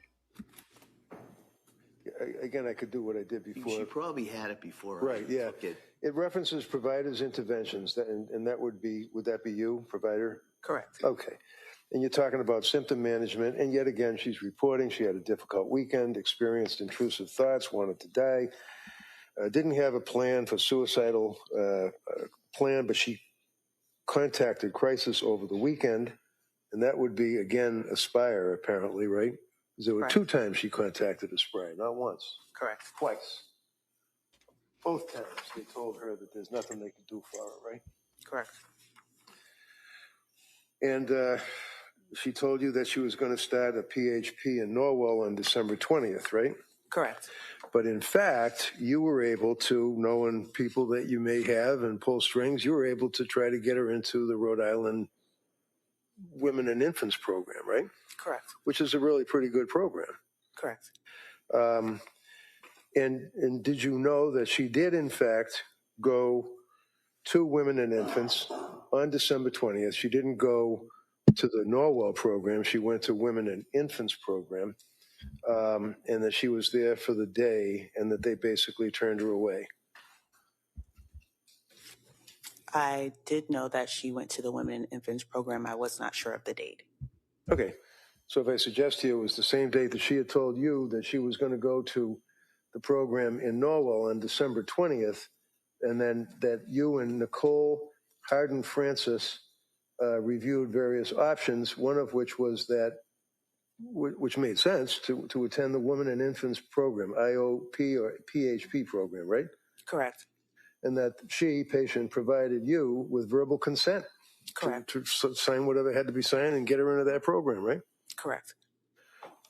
So you know that she did on December 20th, after not getting anywhere with Aspire ×2, and after dealing with Gelada for all those times that she dealt with her, the other one, Tufts, you were trying to get her into this program, which would be pretty good for a woman that had postpartum problems, right? Correct. And you made your referral, you opened the door for her, and she got in there to at least be interviewed, right? Correct. And they didn't take her, right? Correct. You know why? I am not aware as to why. Would you be surprised if I told you that they indicated that they could not help her out because their diagnosis or secondary diagnosis was that she was over-medicated? Repeat the question. Would it surprise you to know that they indicated that they couldn't treat her as a woman with postpartum psychosis or postpartum depression or postpartum anxiety or any of that, because their opinion was that she was suffering from an over-medication? It would surprise me, yes. But you don't know? I do not know. Okay. Did you know that the records from Women and Infants indicate that, in fact, on that very same day, they reached out to Nurse Gelada and asked her to call them so that they could discuss the medication, and Gelada never got back to her? I was not aware of that. I'm sorry? I was not aware of that. Okay. I think the district attorney had asked you a question about the last time that you saw her or had any activity with her was on December 19th. Is that right? Correct. Okay. And I may have misunderstood. Did she ask you, did you call Lindsay 4 times and she never got back to you that day? Or is that just a list of different things that you did for her? That's a list of different things that I did for her that day. Okay. So you were calling other contacts. You were talking to Patrick. You would contact her. I mean, she certainly was not avoiding you. That's yes, we were in communication. All right. You're familiar with, maybe you are, the what's called the Edinburgh scale? I'm aware of it, yes. And did she have the Edinburgh scale administered to her, to your knowledge? To my knowledge, no. Okay. What is polypharmacy? What does that mean? Polypharmacy? Yeah. You ever heard of that, polypharmacy? I've heard of it, but not sure of the exact okay, that's definition. Okay. Is it something to do with having too much medications thrown at you all at once? If you know. No, I'm not sure. Not sure, okay.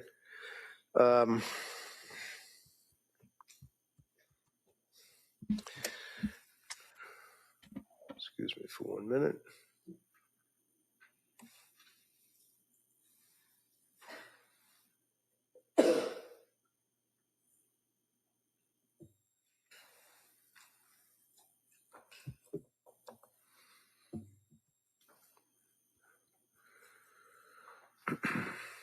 Apologize.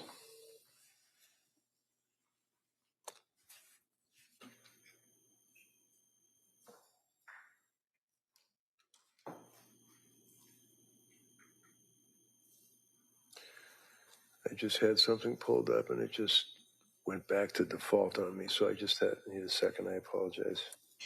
Oh, technology. That happens to me all the time. Poor Kevin Reddington. I get stressed out. Okay, I get it. And how long have you been working in your particular field? I'm not a defense Since attorney. 2011. Okay. And you have obviously a very impressive background as far as your educational background and your experience. Do you continue to, like, with continuing education? Yes. Have you ever been aware, are you aware of the Mass General Hospital Center for Women's Mental Health? I'm aware of it, yes. Do they offer seminars and programs as well as research articles? I believe they do. Okay. Do you know that Mass General Center for Women's Mental Health about a year ago issued a fairly major study and various recommendations for people that are dealing with women that have postpartum periods and how they break up the periods. You familiar with that? No, I'm not familiar with that.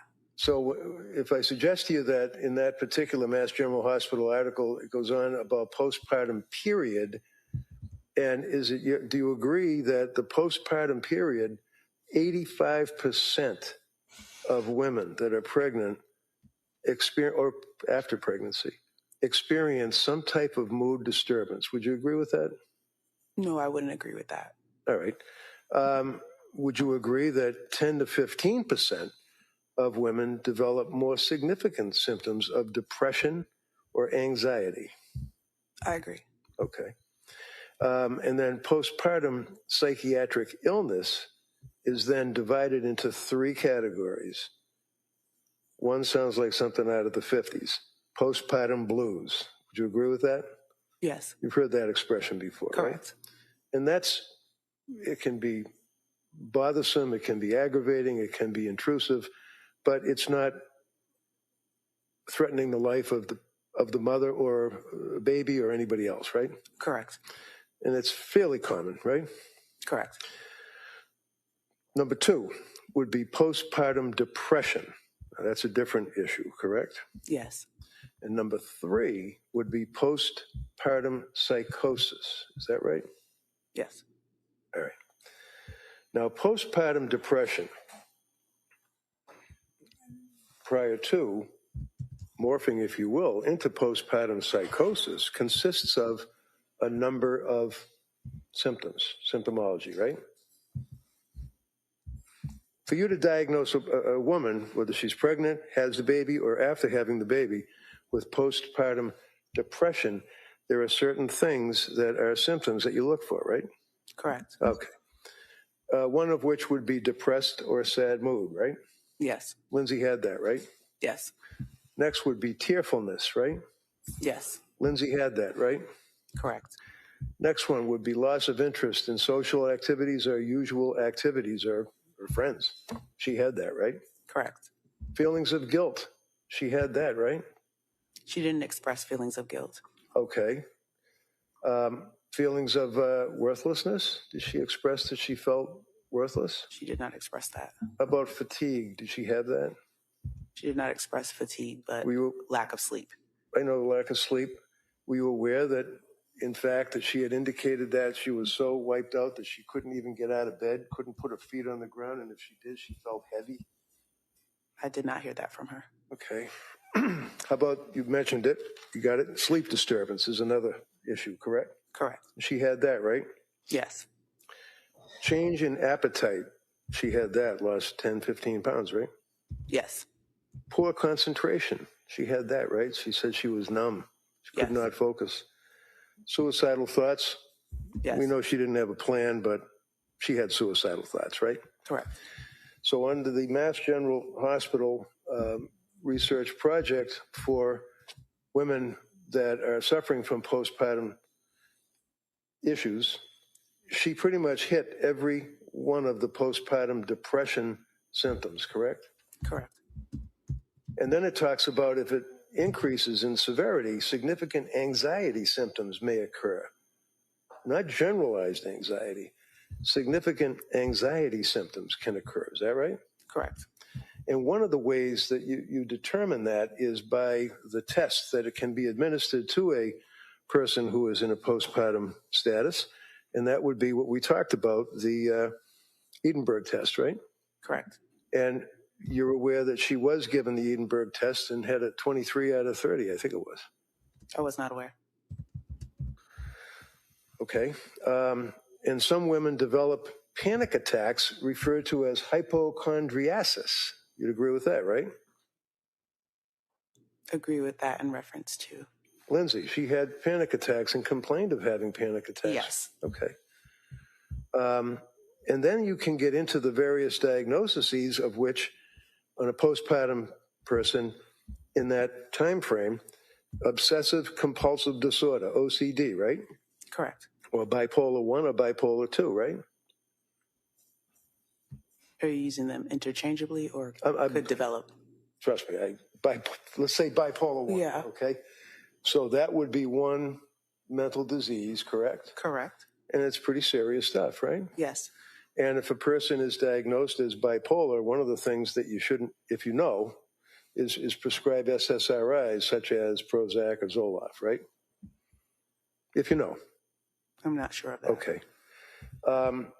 Would you agree that with various cases dealing with postpartum depression, all of the symptoms that we talked about, they utilize the Edinburgh Postnatal Depression Scale, which is a 10-item questionnaire that can identify women that have postpartum depression and the severity that they have. And on the scale, a score of 12 or greater it raises concern and indicates a need for more thorough evaluation, right? Correct. Do you know whether she was thoroughly evaluated by anybody other than Tufts and Gelada? I'm only aware of Tufts and Gelada. Okay. I mean, you were trying to do the best you could with what you had to work with, right? Correct. Okay. Now we get to postpartum psychosis. That's the third category, right? Postpartum psychosis, you'd agree, is the most severe form of postpartum psychiatric illness. Is that right? Correct. Would you agree that it occurs in averages about 2 out of 1,000 women, right? Correct. And its presentation can be very dramatic with onset of symptoms, and that can be within a year, according to the CDC, Center for Disease Control, Yes. right? Okay. And when it hits you, it just hits you, bang, quick, right? Correct. And when you think about 2 out of 1,000 people, seems like a daunting number, but if I tell you that Fenway Park, when they're full, when they're playing the Yankees, they have 37,700 people. If you take the 37,000 people and you multiply it by 2, that would mean as you're sitting there behind first base, 74 women possibly have postpartum psychosis, right? Not sure of that number, but. Well, if you agree that it's 2 out of 1,000 according to the studies and the statistics, and if Fenway Park has 37,000 seats, times 2 would be 74. Okay. That's a pretty large number of people, right? 74 people out of that crowd? Okay. It's not that horribly unusual. I mean, it's something that perhaps you've dealt with in your practice, right? Yes.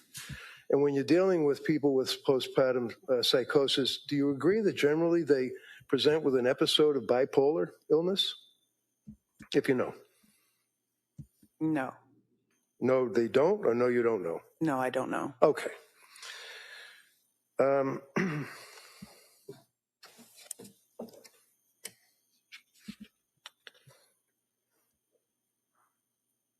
Bottom line is, from your dealing with Lindsay, she appeared to be sincere, right?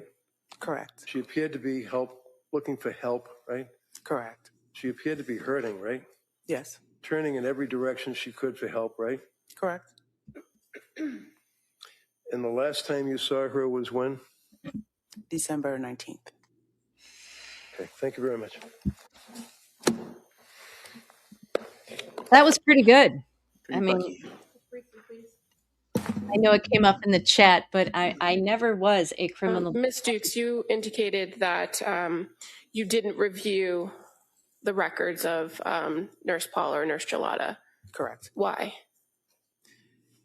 I wanted to have a fresh set of eyes to look at the situation and to assess it when she came in for her visit. That's typical practice. And that's why you do an entirely new process, right? Where you do your own intake, you assess diagnostics for determining whether there's any sort of mental illness, right? Correct. And while you can collaborate or speak with the providers about an overall treatment for the patient, your therapy is your therapy. Correct. And as far as your role, you don't have any role in medication management, do you? No, I don't. Okay.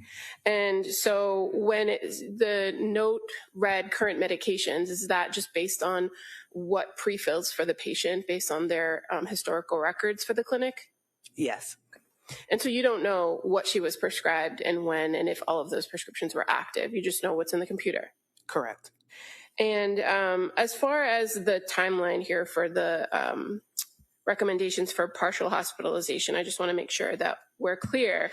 You had been for some time recommending some sort of partial hospitalization program, correct? Correct. And on December 12th, you had already talked to Lindsay Clancy about the Women and Infants program, had you not? Correct. And so when she told you on the 12th that she was starting that program in Norwell, that wasn't from your referral, right? No. And you still recommended Women and Infants. Correct. And you got her consent on that visit, right? Yes. And on the 19th, when you saw her, were you aware that she had been at the Mass General ER on December 15th for evaluation? No.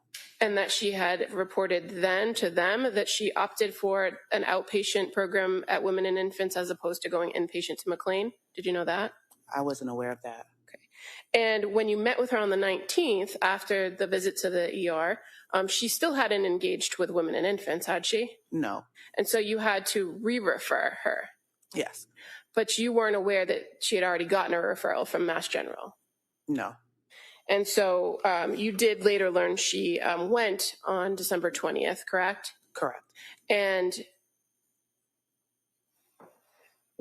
were you able to review those records about this visit to the 20th? So you don't know that the ultimate plan and assessment for her was that they didn't think she qualified for the program, but they provided her with several options for other inpatient treatments for medication management, partial hospitalization, and general mental health. Did you know that? No. And as of your last meeting with her on December 19th, ultimately, what were your impressions of how she was doing?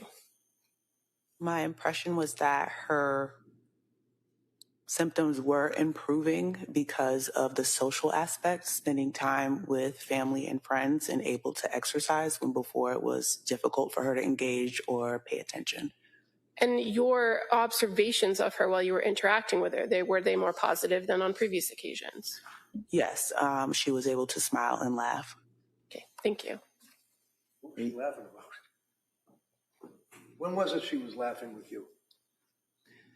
I believe that was the last visit, the 19th. So on the 19th, it was on television or was it in person? It was a virtual visit, a video Virtual visit. Yes. And on the 19th, on the virtual visit, what was the purpose of that visit? The purpose of that visit was to see if she was able to connect with care.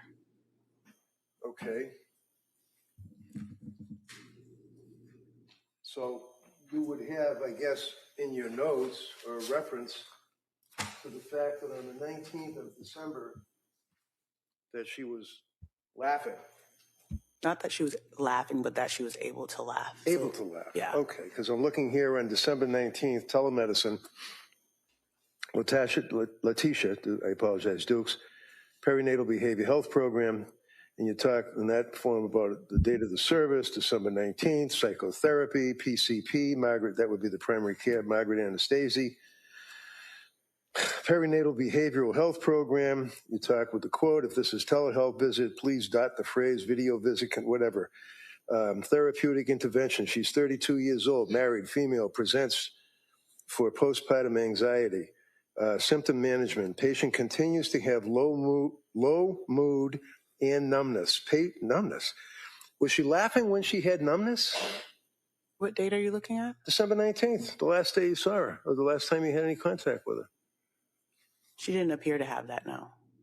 She didn't appear to have what, laughing or numbness? Numbness. Well, it says right in the notes, does it not? The patient continues to have low mood and numbness.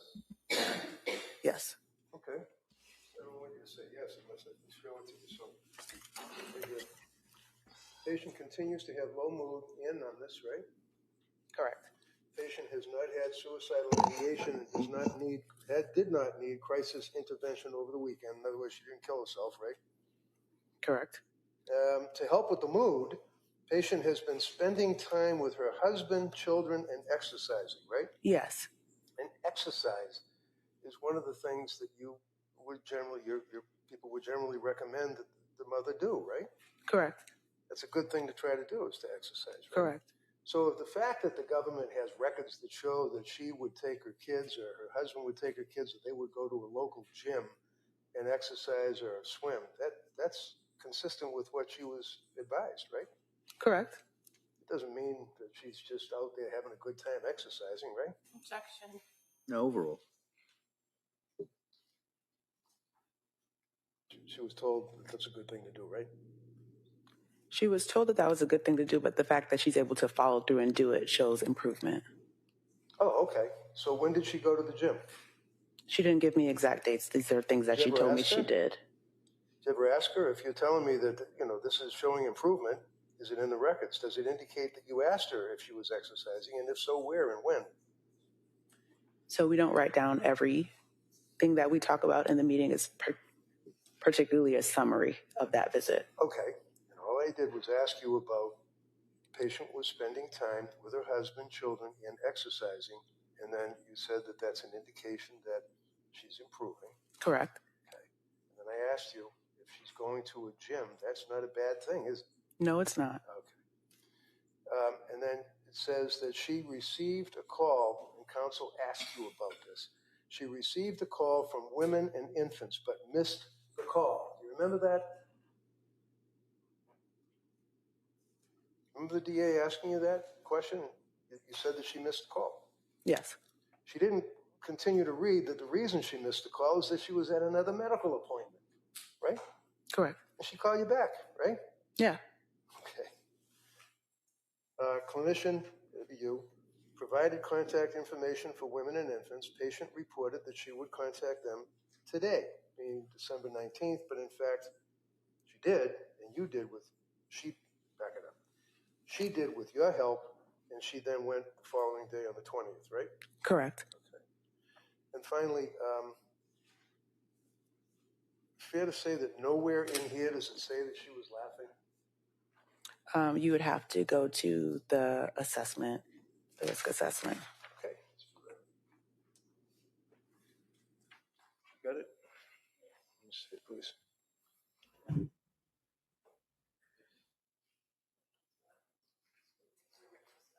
Okay. Now, what's a mental status exam?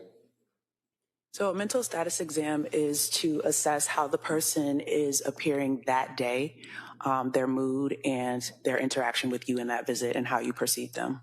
Okay. So, with the help from the DA, we have December 19th, the telemedicine form, clinical notes, right? Yes. The laughing wouldn't be in that area, would it? No, it would be more so in this area. Yeah, okay. Yes. Mental status exam, right? Mm-hmm. Appearance, hygiene, WNL. Within normal limits. Okay. Clothing normal, eye contact normal, build normal, posture normal, body movement normal, right? Yes. Behavior is cooperative, right? Yes. And speech is within normal limits, is that correct? Correct. Emotional state, affect.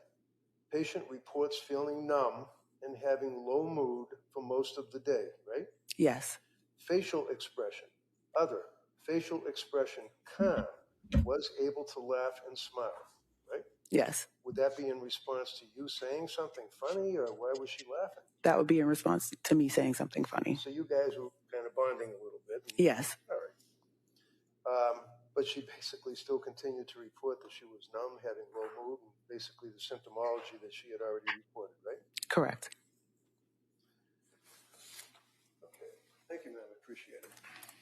All right, Como? All right, thank you. Thank you. You may step down. Thank you.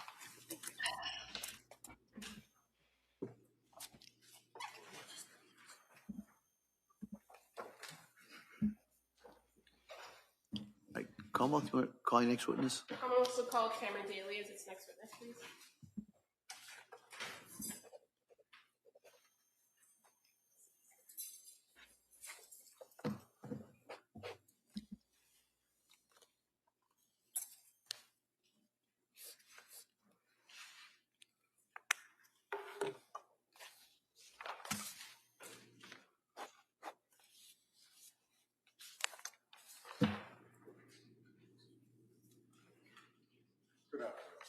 Good afternoon. Do you solemnly swear that the testimony and the evidence you shall give to the court during the jury in the matter now pending between the Commonwealth and the defendant's class will be the truth, the whole truth, so help you God? Thank you, sir. You may have a seat. All right, good afternoon, sir. Afternoon, Your Honor. All right, Ms. Buckingham, please. Thank you. Sir, could you please tell the jury your first and last name? Cameron Daly, And how do you spell your first name? Cameron. And can you just spell your last name for the record? Daley. And where do you work? Duxbury Police Department. How long have you been there? 6.5 years. And back in January of 2023, what was your assignment then? Patrolman. And I'm going to draw your attention specifically to January 24th, 2023. Were you asked to do a particular assignment out of Duxbury in that evening? Yes. And what were you asked to do? Report to Brigham and Women's Hospital. And why were you going there?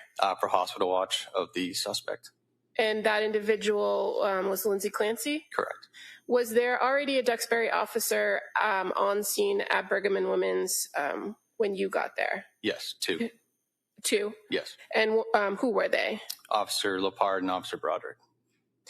And when you arrived at the Brigham and Women's Hospital, were you by yourself or was there somebody else with you? I was with another officer, Officer Thomas Johnson. And were you able to make observations of the suspect, of the defendant, Lindsay Clancy, on that day? Yes. And she was asleep, was she not? Correct. And she had medical devices attached to her? Yes. Was she being treated by the medical staff there at Brigham? Yes, periodically. Okay. And were you inside or outside the room, if you know? Outside the room. And were any visitors or any other people other than the medical staff in that room with her while you were there? No. And from the 24th into the 25th,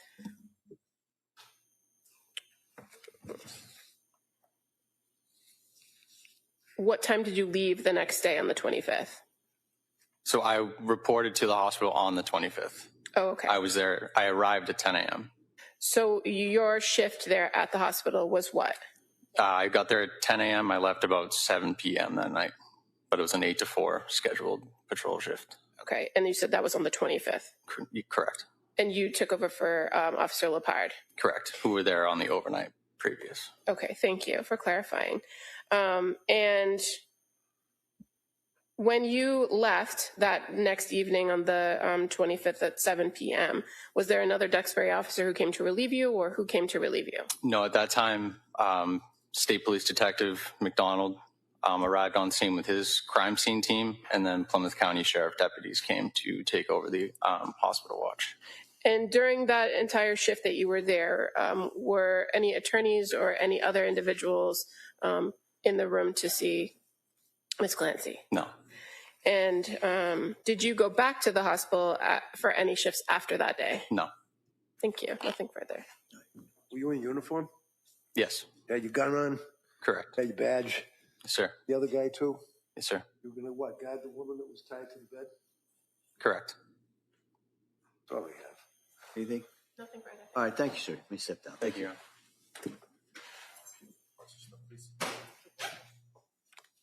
All right. So members of the jury, rather than start another witness for just a couple of minutes, we're going to break, take the afternoon recess at this point. The plan would be to come back approximately 2 o'clock, come right back, resume with the Commonwealth's case. I'll remind you again, you probably know what I'm going to say. No talking about this case. Don't do any research about this. Don't read anything about it. While you're on break, don't go anywhere that has anything to do with this case. Take the next hour. Just kind of this out of your head. We'll see you. Okay, thank you. Court, all right. Good. Find yourself a notebook. There's follow me.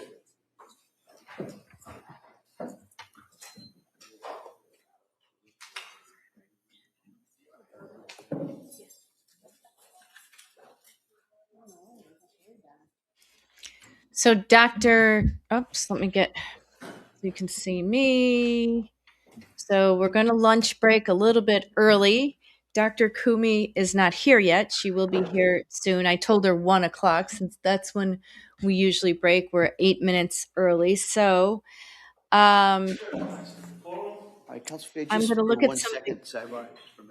look at some of these questions and try to write them down. My question for the expert is, can you hear voices and hide it, or do you usually get scared at first? Okay, I'm writing that down. So I've written down some of the questions from the chat. I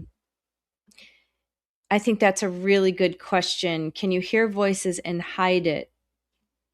I mean, that's a good question. Can you...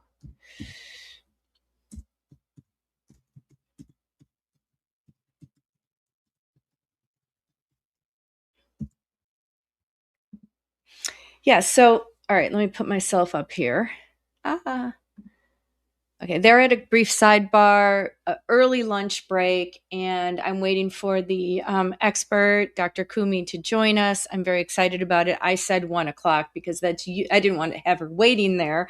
Of course, my luck, they break a little bit early, but stay with me and think of some great questions, because I think I'll tell you what I want to ask her is, we've all been following the case most of us from the very beginning, and the Commonwealth has presented us with evidence and testimony that Lindsay was rational at the time, just prior to, on the day that the crimes were committed, or the acts that she admits to happened, right? We don't know if these were crimes because you need mental state, mens rea, to prove that they were crimes. And of course, that's what the Commonwealth wants to do. So it's really baffling a lot of us, the fact that this seemed planned. Patrick was sent on errands, and then she had a certain amount of time she was alone with the kids to commit these acts. And she seemed rational prior to, when she spoke with 2 witnesses over the phone who didn't notice anything weird. It didn't notice strange speech patterns coming from her. But it baffles us as to how you can seem completely rational and then suddenly, boom, right? And, I want to go back for a second before my guest comes on. I thought that one of the questions that Kevin Reddington got the witness to admit to, and I'm sure you guys caught it as well, because you're very, very good at catching the stuff. Let me find it here. I wrote it down. So let's see. Oh yeah. So it was right before, around the time he was talking about the Boston Red Sox and the stadium and doing the numbers. So basically his whole point was, um, he's saying he got the expert to admit that, um, postpartum psychosis, 2 in 1,000 women get it, and postpartum psychosis is a lot more serious. And this is the quote. So Reddington goes, and when it hits you, it's bang, it's quick. And she said yes. So that was a huge admission. And I'm sure he was like, oh my God, I can't believe she actually admitted to that. So that's really the crux of the question that I want to ask the expert, when Dr. Kumi, when she comes on. When it hits you, it's bang, it's quick. And I mean, that's what we are grappling with. Did this suddenly come on, bang, quick, and that's when she committed the acts, and then she went out of the psychosis. But, as I mentioned before, Reddington was able to, during cross-examination, shift that narrative. And I'm going through this before the expert gets into the show here. I don't see her yet. And of course, I told her 1:00, so she's really not late. But yeah, that one question he could have sat down after that. In fact, he probably right now during lunch, he's probably saying to one of his friends, why didn't I sit down? I'm hoping to interview him after this trial is all over. And I'm going to mention that. I'm going to say, hey, you should have sat down after that question. I bet he'll say yes, yes, yes. But it's so hard to sit down. But man, that was quite an admission. But for the other parts, I see that Dr. Nicole Kumi is coming on. She's not quite in yet, but her device is not connecting somehow. So hopefully Amber or somebody can help her with that. Hold on, let me send a quick text out to the team. I think she needs help connecting. That's why I love having a team, because they are behind the scenes helping guests connect, because I use StreamYard and sometimes it's pretty hard. So I think she needs help connecting. Thank God. Sometimes I dread modern technology, but on other instances, I'm like, thank God we have modern technology, and what I use, StreamYard, is very good. So, and my team in the background, which is Amber and others, Collier and Steve, they will help connect. But in the meantime, it's still early. It's not time yet, because I said 1, but Reddington, again, shifted the narrative, right? During cross-examination, he highlights the strengths of his case, and he's able to extract favorable facts for his side of things, which is painting the picture of a woman in crisis before these acts occurred. So Lindsay had thoughts that she no longer wanted to be here. He stressed that. Yes. So do you notice the nice leading questions? He asked the question and she's answering yes or no. Yes, yes, yes, yes. So that's the way you cross-examine. It's leading questions as opposed to open-ended questions on direct examination. So he says, well, she feels like she's going to die, but she doesn't care. Yes. Prescription meds weren't helping her sleep. She had apprehension. She was crying as she was describing her symptoms. Yes, yes, yes, answers the witness. She was worried about an addiction to Ativan. Yes, 3 months after the baby was born, she had unimaginable anxiety. She talks about her anxiety all the time with her family, who came and stayed with her in December. She lost weight, 10 pounds in 1 month. She said she used marijuana gummy to help sleep, and that was on November 15th of 2022. Of course, he'll bring that out, that can, marijuana, which stays in your system for a long time, can actually also trigger mania.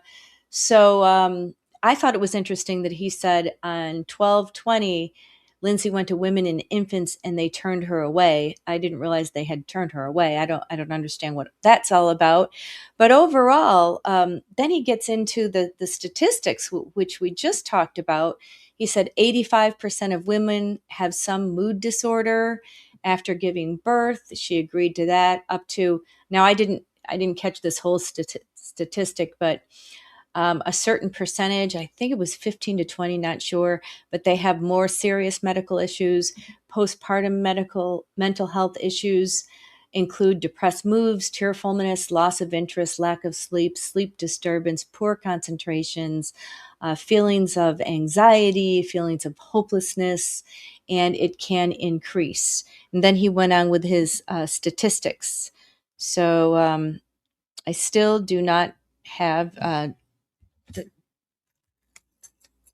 um,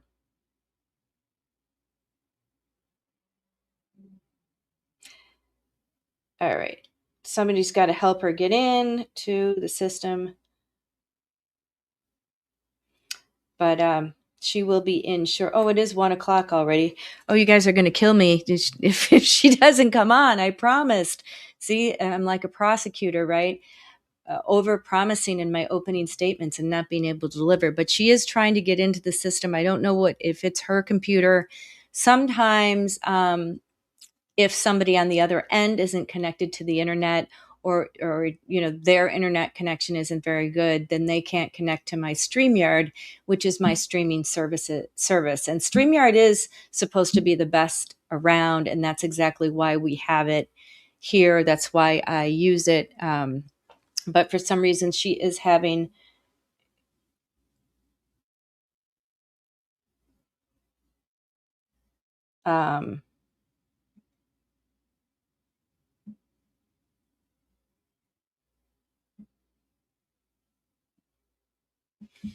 so there, my team is working behind the scenes to help her connect. But in the meantime, she will come on at some point here and explain what's going on. So Margaret is all glammed up. Thank you. I've got to do an interview tonight at 7 for those of you who are in the New England area. So I'll be on NBC's Channel 10 Commonwealth Confidential show at around, between 7 and 7:30, depending on when they have me on. So I guess I put on extra makeup this morning, knowing that I'll have to do that tonight. I was supposed to be on Fox at 4, but they changed it to tomorrow or possibly Friday. I think they want me to go in studio in New York City, which would be kind of cool. I've never been in their studios before. It's always fun to do studio. So Amber says, stand by. She's on the phone with her. See? Thank you, Amber. Amber, you're amazing. My team is amazing. Because I've got 245 people waiting, but it's okay, right? She'll be on, and we're lucky to have her. She is quite the expert.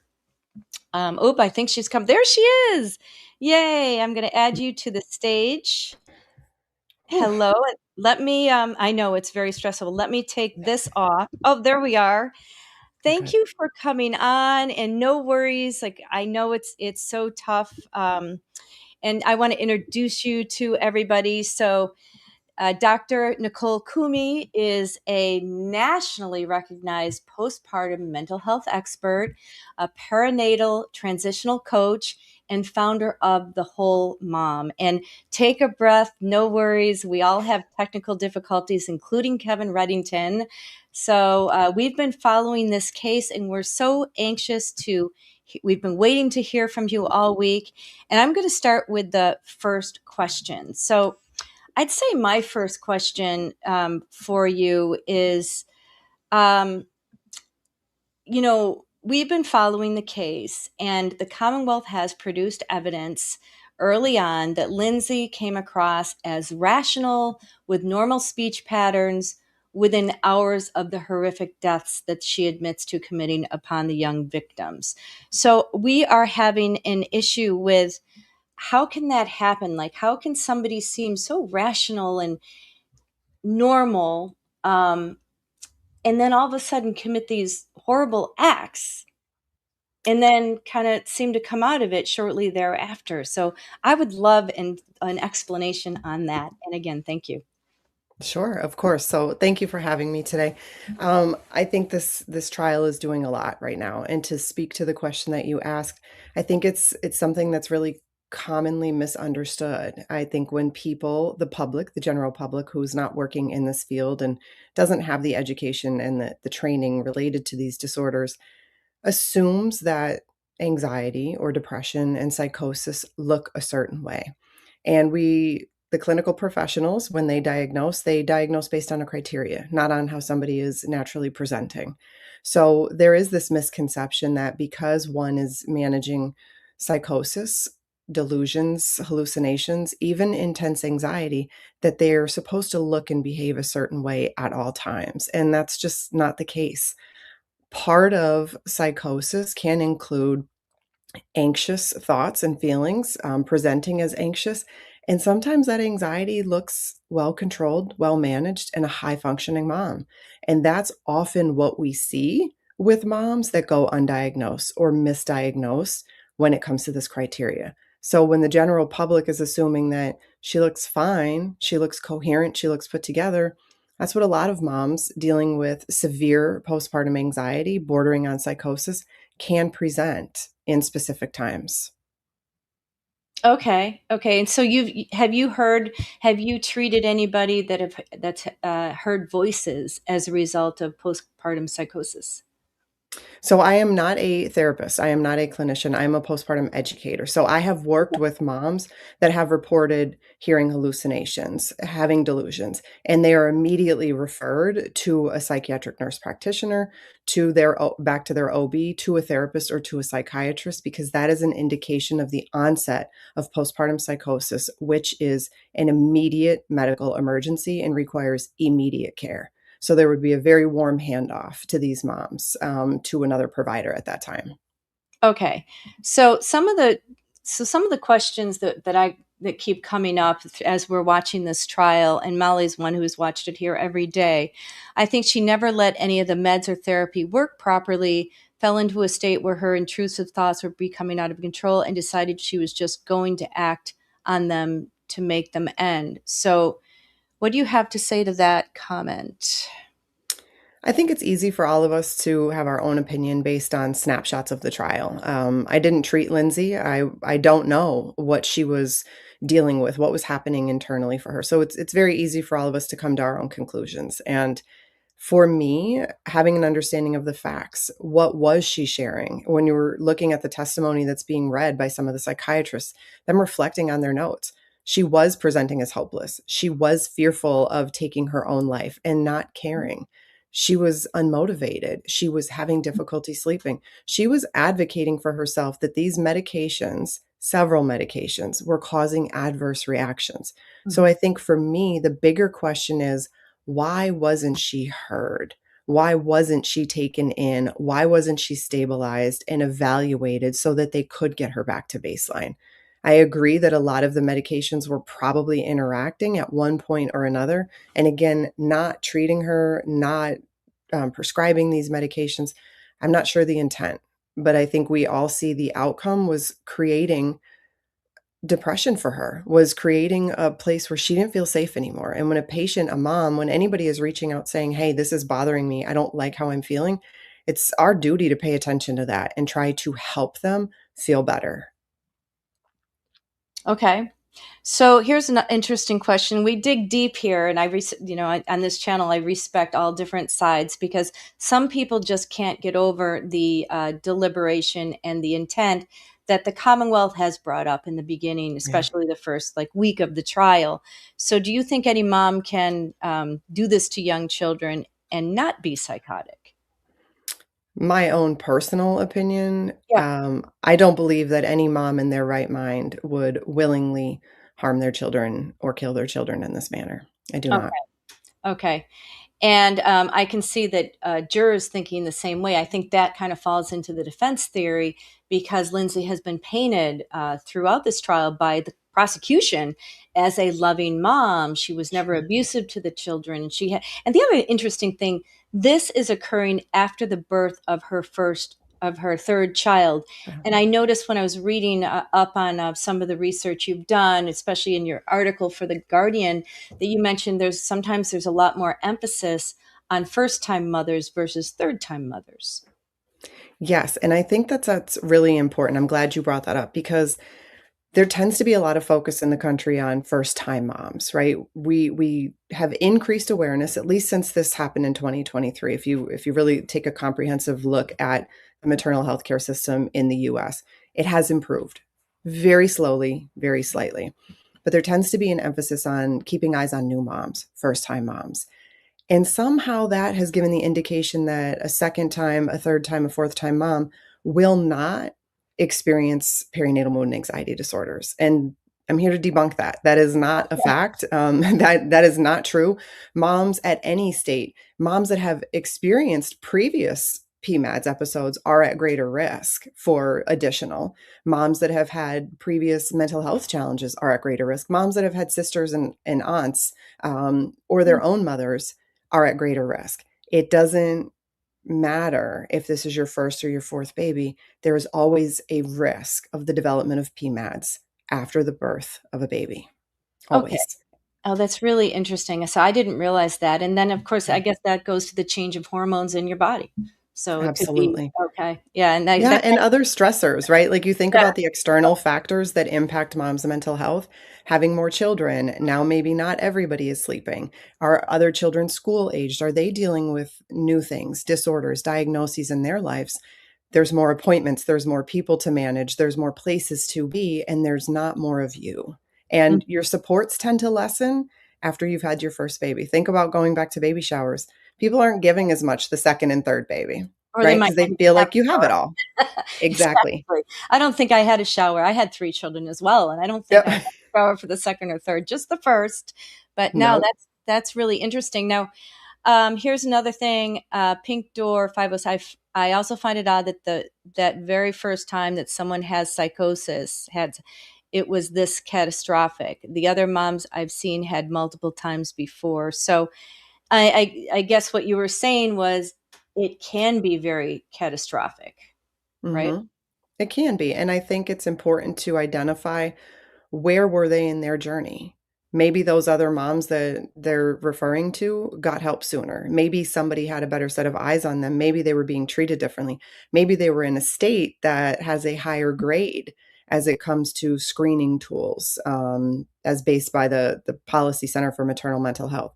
Unfortunately, we saw Lindsay at the end, but if you listen to that testimony, there were plenty of opportunities for intervention along the way. We're hearing about it now because of the catastrophic outcomes, but people were hearing about it well before it got to that point. So it's really about, you might not be the one that sees it, but somebody was seeing it as it was building up to that state. Right. And then the other interesting thing I thought, of course, I think Attorney Reddington is doing a great job in cross-examination. What he does is he shifts the narrative and every time there's a somebody who treated Lindsay, he goes and says things like, well, she was feeling high anxiety. He's picturing this woman in crisis who's not getting the help that she needed. For example, she felt like she was going to die. She had intrusive thoughts. The other one thing that I noticed that she didn't tell any of these, the people who treated her the clinicians, she didn't mention that she could possibly harm the kids, yet she did mention that to Patrick, which he's a layperson. So he didn't, I assume he didn't know any better that's such a red flag, the possibility that she could harm her kids, that he should have had her committed. But do you think that's common? What do you think about the fact that why would she not mention that to one of her caregivers or one of her clinicians? Again, I don't know without having all of the information, but what I will tell you from, the clinical side is infanticide is less common. Most moms that have experienced postpartum psychosis and have lived to tell about this say that there was never a thought or a desire to harm the children or to kill the children. The focus was solely on themselves. During that time, there was a fear that they were going to hurt themselves. Now, obviously, there are cases where it gets to this point. And again, I would look back at where were the opportunities to have these conversations. But something more important, Margaret, I think that you slightly touched on there's a lack of trust in the maternal mental health care system. She was already telling them what she was feeling, what she was experiencing, about her will to live. And she wasn't being met with the treatment and the stability that she needed. So there comes a point where we don't trust the healthcare system. So I'm not going to share this. And I'm really going to hope that this was a fleeting thought that I never experience again. And unfortunately, that wasn't the case for Lindsay's situation. Yeah, it seemed like she really wanted to get, she had hope that, which really makes me sad, is I feel like she had hope in the system. She felt that they would give her help somehow. Like she put herself into McLean for 5 days, and I feel like her hope was dashed. And I think that's the theme that Reddington is running with here. What do you think we can do better to help mothers like Lindsay? I mean, I think first and foremost, get educated. I think there's so many eyes on moms in the daily routines, the daily basis, but they don't know what to look for. And then when they do see something, they don't know how to have the conversation. And as a mom with lived experience and clinical training, I'll tell you that if somebody asked, I would have been more forthcoming. If somebody that was close to me asked me, "Hey, are you doing okay? What is happening for you right now?" There's relationships there, there's trust. We also have to do a better job of providing services to moms beyond the 6-week appointment. And I think that is the biggest issue. That is where a lot of my work comes into scope. Moms go to their 6-week appointment, they clear them physically for return to work, return to exercise, return to intimacy, but they're not given a single resource. Most are not given a single resource. So then we wait until a mom becomes sick and unwell, and then we expect her to navigate this complex system that is not designed to support her. And then we find her in these unfortunate situations, and we sit back and we judge and we say, why didn't she say something? Why didn't she speak up? yeah. Because the system is not designed to support us. Yeah, and I noticed that McLean Hospital, which is one of the best in the world, associated with Harvard, they don't even have a perinatal somebody to help moms with these issues. They don't even have a unit to help with postpartum depression or psychosis. And they're not alone. They're Yeah. not alone in that. And when you look at, I mentioned the maternal, the Center for Maternal Mental Health, the Policy Center, every year they grade every state in the United States. They give them a grade based on a couple different areas like screening, and treatment services, providers, and reimbursement rates for insurance. In 2023, Massachusetts had a D. They had a D for all of those areas, right? And the average in 2023 was a C minus. So you're looking at they had a D, but they weren't far below the average, right? Since then, they have improved in those areas, and they were actually given a B in the rulings in 2026. So I'm not saying there's a correlation here between that, but there is showing that there's a need for more programs. They have identified new programs, better providers, different treatment interventions. So that shows me that when we pay attention and we listen, we can make change. But we have to have the right people at the right tables to have the right conversations.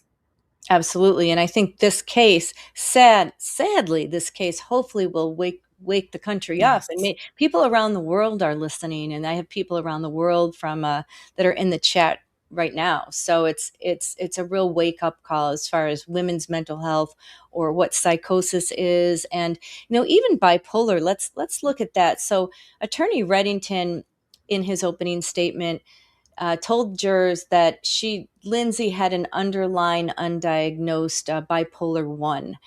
And so do you know much about, bipolar 1, and can it lead to psychosis, especially after giving birth? It can, and I think it's important to always take into consideration those risk factors. So if she had an underlying undiagnosed, so she's had experience, she's had exposure to a previous mental health challenge, that puts her at greater risk. So when we're in the postpartum period, we are completely vulnerable. It is the largest transformation of a woman's life. There's not enough protection for our mental health. Now, bipolar often goes misdiagnosed because there have to be features of mania and depression. And quite often, mania looks like somebody that's well put together, somebody that's high functioning. They're making all of their appointments, they're staying up, they've got the schedule situated, the kids look wonderful, because that is where they're channeling their mania into the things that they can control. So providers don't always see that piece. What they do see is the very low, the depressive state. So that is one thing that's very important. That is bipolar disorder. We hear that a lot. Oh, they have bipolar. She is. People, aren't. They have something, right? So they have a diagnosis. That could lead to, there have been diagnoses of bipolar disorder with psychotic features. That is not something that I am trained to go into and discuss, but there are nuances to all of these different diagnoses. And I think that for me, the most important thing is if there was an underlying mental health challenge that put her at increased risk on top of having other children at home, dealing with other life stressors, whatever it was that was going on in her life, she was crying out for help to the system that should have been supporting her.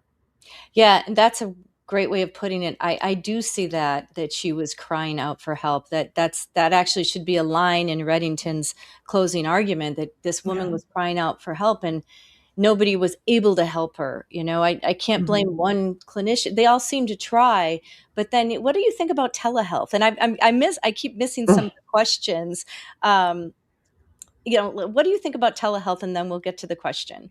I think telehealth was great for the moment that we needed it, right? When the pandemic hit, I had a child in 2020 in the height of the pandemic. Oh. And the only provider I was able to see in the postpartum period was through telehealth.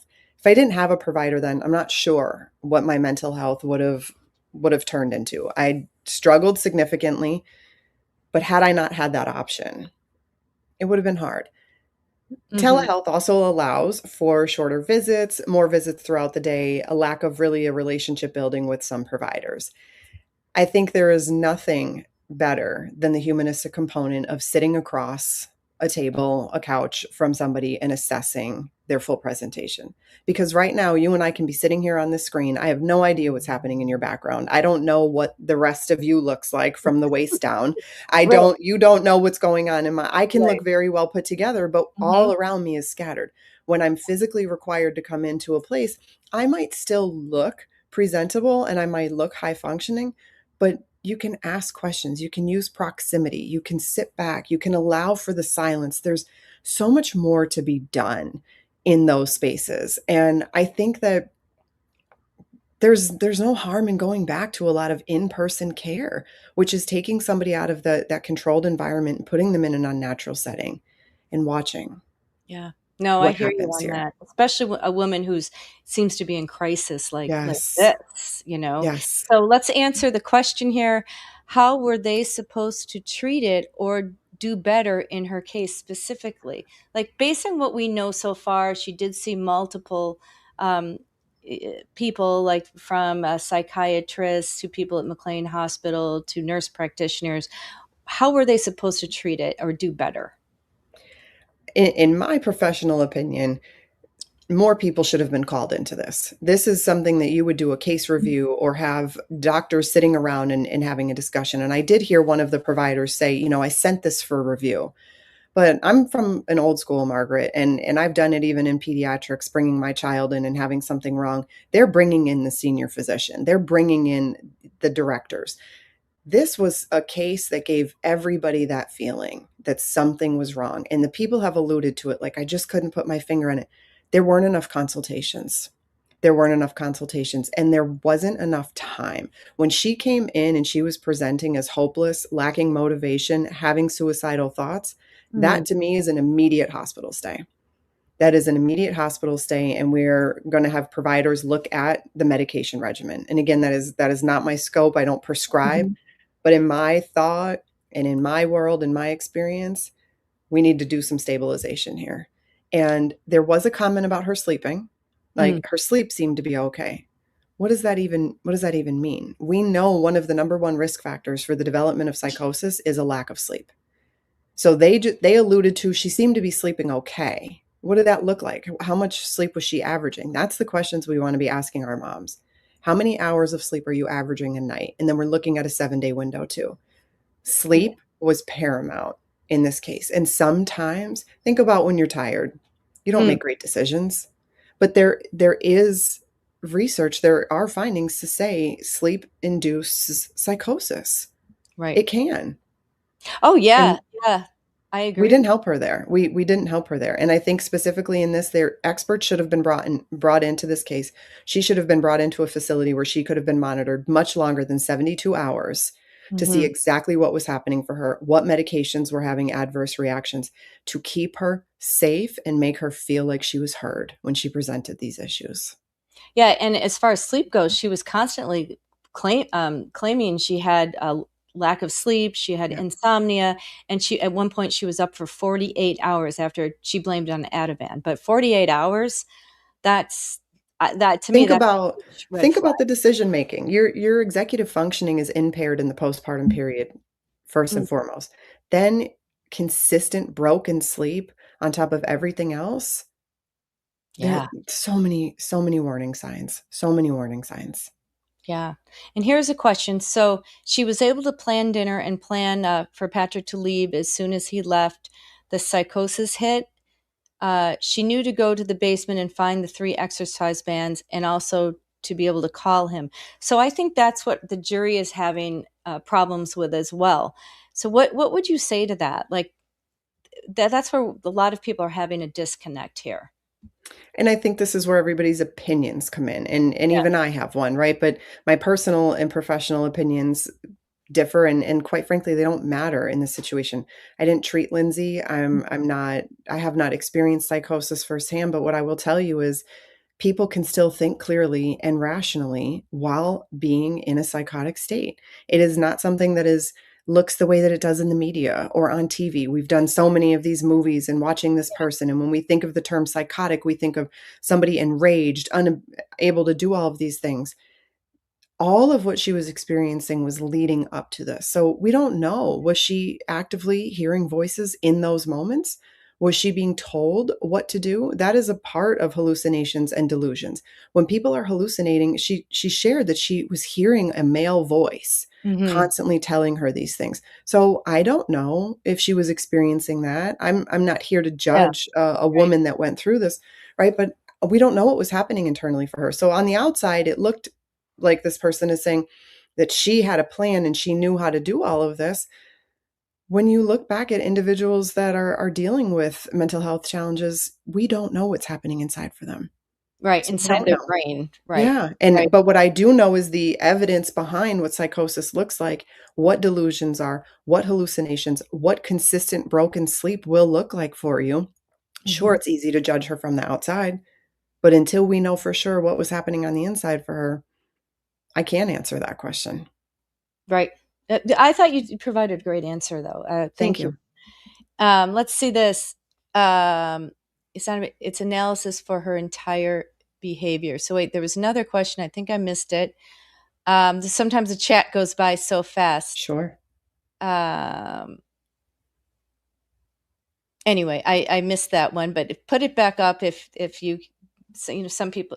So we are divided in this chat, and Of I get course. it, and but I'm open to all different opinions, and there's a question. So I think there was a big questionnaire for the jury in this case before they were even picked. They had to answer questions about what was their own experience with mental health. Now, I'll share with you what I've shared with the chat is my very close family friend suffers from bipolar 1.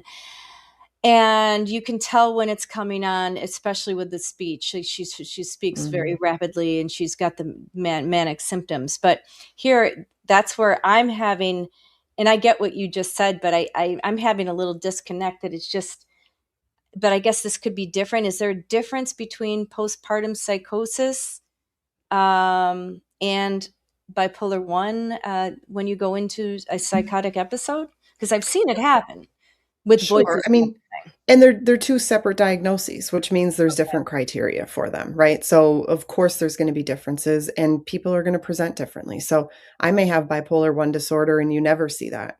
You never see the mania. I never show that to you. Doesn't mean that I don't have it because you didn't see it. I And I see. think that's the important piece, right? Like we're all bringing in opinions, and that is the reality of the situation based on our education, our experience, our unconscious bias, our exposure to this, right? And I think for me, that's why I've chosen not to speak out on social media, because people have their own agendas and they have their own feelings about this. And I will never take away from what somebody is experiencing, why they feel so strongly about this. I just encourage the facts and the education, and based on who you are and what you do. I'm not going to tell somebody how to build a house and why the house fell over if I don't really have a whole lot of education in carpentry. Well, I'm going to sit absolutely. back, right? Yeah. I'm going to sit back and I'm going to listen to the professionals have this discussion. And for me, it's more the outcomes are there's going to be several of them, right? The outcomes of the findings, but also what do we do with this information to improve maternal health care in this country? Because that's my biggest problem. Yeah. Well, I think this will be eye opener for a lot of people, and I'm hoping that it will do more for women's health in general. Yeah. And or even, people say, well, even men, there are men who might have mental illness and are triggered and can go into psychosis. So it affects both sexes. Sure. Of course, men can't have babies, but question, Right. how long does an episode of psychosis last? The exact duration to commit 3 horrific acts. Why not one child, but all 3? So that's one thing that the prosecution is bringing to light. Their theory is she must have acted with premeditation and deliberation because she committed each individual act, and each act took some time, and there were struggles. So how long can an episode of psychosis last, hypothetically? I know you weren't there, didn't treat her, but Yeah, I mean, hypothetically, it could be minutes to hours, to days, depending on the other circumstances present. So, are there medications? Is there a lack of sleep? What else is going on for this individual during this time? So, there's a lot of contributing factors to that duration. And we also, again, are not taking into account psychosis is just not this state. There are other things. There are the delusions, the hallucinations, which she shared she was experiencing. Individuals hear commanding voices. So was this necessarily her doing this, or was this her acting on one of these situations? And I know that that's hard for the public to believe yeah. because it does feel very wild, but that's why there are psychiatrists, there are specialists, there are Mhm. neuroscientists, there are postpartum experts, there are people that study the postpartum brain to understand these things. And it doesn't make sense to everybody. And sometimes people in the field have a hard time recognizing this as well. And we get how it sounds to the general public. But the Yeah. fact of the matter is, I can't tell you why one child and why 3. I can tell you that she was under extreme duress if Mhm. this is what happened during that time. Yeah, because she was a loving mother. I mean, by all accounts, her history of being a loving mother. So therefore, how could a loving mother do something like this? She must have had a break. So I think there's that argument as well, a break from reality. And I'm sorry if I missed questions. Sometimes it just goes so fast and I'm trying to listen. So if you had a question, I didn't answer it, please put it up again, because I missed it. So, let's see, I'm just looking at some of my questions. I, I think, how can what do you think would be a better way? I feel like there was a lack of communication between some of the providers of the psychiatrists. What do you think would be better for how should we change the system so there's more communication amongst doctors? I think a streamlined approach, again, kind of like I said earlier, moms are getting cleared at their 6-week appointment and then that's it. So then they have to find a provider. Then they have to find a provider that's in network that is taking this insurance. And if I'm seeing this provider and I'm not happy with them, I don't like where things are going, I have free will to shop for a different provider. Now, I'm not sure how the healthcare system operates with electronic health records and everybody having access. You have to have a release. So if I'm seeing you and then I'm seeing somebody else, I have Mhm. to give a release of information, especially when it comes to medications. But you'd almost hope for there to be a national database to at least see the amount of medications. We rely on patients' report, right? Self-reporting. And it sounds like she was self-reporting. She was letting people know what kind of medication she was on. But I agree, there needs to be more consultations. There are in a lot of states, they have review boards, they have consultation services, they have hotlines. Postpartum Support International has a provider hotline that if I am working with a mom and I am concerned, I am worried about medication, there's a hotline that I can call and speak to another physician and bounce these ideas off and say, hey, I've got a mom that's prescribed A, B, C, and D.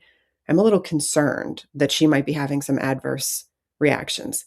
I think we have to have it built into the systems much more, and we have to start looking at this the same rate we do with physical challenges, right? When we have a client Right. presenting with physical illnesses that we haven't seen or are outside of our specialty, we don't just throw a handful of meds and then redirect them to go find another provider.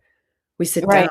we analyze that. And honestly, Margaret, this might be the textbook case for many, many years to come for Yeah. general psychiatry, for therapists, for psych NPs, for postpartum community birth workers, so many different pieces. But I think that's what we need to lean on our community birth workers in these situations too.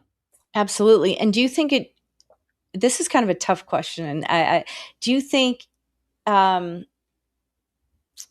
it should be easier to get someone like this committed? For example, my experience with I have a good friend with the bipolar. She's been committed by the police multiple times because she was in a state of crisis. Sure. But there's, it was almost impossible to commit her without the help of the police. So, and we could Section 12 here in Massachusetts. But Mhm. do you think that there are too many, I guess you could say, freedoms in place because nobody wants to be committed, but how do No. you get somebody committed? I guess that who really needs it. Like for example, Lindsay Clancy, let's say that she was telling her providers, I'm worried I'm going to harm the children. Well, that might be enough to get her committed. But what do you think about that in general? What should we do? I think that's a great question. And I think that we need more protections, not less freedoms, right? I think we need more protections for this population. When we think about nationally, when you can call the police and report a child missing or somebody that's elderly, they're considered a vulnerable population.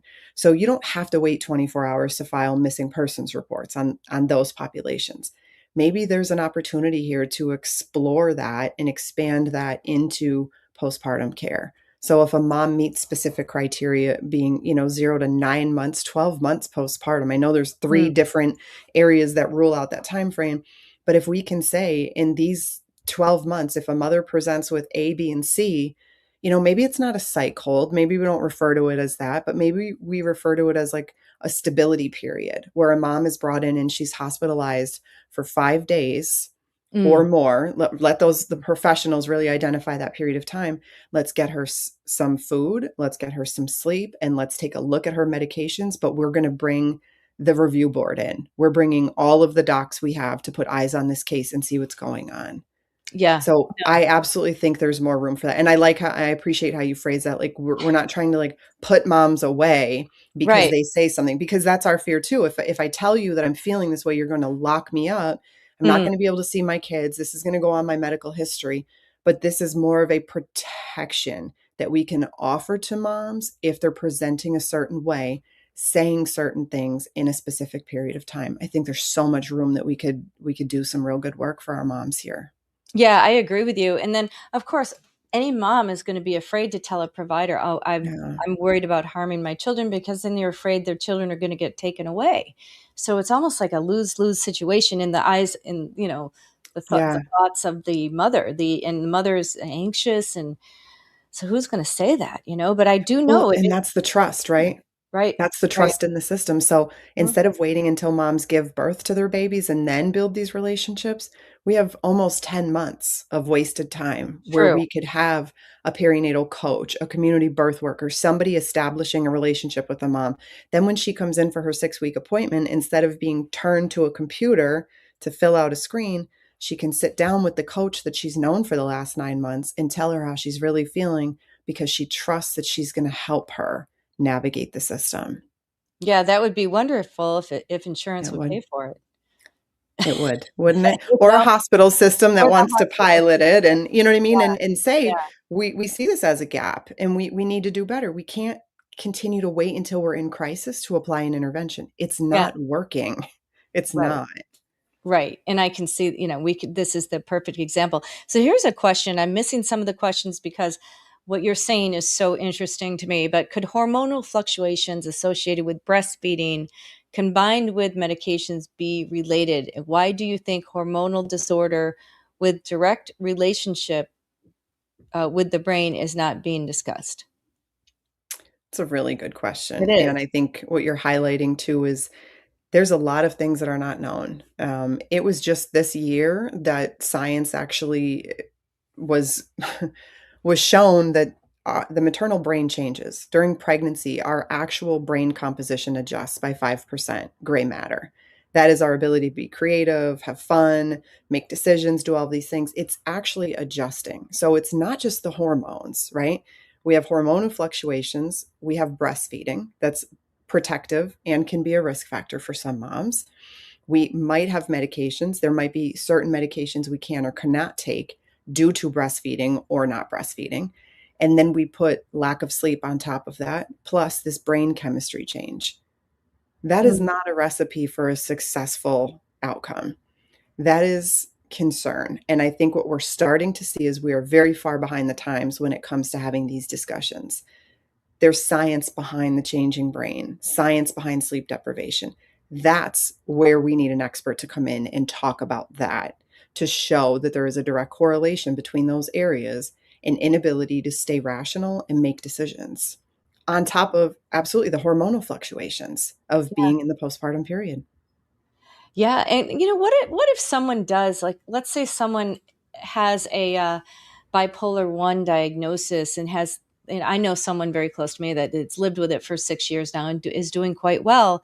But after listening to this, watching this case, I'm wondering, how would someone who has to be on medication, how would they even be able, what could the medical community do for this person if she ever wanted to have children? Or should she not have children? That's a I tough think question. that is a tough question. Yeah. That is a tough question because it's personal choice, right? What Yep. what is worth the risk, worth the gain, right? And I've worked with many moms that have gone off medications the right way through their provider that has titrated them down.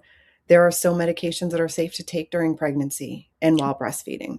So I think it's important for moms to ask those questions when they're in childbearing stages or they're entertaining the thought of having children and I'm on medications for specific diagnoses. Talk to your provider about that because there's so many things now that are different than they once were.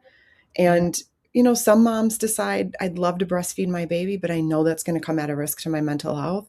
So I'm going to choose not to. And Yep. that's okay too. That is Mhm. okay. And I Yeah. want moms to know that too, right? Like there's a lot of judgment, there's a lot of stigma around the things we do and don't do. Yeah. It's your journey, it's your choice, and you have to make the best choice for your family. And that starts with your mental health.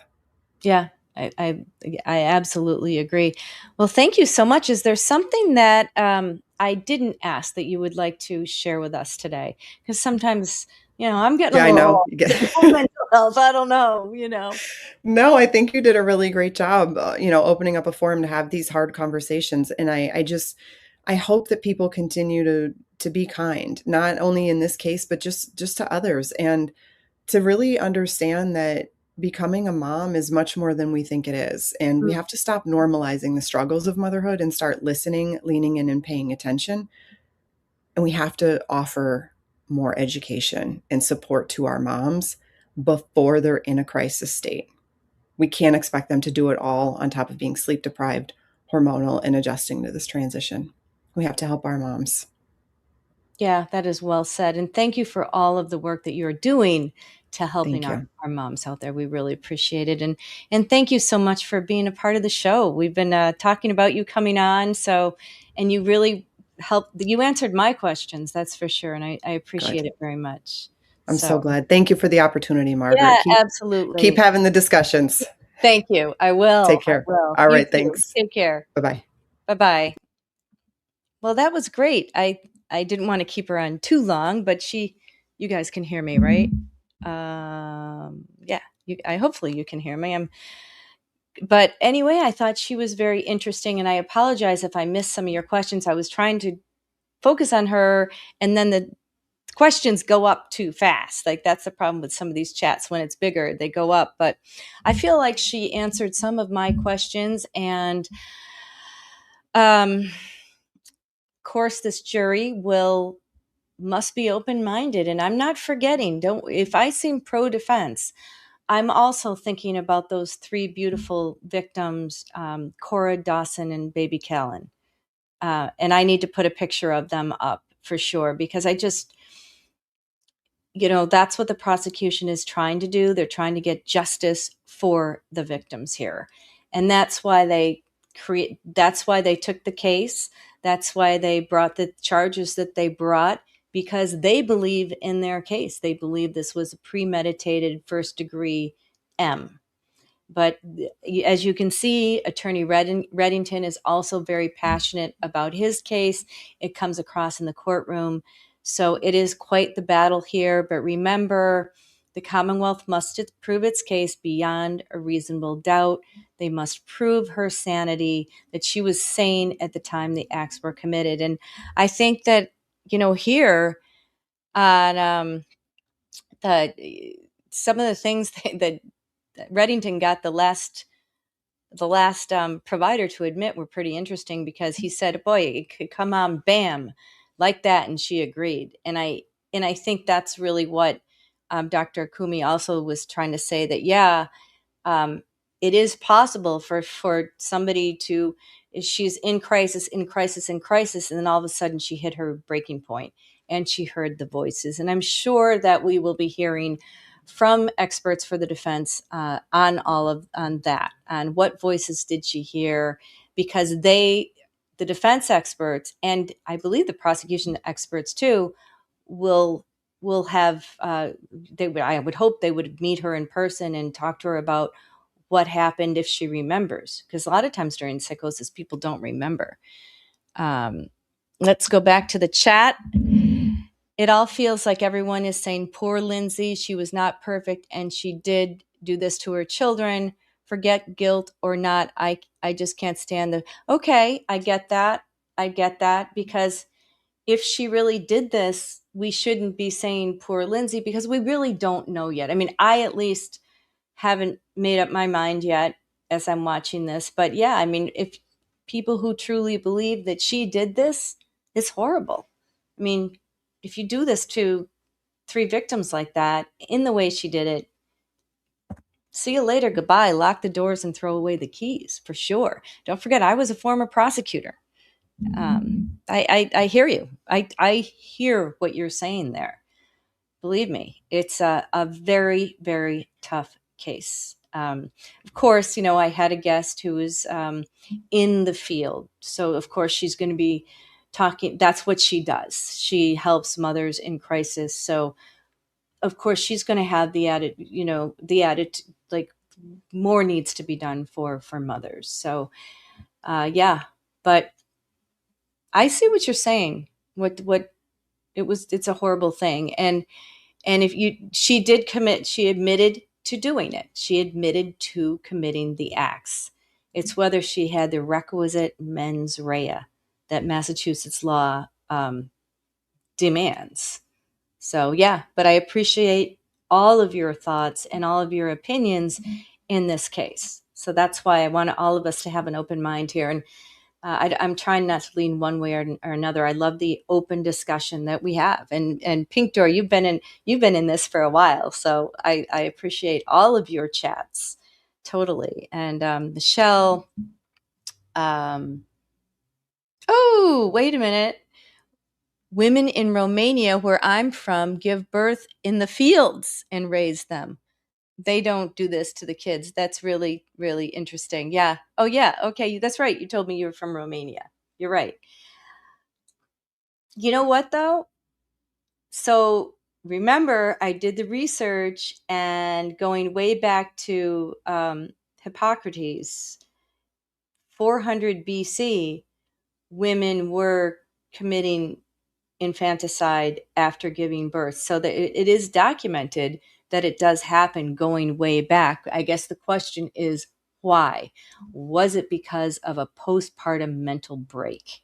So it has been something that's happened throughout the centuries, and I think we're trying to wrap our heads around it. But yeah, people give birth in the fields. Yeah, and they care for the kids. But then there might be that 1 in 1,000, according to Reddington, who might have a psychotic break and might not kill their kids, right? But still may go into psychosis, and hopefully that 1 in 1,000 will get the help they need. But very, very interesting. That's where it's so frustrating with most of the coverage. I just want to hear the evidence and pray the right verdict is reached. That's why oh, well, thank you for liking my YouTube channel. I try, like I said, I'm going to cover these cases with an open mind. And this case is far from open and closed. It is as gray as they come. Brian Walsh case, I mean, there were a few very interesting things that we discussed in that case, but that was pretty much open and closed. He did it, right? But this one is just, well, she committed the acts, but did she have the mens rea? And that's what they teach in law school, mens rea, the mental capacity to commit the crime. But it really is fascinating. And I appreciate that you like the coverage, spread the word. Like I said, I'm not, some young TikToker. Wish I was younger. We all do. But what I bring to the table is years of experience, right? I feel that when I was younger, I would not have had the empathy that I perhaps have now. I wasn't as open-minded as I am now. And I think some of it, I mean, unless you're born wise, like, how they say some people can be born old souls. It took me a while to really be able to be open-minded. And I think personally, it does come with experience, right? Life experiences, especially having my very close family friend, practically a daughter to me, suffer through mental illness. That was eye-opening for me. But also, I just think that as a former prosecutor, I have a place in my heart for victims of crime and worked with victims of crime. So, you come at these cases with all different perspectives, and that's the beauty of our system. And that's the beauty of those poor jurors. Can you imagine the deliberation room? I can't imagine. So let's see. I'm going to look at some of the chat here. When I look at the chat, it's nice. I don't have to be talking the whole time. Michelle, you heard Patrick didn't want to accept his wife might have bipolar. Yeah, that's very common, by the way. He wanted to have a perfect family. Seems like her family was in denial, in downplaying her mental health. That could have been, but there was evidence that her family did come to be with her. They knew she was struggling, but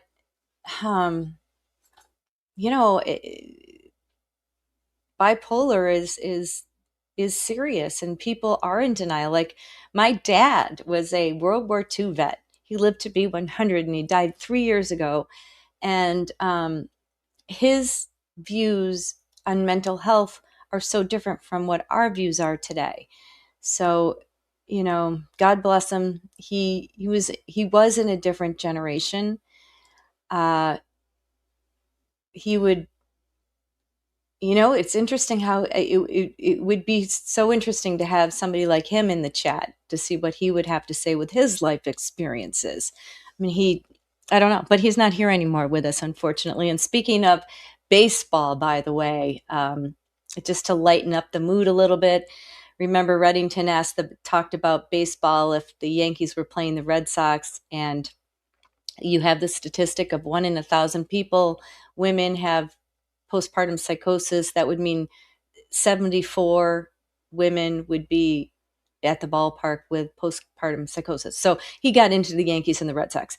Well, anyway, I grew up in upstate New York, so I grew up a Yankee fan with my dad loved the Yankees. So that's what he would catch every single game.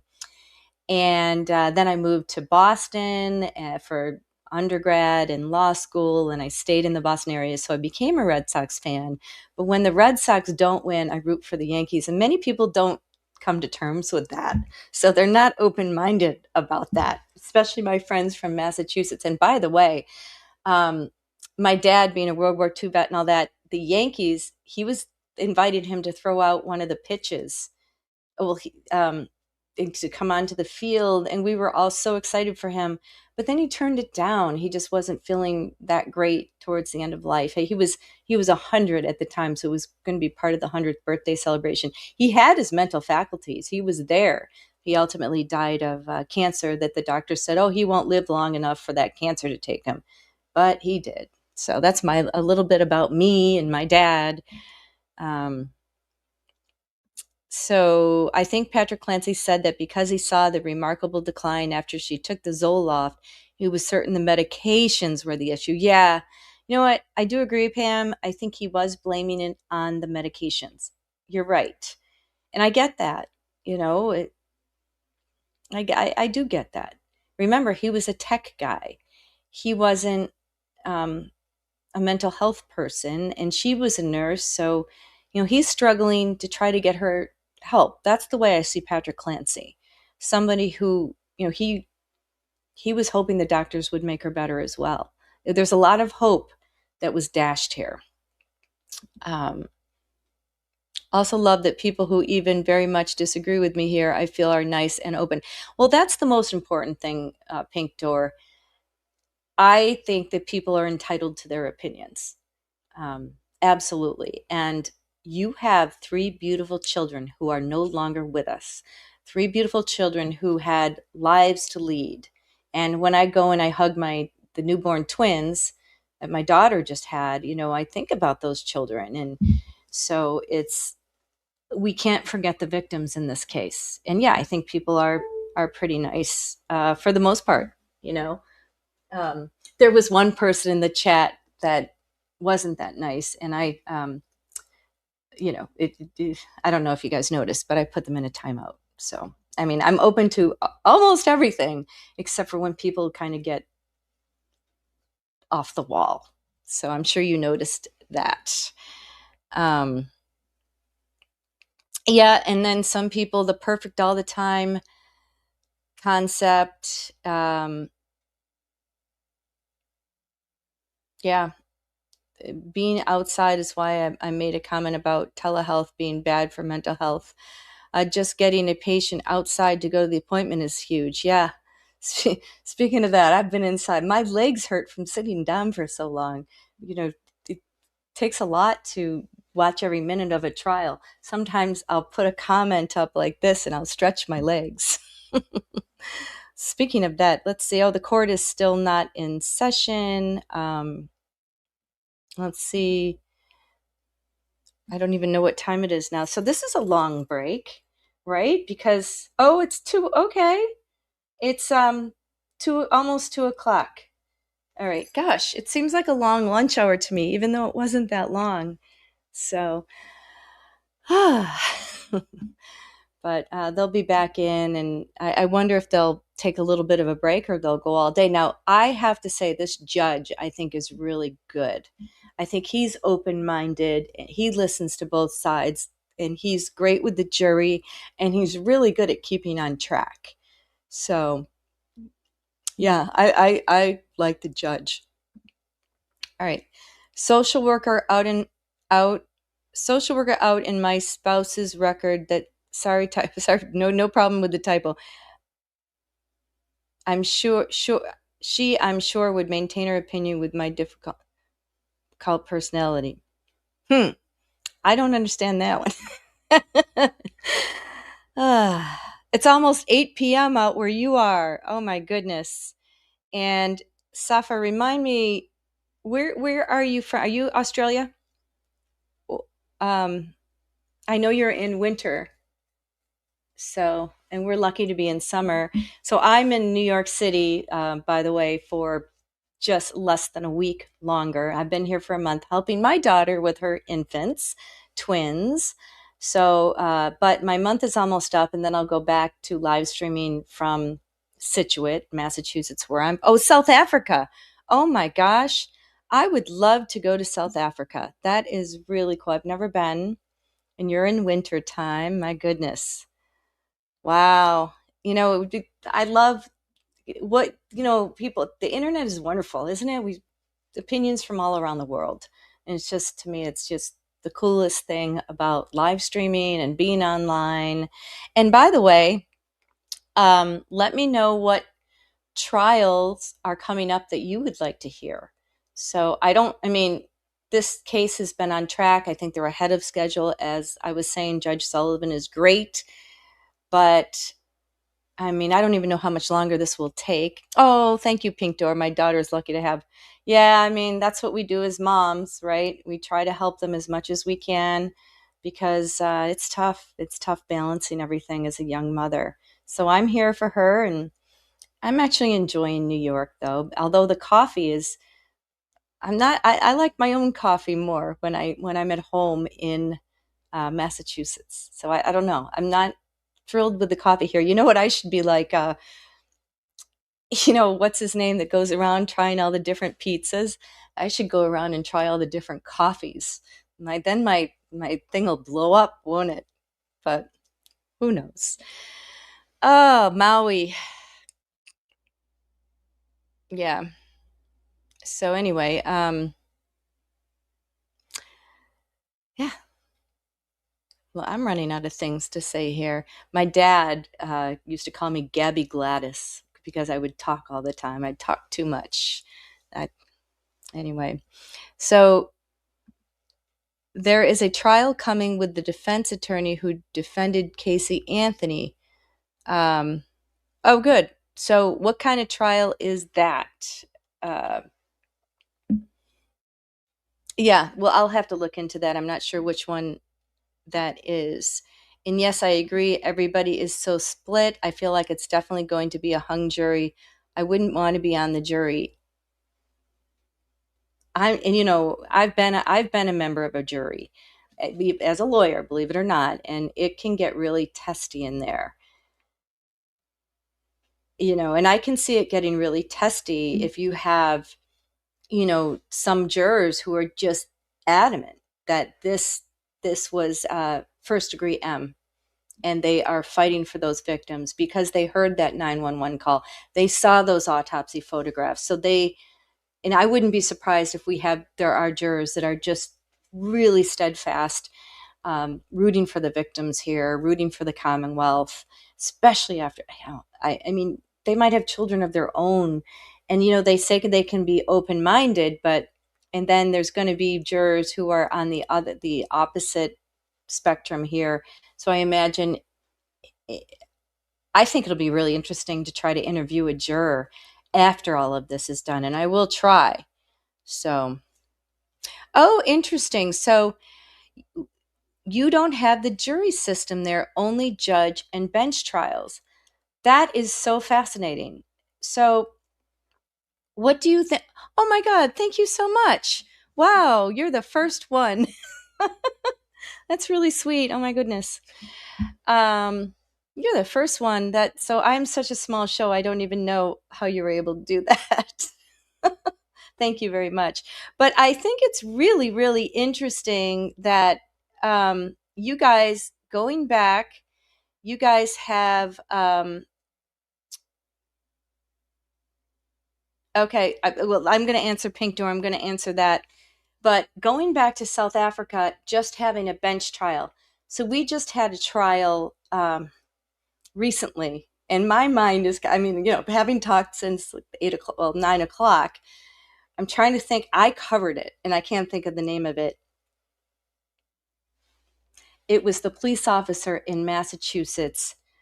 Oh my gosh. Police officer in Massachusetts.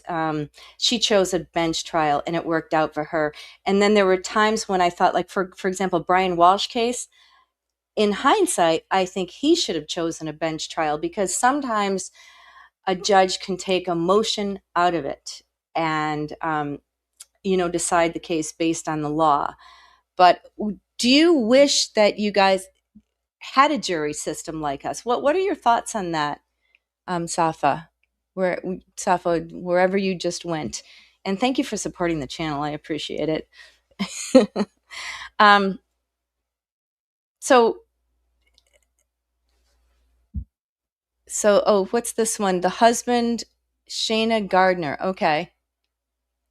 That's one to cover, I think.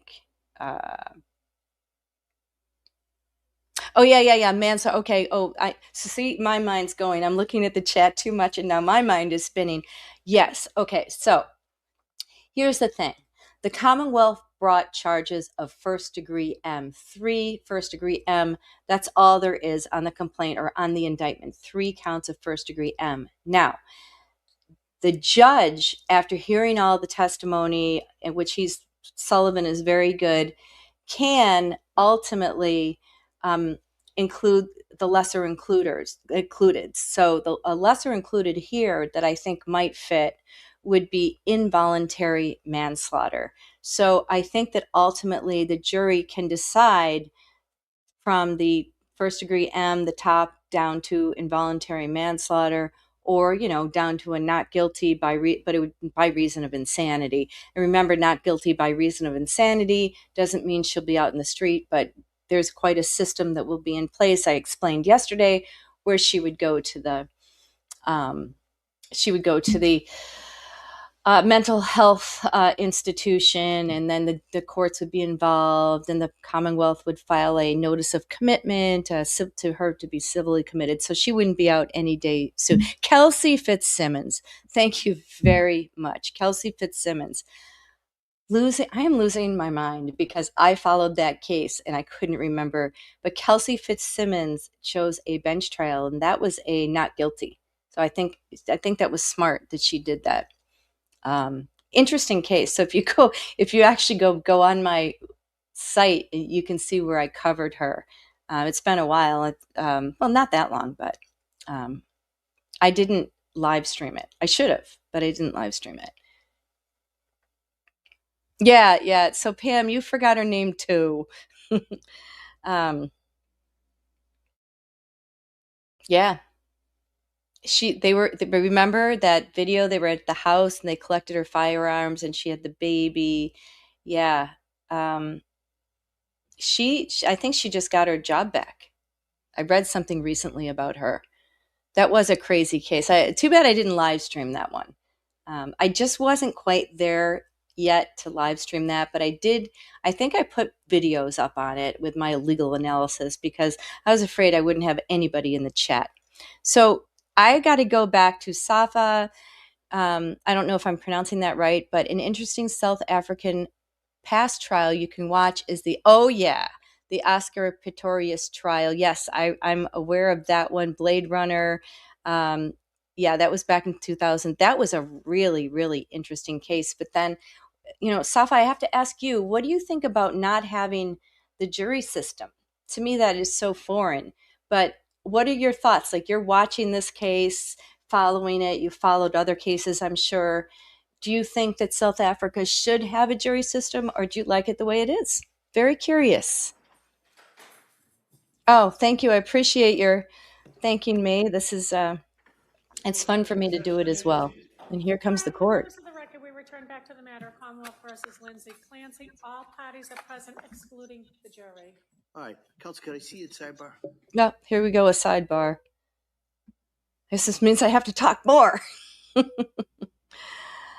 I wonder how long he's going to go this afternoon. Yep, I agree with you. There's less emotion if it's just the judge and the bench. You're right. As long as we can trust the judge has to be fair. So are your judges elected, or are they appointed? Are they corrupt? Oh, isn't Amber so cute? Amber's the best. She's got to share a picture of her puppy with us because, I don't want to pressure her, but oh my gosh, puppy is so cute. And I'm not allowed to share any pictures of the babies, the grandchildren. I think I've talked to you about that. They are just bundles of cuteness as well. And I can share my cats, but I'm not with my cats right now. You'll see when I go back to Massachusetts, they'll all probably be mad at me for leaving them for a month. They have my other daughter with them, but cats get mad.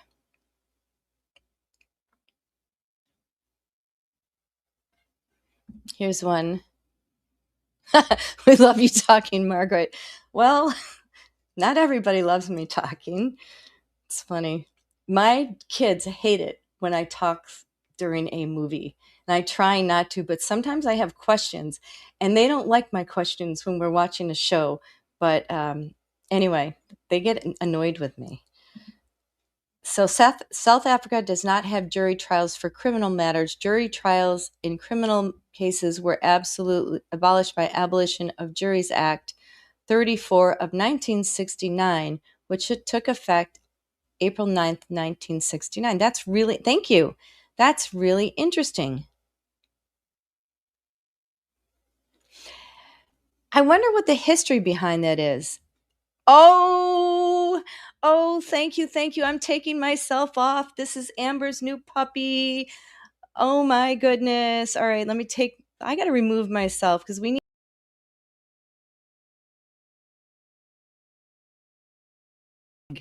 Oh, oh, how adorable. So that's Amber's puppy. Amber, how old is, oh my God.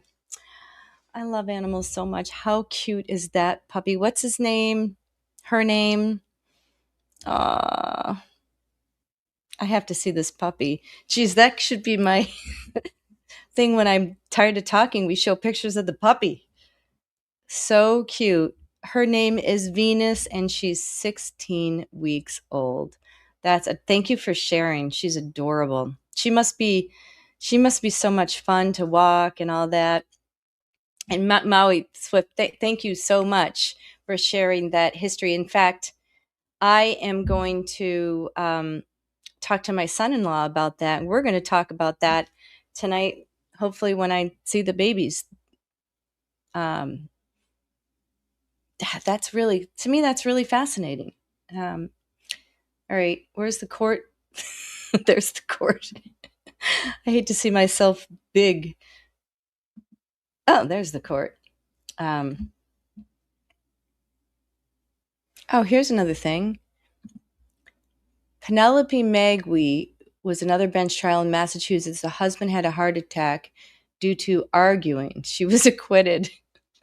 That's a good one. The husband had a heart attack due to arguing. He was arguing so hard with her, he had a heart attack. I love that one. I'm not aware of that one, but that is kind of funny. That would be an interesting Netflix show, right? Like a murder trial. Am I? It would be. It would almost be a comedy. It's not funny, but it would be. Yes, I agree with this comment. Our resident genius. Absolutely. You're absolutely right.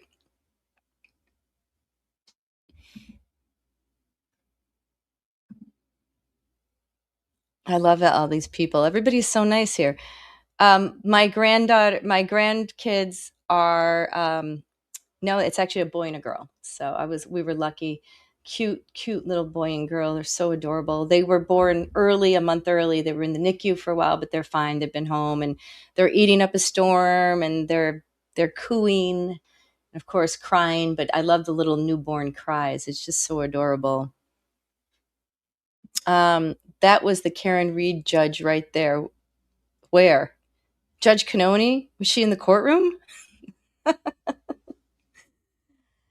The essay, South African Judiciary Saved South Africa from its State Capture Experience. A judiciary is not corrupt. Ooh, okay. I love this history. I've got to go and research the history of South Africa because, by the way, that's another passion of mine is history, especially legal history and what's the legal history behind for South Africa? Why don't you have a jury system? Why do we have a jury system? Where did it come from? So my son-in-law told me the other day that in ancient Greece, jurors were paid. So they were just that was their profession. So you could be a professional jury. I mean, that's how they survived. That's how they fed their kids and they had a salary being professional jurors. And I thought that was quite interesting too, to have, there's been talk about professional jurors. I personally, I guess maybe because it's what I grew up with, but I personally like the idea of a jury like we have, as long as they can be open-minded. I just hope that the modern jury doesn't get influenced by social media because a lot of the big trials are live streamed. The little trials aren't live streamed, so they don't really have to worry about it. But trials like this and Karen Reed, was there an influence? Is there a social media influence? The jury I was on, of course, it was an important case, but I don't really think there was much on it. It was a civil trial, but I just wonder if some of the jurors are really listening to the instructions. There might be one who goes on social media. I don't know. It's interesting though.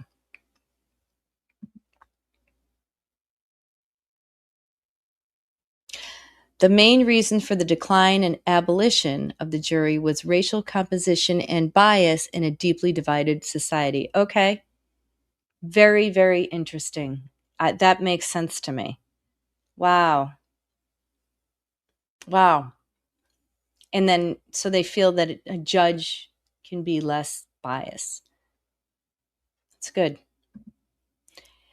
I can't stand the defense lawyer who can babble on and on, twisting everything around, and the witness is only supposed to answer yes or no. It's not looking for the truth, it's manipulation. He's a bully. Okay, so that's an opinion on Kevin Reddington. So that's I didn't do criminal defense, but I did. Obviously, I was a prosecutor, and I did civil trial defense. I get where you're coming from, and some jurors may feel the same way about this. And of course, attorneys like me looking at the trial, or some of my colleagues, think, oh boy, he's doing a great job. He's eliciting the answers he wants to elicit that help his side. So it's sort of part of trial strategy and the acting, right? So act with Mia, right? If that's how I pronounce it. You said the same thing. It's trials are acting. And a lot of times lawyers take acting classes. You need the eye contact and the voice. You have to be able to project. So there's a lot you get from acting. Oh, I do too. I miss him so much. He's not covering this one.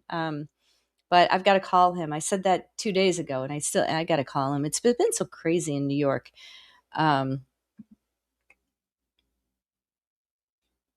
Yeah. So Pink Door is not talking about Kevin. Well, she's talking about Reddington. So we were talking about Kevin Lenahan. But I agree. Everyone loves him, though. Not everybody loves him. I think some of the lawyers out there appreciate his skills. But I don't know if I don't think everyone loves him. There's people that think he comes across as a bully. So it's divided there.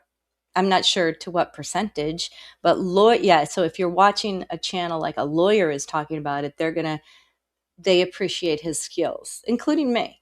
But you know what? You can't overdo it. You don't want to come across as a bully. That's for sure. So, and as people watch these trials, we're watching very high skilled lawyers for the most part. And we can become, now that we have this, the chat can become experts in trial advocacy. We see what we like, what we don't like, and we see, lawyers that are great, can ask great questions and know when to sit down. I think we appreciate good trial advocacy when we see it. So I would not, I think it would be awful hard to be a lawyer on one of these high profile cases and knowing that the world is watching, and yeah, it's tough. Now the prosecution, what about their style? I'm not that impressed with the two prosecutors, but by the way, so remember this morning I think I had a chat up, but I stepped out quickly to get coffee because I was dying. Then I came back and I complained that the coffee wasn't good enough. So that's probably why I'm still tired. But while I was out getting coffee, I was listening to the direct examination that one of the prosecutors was doing, right?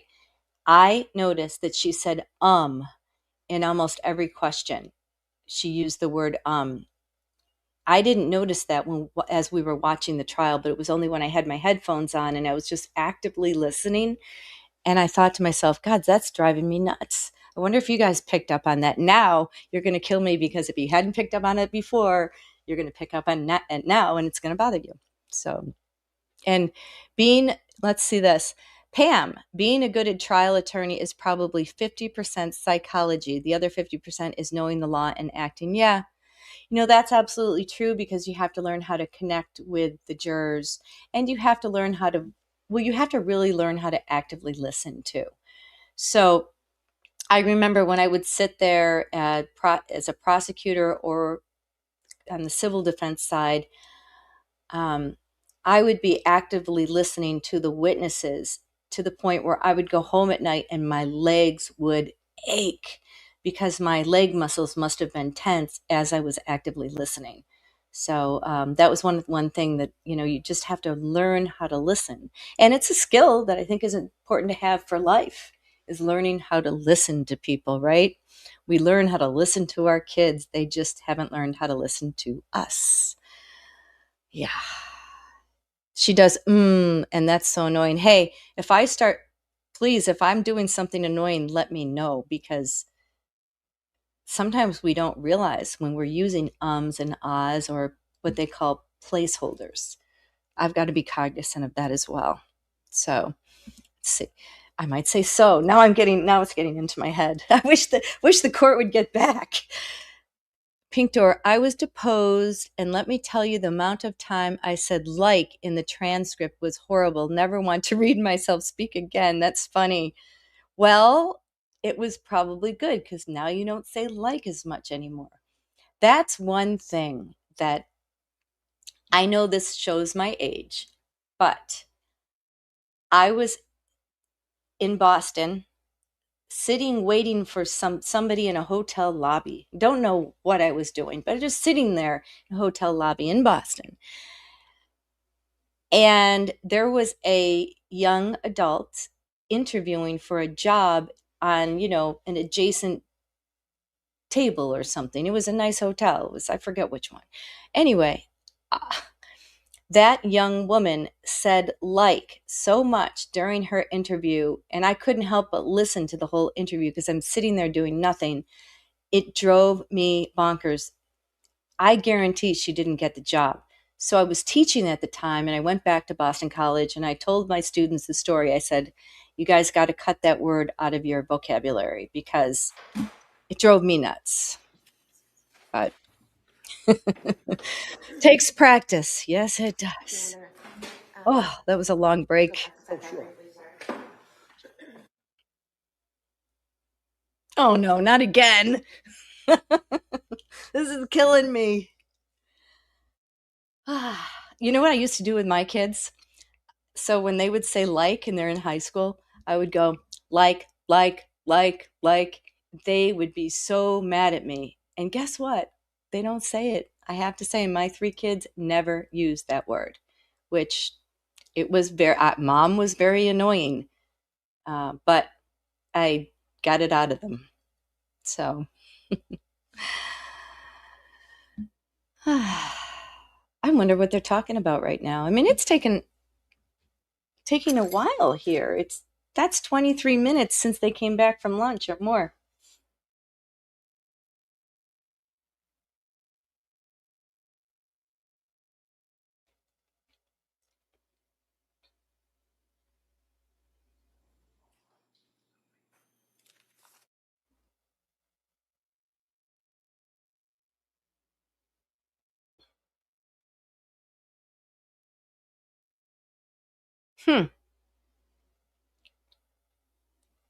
Oh, the jury must be coming in now. So While we're waiting for the jury, it just kind of remind again that we've got people coming in and out at all times. I want to remind everybody of the pending media order regarding certain pieces of evidence. I also want to remind the warning that I gave, I think it was last week, that there are to be no disruptive statements or anything that's going to disrupt these proceedings.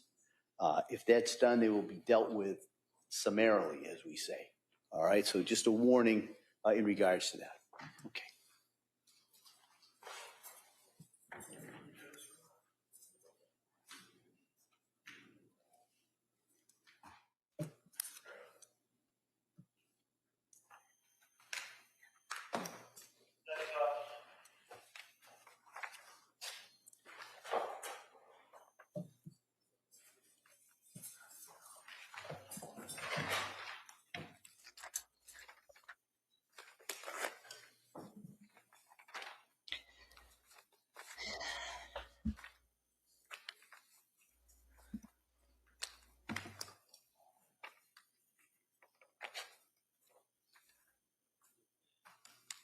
well, that's really interesting.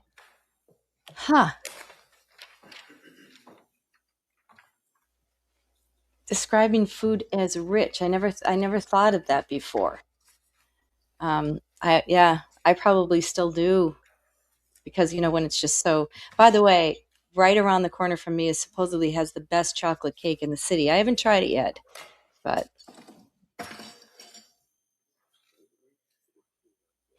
I should. And I imagine, and it looks rich. Wait for Jerry. That's so funny.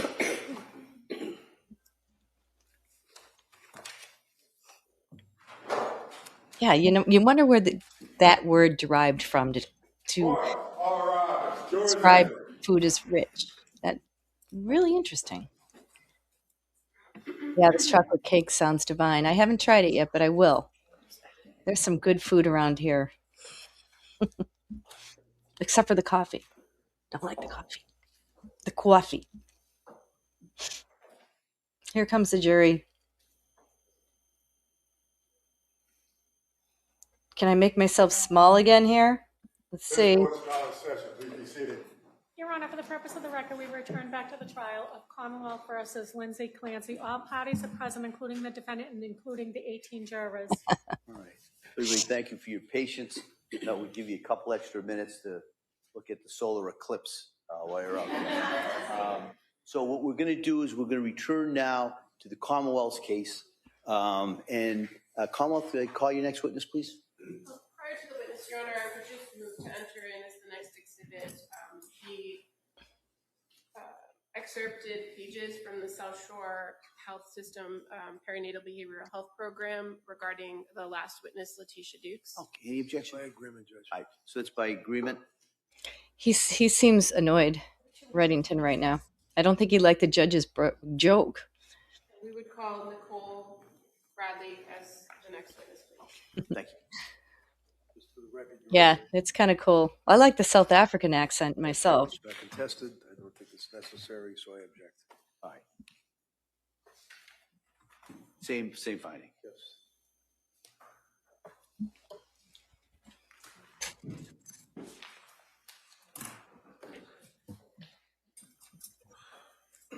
Good afternoon. You stop right here, raise your right hand to the clerk, please. Good afternoon. Do you solemnly swear that the testimony and the evidence you shall I forgot I have another interview with the Guardian, so I've got to put myself out for a minute. Watch your step, please. Hey, good afternoon. Good afternoon. How are you? Good, thanks. Just going to ask you to keep your voice up so the jury can hear you and speak into that microphone, okay? Okay. Thank you. Yes, come on. Thank you. Could you please tell the jury your first and last name? Yeah. Nicole Bradley, And where do you work? Plymouth County Sheriff's Department. What do you do there? I'm an assistant deputy superintendent of the Field Services Division.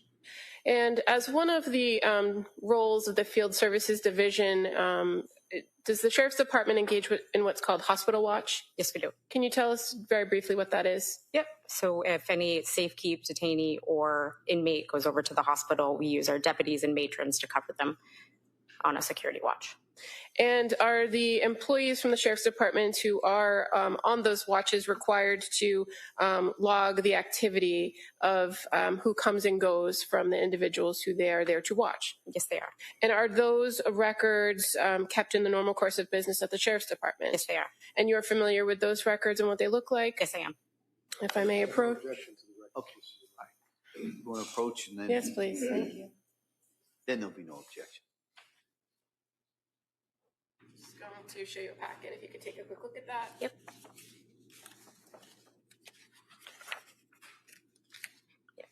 And does that packet reflect the hospital logs that are kept by the Sheriff's Department? Yes, they are. And you're familiar that between January 25th, 2023 and February 3rd of 2023, that the Sheriff's Department engaged in hospital watch on a patient by the name of Lindsay Clancy. Yes, I am. All right. Those may be admitted. 227. No further questions. Thank you. Ms. Reddington? No, thank you. All right. Thank you, ma'am. Thank you very much.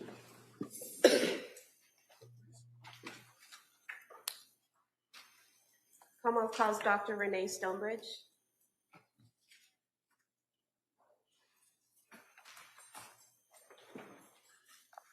Same objection as decided by a judge. It's Okay.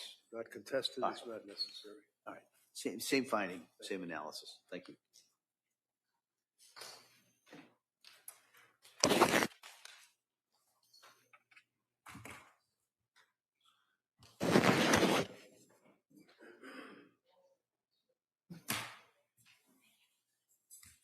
Good afternoon, ma'am. Good afternoon. Can you stop right there? Raise your right hand to the clerk, please. Good afternoon. Do you solemnly swear that the testimony in the evidence you should give to the court and share the good and outcome between I do. Thank you. You may have a seat. Thank you. Watch your step, please. Good afternoon. Good afternoon. All right, Ms. Sprague. Thank you, Your Honor. Good afternoon. Can you please state and spell your name for the record? Yes, my name is Renee Stonebridge, ReneeStonebridge. Where do you work? I work at the Commonwealth of Massachusetts at the Boston office. And what department do you work for? I work for the Chief Medical Examiner's office. And how long have you worked there? I have worked there since July of 2017. And can you describe your educational background? Yes, I did 4 years of college at SUNY at Stony Brook in New York. I was a double major in German languages and literature and biology. And then I did 4 years at the American University of Antigua, where I got my medical degree. I also graduated with honors, magna cum laude. After that, I did a 4-year combined anatomic and clinical pathology residency program at NYU Winthrop Hospital in Long Island, New York. I also served as chief resident during my final year there, so 2016 to 2017. After that, I did a 1-year forensic pathology fellowship at the Boston office of the chief medical examiner. And then after that, I did a 2-year neuropathology fellowship program through Brown University at Rhode Island Hospital. And I am board certified in forensic pathology, anatomic pathology, clinical pathology, and neuropathology. What is neuropathology? Neuropathology is the study of the brain, the dura, the eyes, and spinal cord, and muscle. What is your role at the Office of the Chief Medical Examiner here in Massachusetts? My role there is the Director of Cardiac and Neuropathology. I'm also a medical examiner, but my primary focus is brains and hearts. And so will there be an occasion where a medical examiner is doing an autopsy and they will send you either a brain or eyes or things of that nature to examine? Yes. And why are those things sent to you in particular? We have certain criteria that is followed in order for a neuropathology consult to occur. Some occasions are any children under the age of 2. I am to receive the brain, typically the spinal cord, depends on circumstances, the eyes and the dura as well. Also, if there's any suspicion of some type of homicidal injury to the head, blunt trauma, typically, those cases will typically come to me as well. Sometimes there are cases in which it may just be something that is a surprise. One of the MEs is doing the autopsy, the head is opened up and they see something unexpected. They see something that may be hard to diagnose as someone who is not neuropathology trained, or maybe something like a tumor that is unexpected, or a rare neurologic disease, neurodegenerative disease that requires further neuropathologic evaluation. And were you tasked with doing some examinations regarding Cora Clancy, Dawson Clancy, and Callan Clancy? Yes. And specifically for Cora Clancy, what did you examine? For Cora Clancy, I examined the eyes. And what were your findings when you examined her eyes? The findings when I examined the eyes were that there was acute hemorrhage of the extraocular muscles and adipose tissue. So when the eyes are taken out, this happens after the brain comes out of the skull. And there is a thin portion of bone in the bottom frontal portion of the skull where that bone is broken, and the eyes can then be examined on the inside of the head. Obviously, they're examined also on the outside of the head as well. But you can look at the optic nerve and you can look at the tissue that is surrounding the eyes. So the eyes are within the head with some muscle and some adipose tissue. So there was hemorrhage in these portions of adipose tissue and muscle that is surrounding the eye itself. And then also one of the findings was that the optic nerve sheath on the left side has some punctate hemorrhage. So the eyes, they're sitting in the head, and then there's the optic nerve that connects to the back of the eye and goes to the brain, which sends these signals so people can see. And there was some hemorrhage in this portion surrounding the nerve that connects the left eye. And are you able to determine by seeing these hemorrhages what caused them? Hemorrhages themselves are a very general finding. However, given the entirety of the case, knowing what I know from the autopsy findings, I can say it is consistent with something asphyxial. And why is it that when there's something asphyxial, that means strangulation of some type, correct? Yes, it can be. Why is it that these types of hemorrhages occur in the eye? What happens when there's some sort of asphyxial element to a person, it could be from many different things, but what happens is the blood in the head, if there's, say, some type of compression of the neck or something else that causes asphyxia, there's many things, but if there's some sort of compression, the blood basically gets kind of stuck in the head area. And because the blood can't flow back down through the body, what happens is there's little tiny blood vessels. They're in the eyes, they're in the skin, in the mouth, all over the head region. They basically get blocked up with this blood because it can't move. And these little blood vessels will burst, which leads to these little hemorrhages. And in terms of Dawson Clancy, what did you examine with Dawson Clancy? For Dawson Clancy, I examined the eyes as well. And what were your findings? The findings were that there was also some acute hemorrhages in these muscle and adipose tissue surrounding the eyes. And then the right eye had some small hemorrhages in the posterior retina and the optic nerve sheath. So the back of the eye, there's the retina within the eye, and the retina connects with the optic nerve at the back portion of the eye.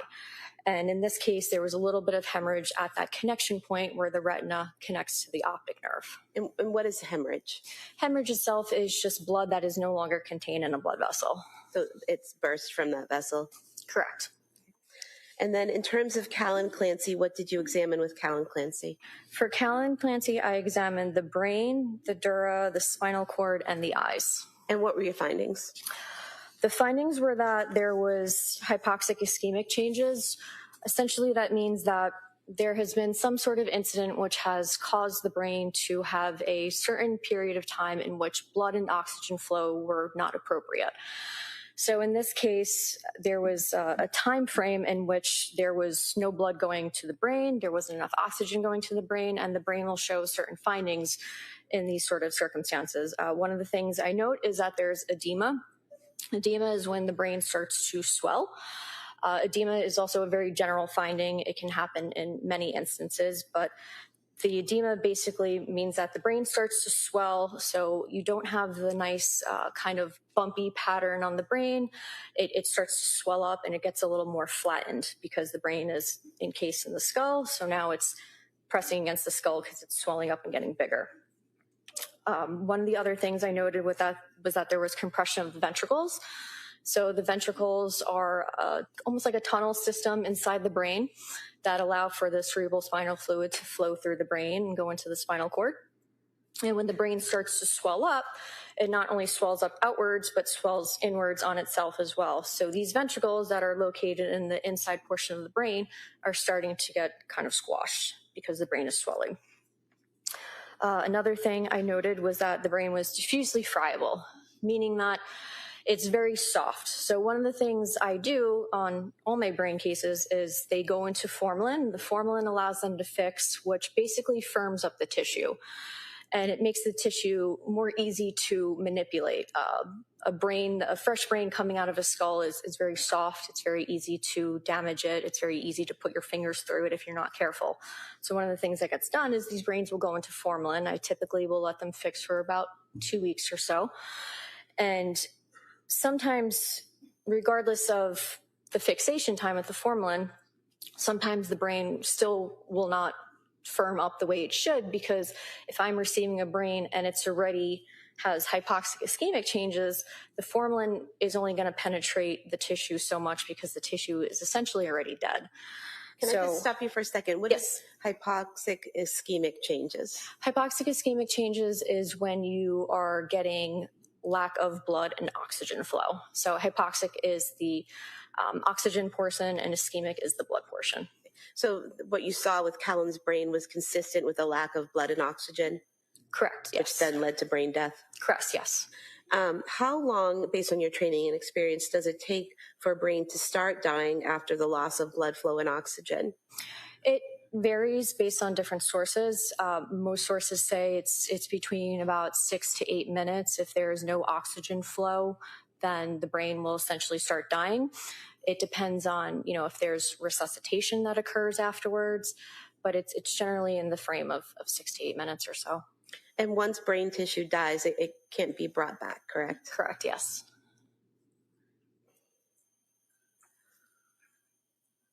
I have nothing further. Thank you. You're welcome. Rayton.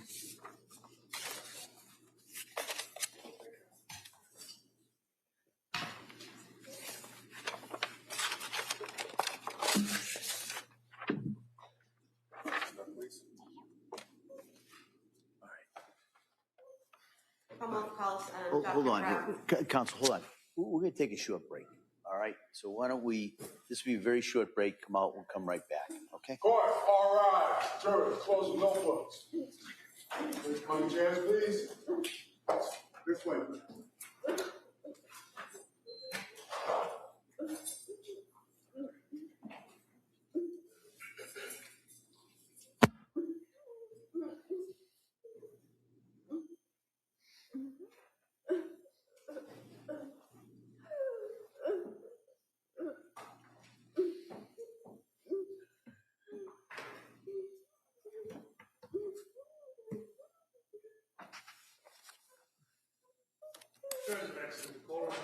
Session.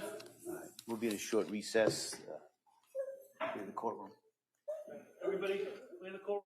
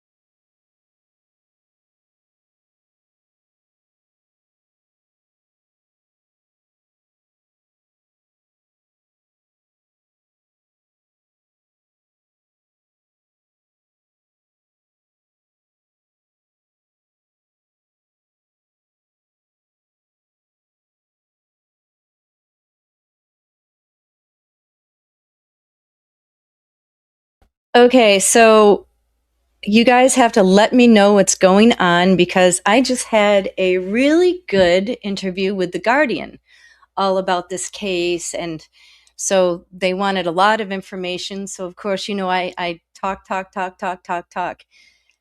My voice is going to go. But I thought that was really cool. So, what's going on? Are we in an afternoon break? Are they at sidebar? Somebody's got to fill me in on what is going on. But interesting interview because, The Guardian, they're interviewing from England, probably London, and they're surprised that charges were brought. But what I explained, that there really are two sides to this, and a district attorney really analyzes cases before they bring charges, and they are fighting for the victims here. So, again, the world is looking at this case. So, I shared a lot of what we've been talking about in the chat. I explained that the chat was divided. So, you guys, when the article comes out, you'll have to read it. Phew, I'm exhausted. So what's happening?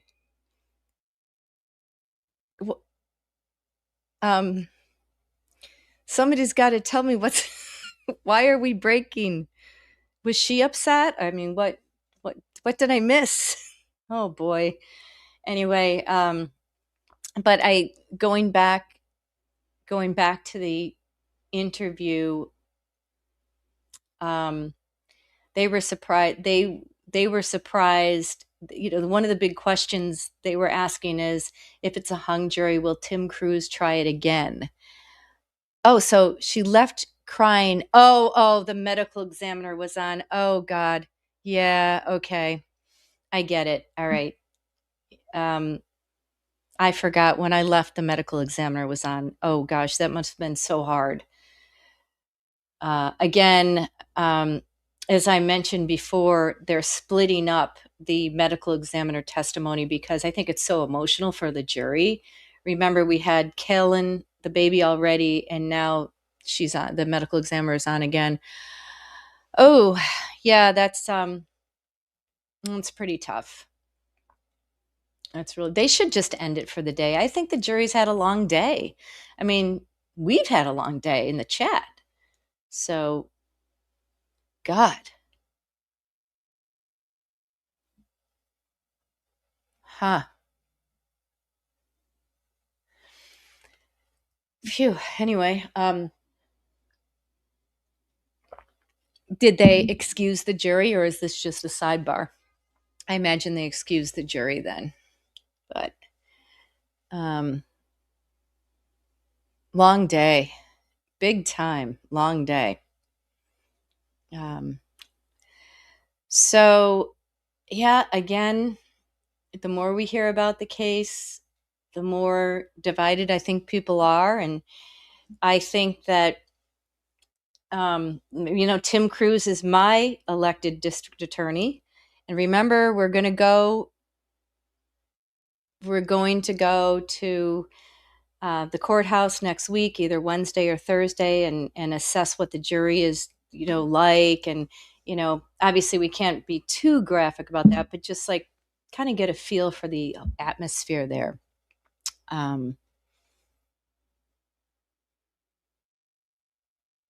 Oh, so the jury was excused. Thank you, Pam. All right. Yeah. What time is it anyway? It is, well, it's already, it's only 3:07. I feel, in my humble opinion, I feel that the case is moving along. Well, the judge even said the case is moving on faster than they expected. So maybe you give the jury a break for the day. I don't know. Tough testimony. Do you think the jury's... Well, we did have a few breaks today. You're right. They had long sidebars today. They've been sent out. So they might be frustrated with the number of breaks today because we talked through the breaks. So we didn't really get any break. But it's It's sad.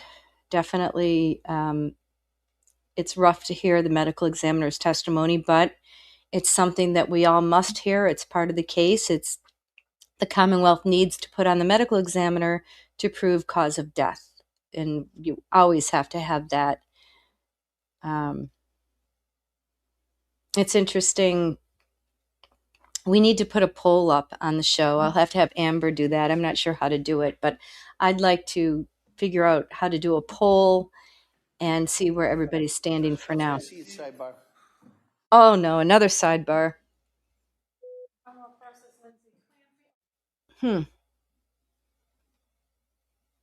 I agree, Judy. I couldn't agree with you more. It's one of the most difficult cases I've followed, if not the most difficult. Yeah, I think so too. I really do. It's, what mother would do this to her children? And also, when the Guardian asked, what about the motive? Do you think jurors are going to look for a motive? Well, prosecution never has to prove motive. However, will the jurors be looking for a motive? And if there's a lack of motive, the Commonwealth put forward a motive of her Lindsay possibly, being in control and then losing that control after she had the third child. And the motive was she was fed up. Oh, here comes the jury. Oh, La Posada. You guys crack me up.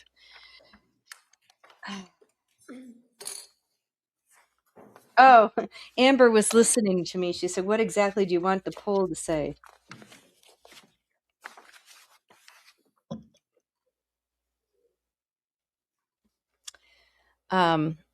Amber, I'll get back to you on the poll. This court's now in session. Please be seated. Your Honor, for the purpose of the record, we return back to the trial of Commonwealth versus Lindsay Clancy. All parties are present, including the defendant and including the 18 jurors. All right. Well, members of the jury, I just kind of want to revisit an instruction I've given you a couple times, I think, during the course of this trial. It's important to understand and remember that sometimes there's evidence that's presented in the trial that creates an emotional reaction. All right? But as jurors who have taken an oath to follow the law, I'm instructing you that the law says you must separate any emotional reaction on your part from the informational value and weight that the evidence produces. Your verdict in this case is going to have to be based solely on the evidence, and it cannot be based on sympathy or anger or passion or prejudice. All right? So you've got to keep that in mind. And so with this, we're going to go to the next witness. Okay. Commonwealth calls Dr. Barbara Vidal Olson.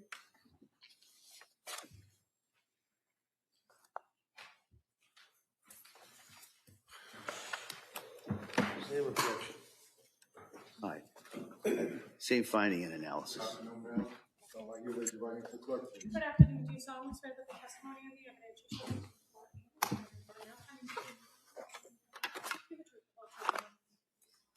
I do. Watch your step. All right. Good afternoon, doctor. Good afternoon.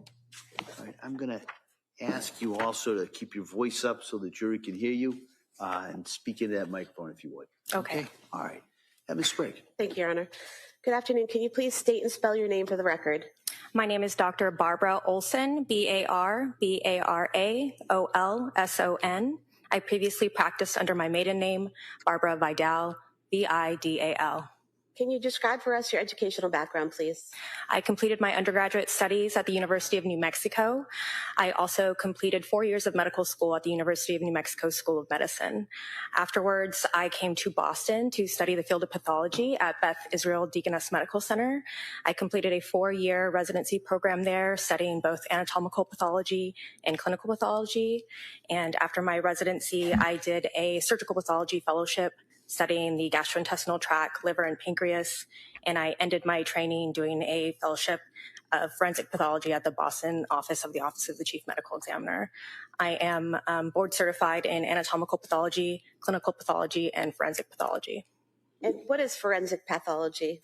It is essentially the study of causes that are diseases, disorders, or trauma that results in sudden, unexpected, or non-natural deaths. And do you currently work at the Office of the Chief Medical Examiner? Yes, I'm a medical examiner at the Cape Cod office of the Office of the Chief Medical Examiner. How long have you worked there? Since 2021. And approximately how many autopsies have you performed? I have examined over 1,900 bodies and performed over 800 autopsies. And when performing an autopsy, is there a specific process or procedure that you follow? Yes. So an autopsy is composed of many parts. The first part being documentation review, and the second part being the examination of the body, which is broken up into two parts. The first part being the external examination, where I look for identifying characteristics of a decedent, such as eye color or hair color. I also look for any evidence of natural disease or trauma on the outside of the body. And the second part is the internal examination, where I create a Y-like incision on the chest and abdomen and examine the soft tissues, bones, and organs, looking for any evidence of natural disease and trauma. I also examine the brain. And did you perform an autopsy on Cora Clancy on January 25th, 2023? Yes. And did you follow that same process with Cora Clancy? Yes. And so that started with a document review, is that correct? Yes. And what type of documents are you reviewing when you do that? Typically, I have a preliminary police report to review, as well as either EMS records or records from the emergency department. And did you start with an external examination of Cora? Yes. And what did you observe during that external examination? The external examination of Cora, I saw evidence of medical intervention. She was intubated, had various EKG pads and defibrillator pads on her body. She also had a catheter on her right hand and puncture sites on her left hand and her left groin. She had her neck stabilized with a cervical collar, and she had an intraosseous catheter, which is a type of IV they put directly into the bone on her right lower leg. Her hands at the time of my external examination were covered by police evidence bags, and they were secured at the wrist with tape. When I removed those, the fingers showed no evidence of injury, and the fingernails were all of equal length and intact. And then I noted evidence of trauma of the neck with associated injuries of her head and minor injuries of her right arm and of her legs as well. And in terms of the injuries that you observed,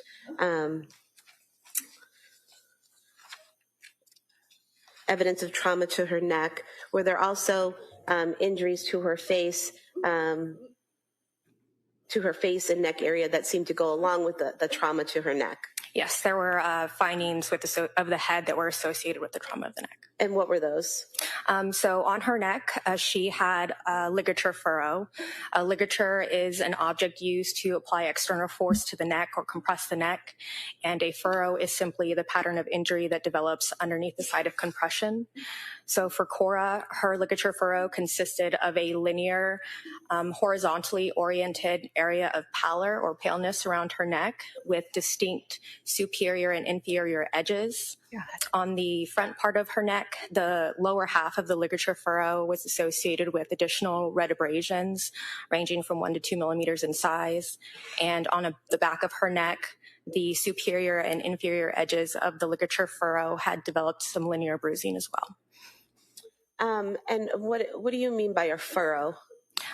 So again, the furrow is a ligature is when you have external compression by an object on the neck, and a furrow is simply a pattern of injury that occurs beneath it. It can be an imprint, it could be a pattern, or it could be more developed types of injuries such as bruising or abrasions.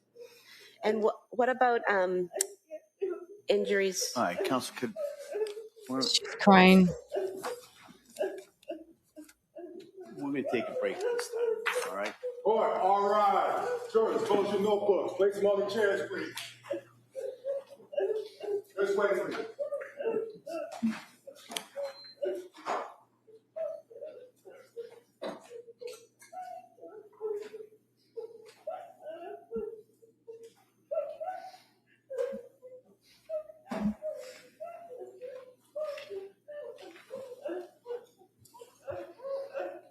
Oh my God.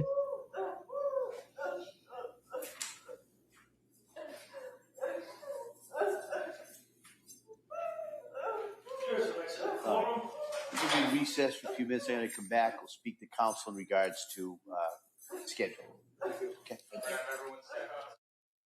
Oh my God.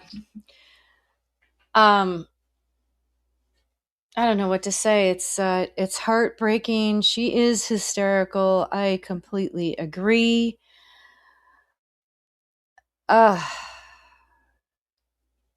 You know, if what so there's the two sides, and like I've said all along, I appreciate the open-mindedness of the chat. You guys are amazing and smart from different countries with different perspectives, and bringing in our own thoughts on mental illness, and I appreciate all thoughts, whether you feel that she's completely guilty, she committed the acts with the requisite mens rea, the mental state, or if you think she was in psychosis. So if you're on the side who truly does believe that she must have been going through some psychosis, because how could a loving mother do this to the kids, then it's really heartbreaking, right? Oh my God. But there's the other side. Did she know what she did? Did she know? Was she aware of what she was doing at the time the crimes were committed? Was she able to stop herself and didn't? Was this an act of, or the three acts of deliberate premeditated M? I mean, this case, I think, is one of the most difficult cases I have, like I said, it is the most difficult case I've ever followed, period. It's just horrible. But it's raising so many questions that, and by the way, if you're just coming into the chat now, and welcome, I'm Margaret McLean. I'm former prosecutor and civil trial lawyer, and taught law at Boston College for 17 years. And I try to bring my experience and life experiences into this. That's why I really enjoy doing it. And I like to listen to all the opinions. But this is so hard. I just want to cry myself. I have 3 young children, and I can't imagine. I feel for the victims is very much so.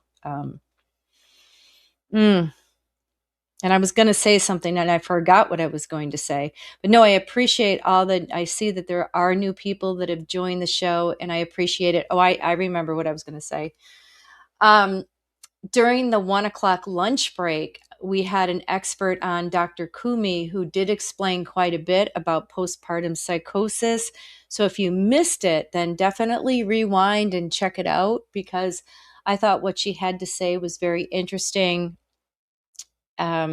So I like the idea of doing, having an expert come on during the lunch and talking to us about this. Of course, it means I've been working nonstop, so my voice is probably going to go. But of all cases to cover, I think this is very important, because it makes us think about mental health. It makes us think about these 3 innocent victims, especially when we hear testimony from the medical examiner. It really brings it all home. And it makes this case that much more difficult. Can you imagine the jurors? The jurors have the hardest task of anybody. They have to decide guilt or not guilty by reason of insanity. And it just blows my mind.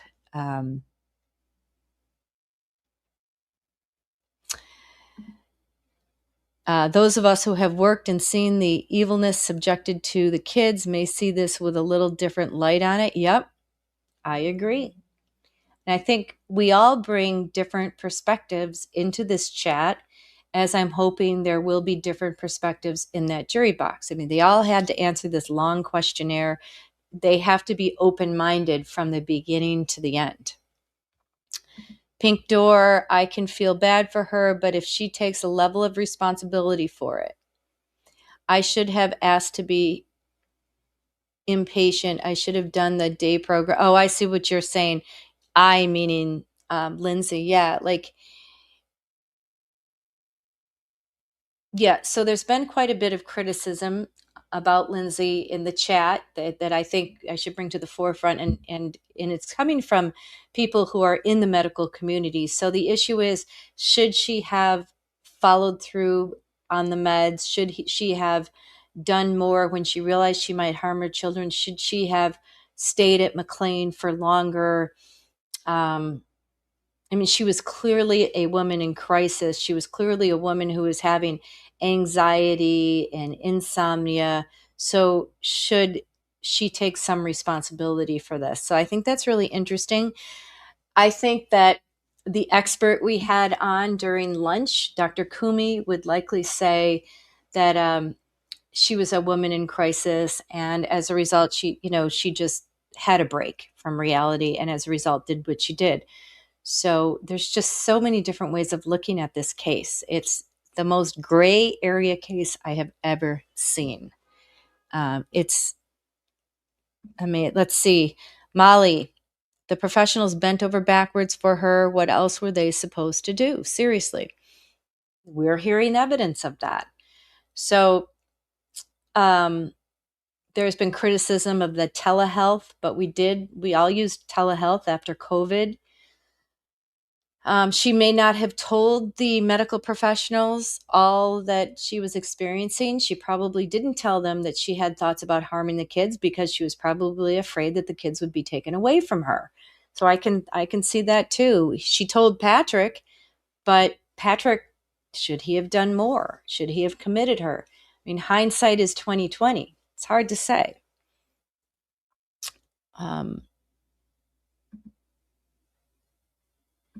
It must be at night. Is it nighttime, Safa, in South Africa?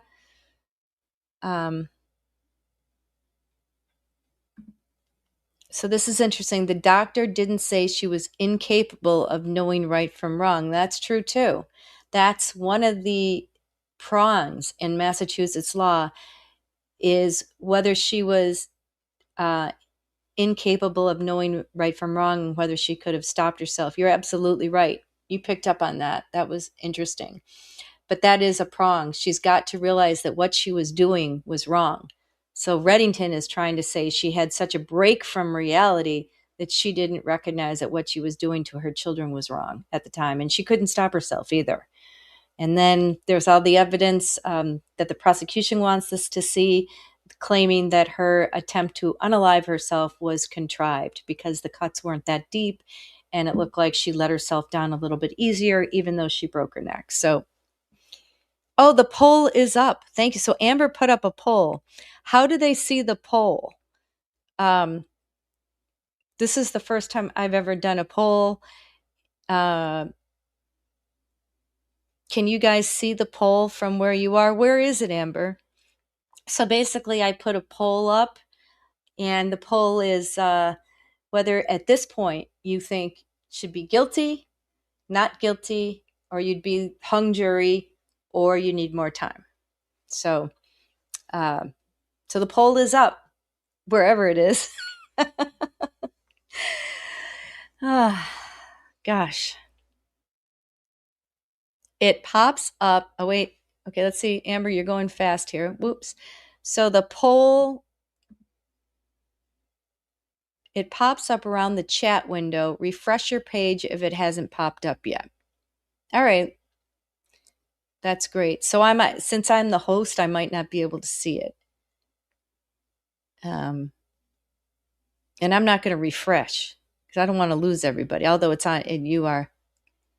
So Molly says, I'm definitely leaning back on the side that Patrick Clancy should be held accountable for negligence since he refused to get her treatment for bipolar, would rather have the perfect life.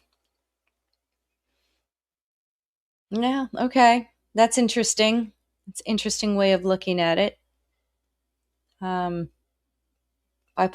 diagnosis is hard to hear, that's for sure. So Judy, lots of guilty, you think? Well, I'm dying to see what the poll says ultimately. Let's see this one. McLean told me I was difficult because I didn't want him alone with our daughter. I do think experts need to think way more about protecting the kids. Huh. That's really interesting. I think you're right. Well, just like the guest said at 1:00, we need to do a lot more. And I think this case is definitely raising awareness. Like McLean Hospital, which is supposed to be the best, it's voted, there's a big sign when you drive into the driveway there, big sign, voted #1 in the country year after year, yet they don't have any unit that deals with postpartum depression, postpartum psychosis, and anxiety. I bet they'll get one now. I think they should go after their big donors and put in a unit, right, that specializes in that. I think that would go a long way for them to do that. So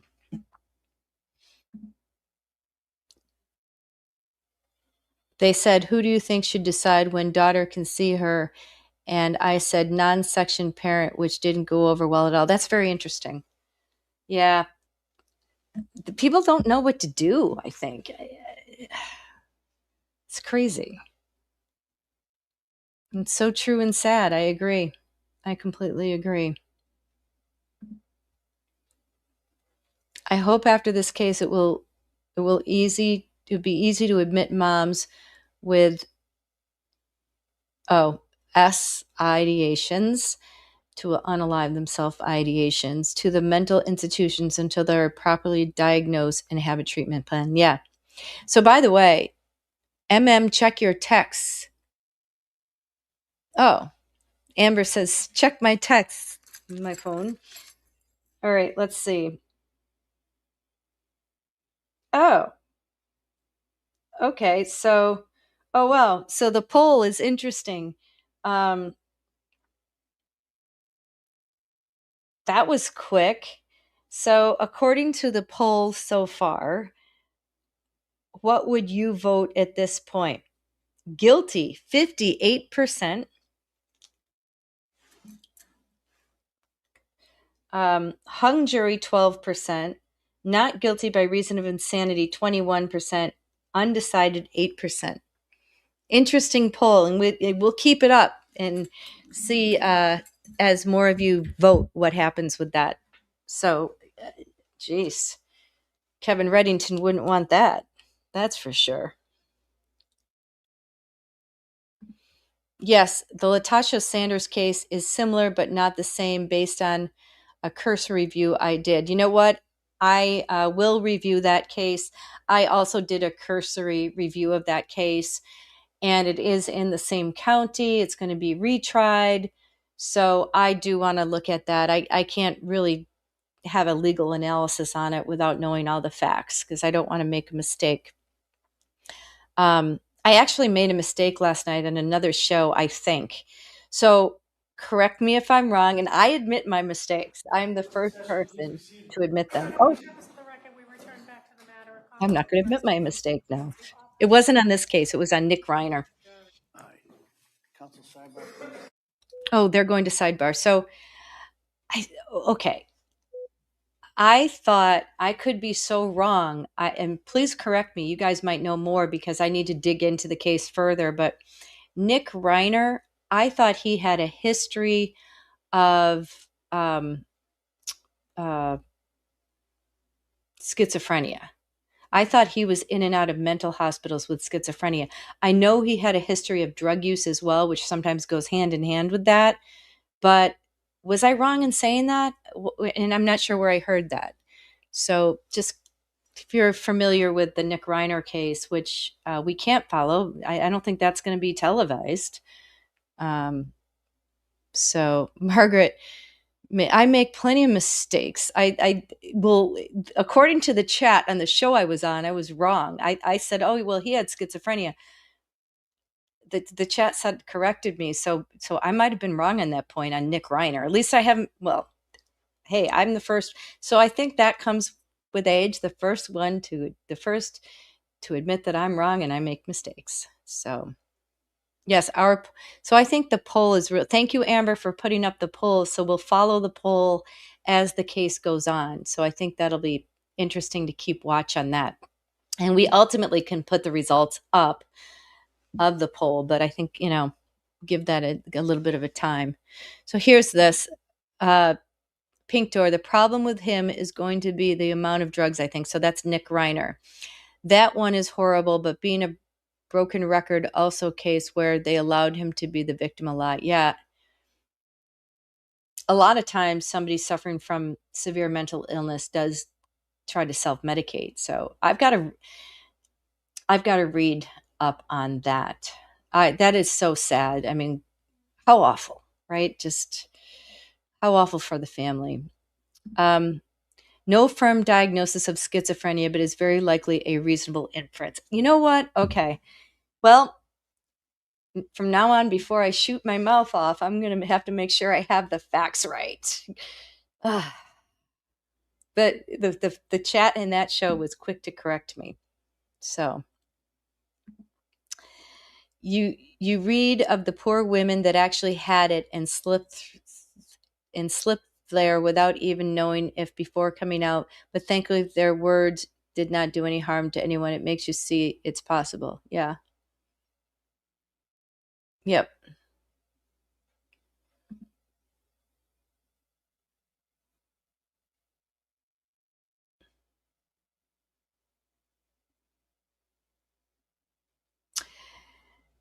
Yeah, so I wonder what they're doing now on Sidebar. I mean, what time? It's 3:34. Give the jurors a break, I think, at this point. Okay, so Pink Door, you talking again about Nick Reiner? They can't diagnose someone while they're on drugs, so that's interesting. Yeah. Well, he definitely had a drug problem.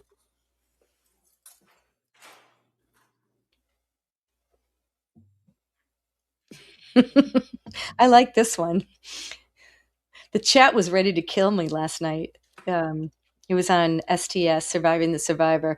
I'm like, whoops.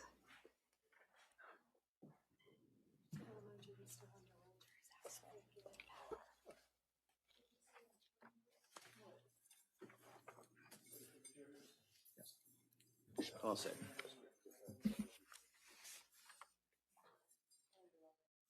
I guess we can't break up court every time she cries either, right? Thanks, Lori. Oops, I missed you there. Thank you, Lori, on that.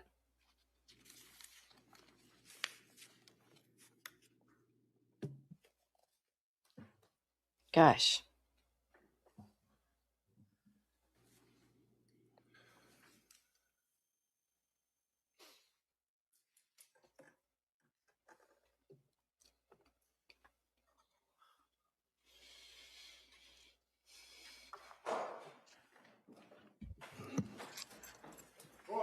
All right, jury.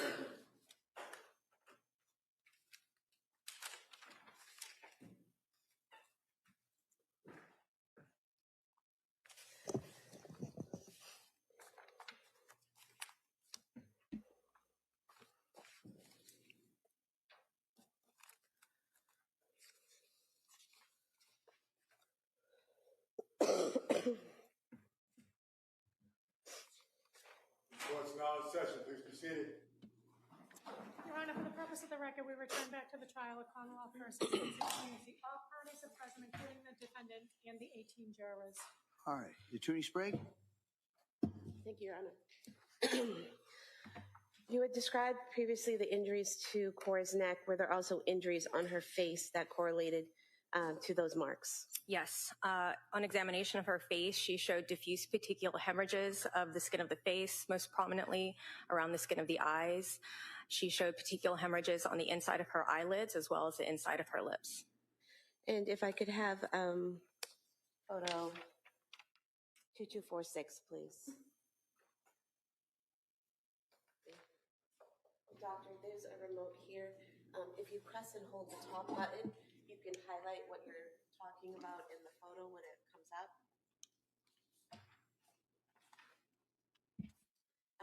What are we seeing here? Is that the area of the petechial hemorrhage? Yes, in this photo, I have the lower lip pulled down, and on the inside of the lower lip, we can see punctate hemorrhages, which are the petechial hemorrhages. Okay, and if you could, is that working for you? I can need to see that. Okay. This area here? Yes. Okay. You just hold that top button and hold it down. And so we can remove that photo. When you talked about petechial hemorrhage in the eyes and eyelids, did it look similar to that? Yes. And basically, it's those red marks all around the mouth, and then those same red marks were on the eyes, Yes. eyelids. You tell me where they were. So they are pinpoint hemorrhages that occur. And again, they were located on the inside of the eyelids. So I inverted the eyelids and I flipped open the inside of the lips, and they were also in those locations. And if we could have photo 7784, please. You could tell us what injuries we're seeing here in this photo. In this photo, we are looking at the body from the left, and you can see the ligature furrow in this photo. Here is the linear area of pallor with the distinct superior and inferior edge. You can also appreciate in this photo some small punctate hemorrhages or the petechial hemorrhages of the face. And if you could show photo 7782, please. What are we seeing here in terms of injuries? In this photo, we are looking at the front of the neck, again focused on the ligature furrow, which is this distinct area, linear area of pallor. And on the front of her neck, the lower half of this ligature furrow had scattered red abrasions associated with it. Take down the photo. What are abrasions in terms of what you do? So abrasion occurs when there is sufficient friction against the skin to cause a removal of the superficial layer of the skin. Is it basically a scrape? Yes. And can we have photo 2256, please? You can tell us what we're looking at here, please. This is a close-up photo of the back of the neck. Here is the linear area of pallor with the distinct superior and inferior linear edges. You can appreciate that the linear edges in this photo started to develop linear bruising. And were there other injuries on the body other than those on the neck and the face? Yes, she had injuries to her right arm and on her legs. And if I could show you photograph 7789. Are you able to tell us what we're looking at here? This is an up-close photo where we can see a very small, faint bruise. All of the bruises on her legs as well as her right arm consisted of small scattered bruises. And if we could have photo 7770. What are we seeing here? This is an image focused on her right leg. Here we see 3 bruises on her knee and 2 bruises on her left lower leg.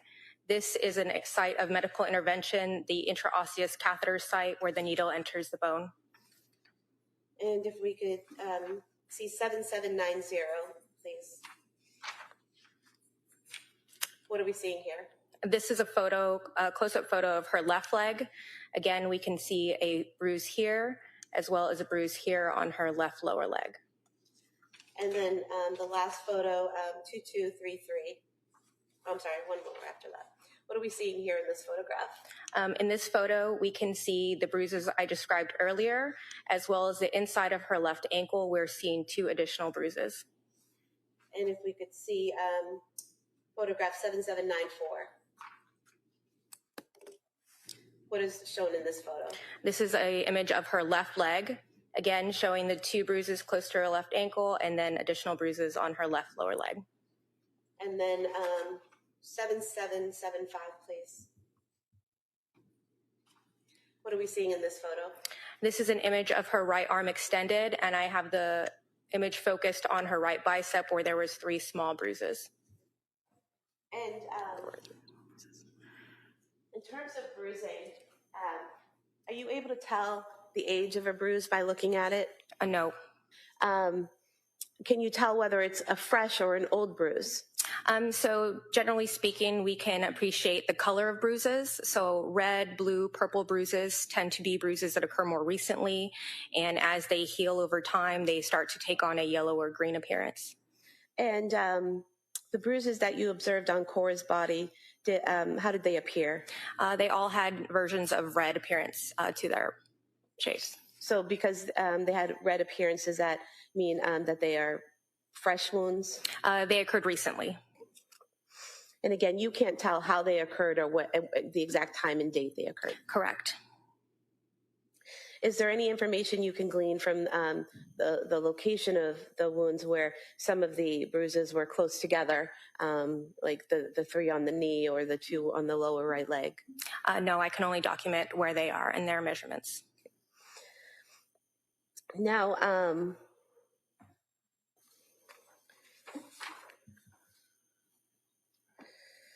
if I may have a moment. Sure.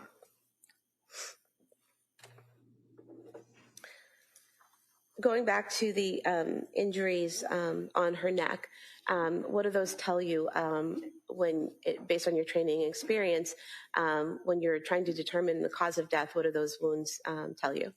When I see a ligature furrow that is horizontally oriented in association with significant petechial hemorrhages, those findings are consistent with a ligature strangulation. And what is ligature strangulation? Again, a ligature is an object used to apply external force to the neck, and a strangulation is when it is done by someone else. And when that happens, what effect does it have on the body? How does it? What is the mechanism of death? Ligature strangulation results in a category of asphyxial type of deaths.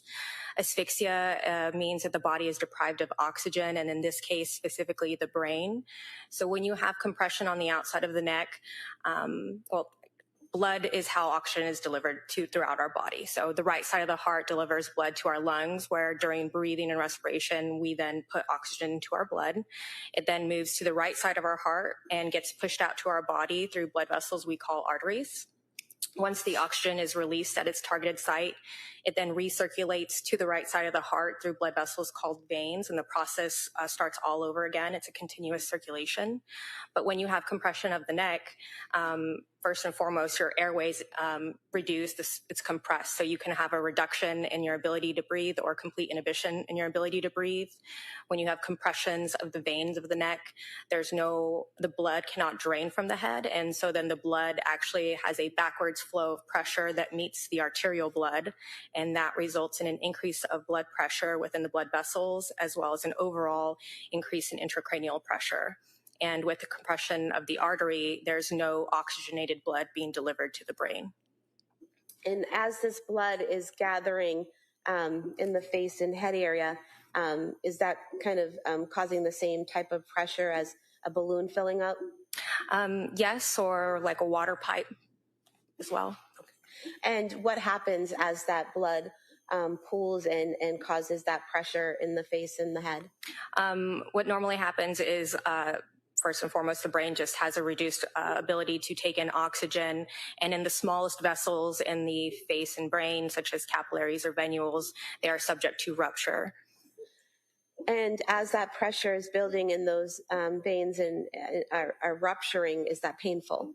Just like our blood vessels run throughout all of our body, there are nerves throughout all of our body as well. And so there is a component of pain present until loss of consciousness occurs. And how long can it take, or does it take, for loss of consciousness to happen? I cannot put a specific time on it for the interval. There's multiple variables to consider in a case-by-case basis. The type of ligature used, the force of the ligature used against the neck, as well as the intensity and duration of the altercation. However, in situations where there's complete oxygen deprivation, loss of consciousness can occur as early as 10 to 30 seconds, with brain damage beginning at the 1 minute mark and irreversible brain damage and subsequent death occurring around as early as 5 minutes, again with the caveat that there are variables that might accelerate or decelerate that time frame. Is there a type of constant pressure that's required to cause that loss of consciousness? Ultimately, once the brain has a critically low level of oxygen, a loss of consciousness will occur. It takes an average of 4 pounds to compress the veins of the neck and an average of around 10 pounds to compress the arteries of the neck. And so if someone's squeezing something or pulling something around the neck at that 4 pounds or 10 pounds of pressure in a consistent basis without any resistance, does unconsciousness happen faster? It could occur faster, yes. What if someone's resisting or struggling or pulling away? Could that take longer? When the body is in a state of stress, you have a stress response that demands an actual increase in oxygen utilization by our body. So in the presence of an increased demand with a decreased amount being delivered to the brain, it can accelerate the timeline to loss of consciousness. What do you mean by accelerate the time to loss of consciousness? No, overall, you can ask. It would just make it occur faster. And so if that pressure isn't constant, say someone struggles and is able to get free a little bit, and then you have to tighten it again, does that make it take longer? Sustain. You said anywhere from 5 to 30 seconds. What are the factors? I'm sorry, you said 10 to 30 seconds. Is that correct? Yes, for loss of consciousness. What are the factors that are at play for whether it's 10 seconds or 30 seconds? Again, there's multiple variables. So the force of the ligature against the neck, the actual ligature itself, and the intensity and duration of the altercation. And once someone loses consciousness, do they immediately die? No. So if there's no intervention, the brain continues to have a lack of oxygen. And so until the brain cells start to die, it's irreversible injury to the brain. The person is alive until the body can no longer sustain the lack of oxygen. If someone is strangled to the point of unconsciousness and the strangulation stops, can they wake up? Without intervention is very unlikely. So do you recall testifying previously that when asked if a person were to use a ligature around someone's neck to the point where they pass out? Counsel, we had that answer, right? It's an inconsistent statement. This is your witness. I know, and I can impeach with an inconsistent statement. I see it's sidebar.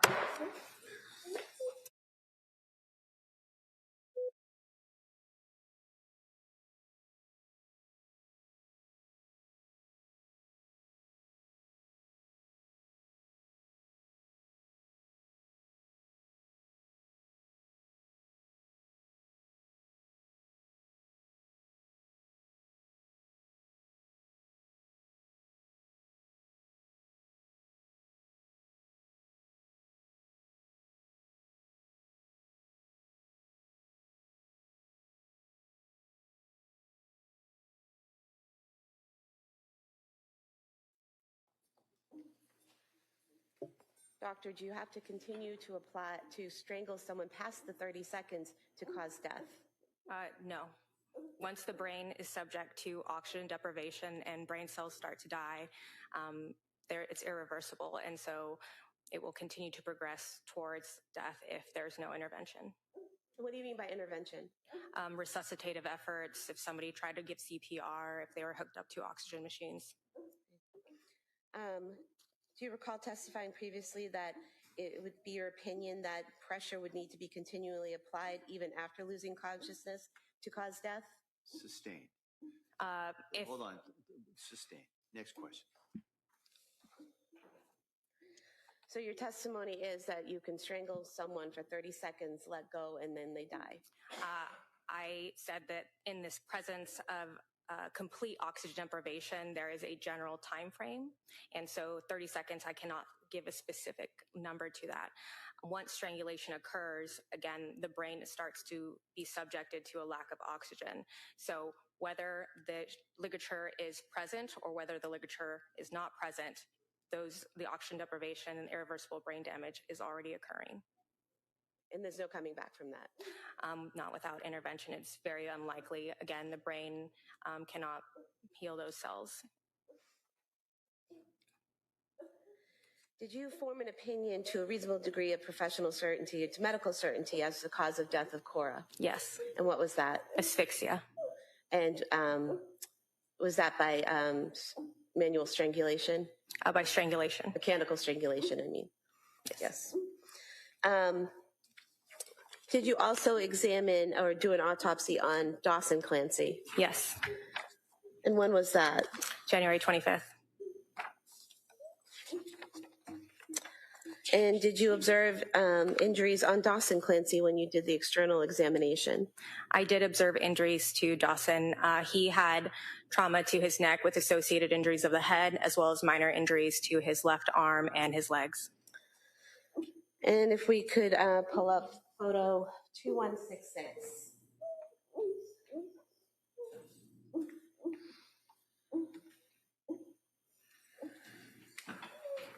She's crying again. What are we seeing in this photo? This photo is a picture of the lower lip of Dawson being pulled down, and we can see, again, similar to Cora, these petechial hemorrhages on the inside of the mouth. And can you also see them on the eyes in this photo? You can see periorbital petechial hemorrhages, so the skin around the eye. And were there also those same type of hemorrhages when you lifted the eyelid? Yes. And if we could have photo 2149.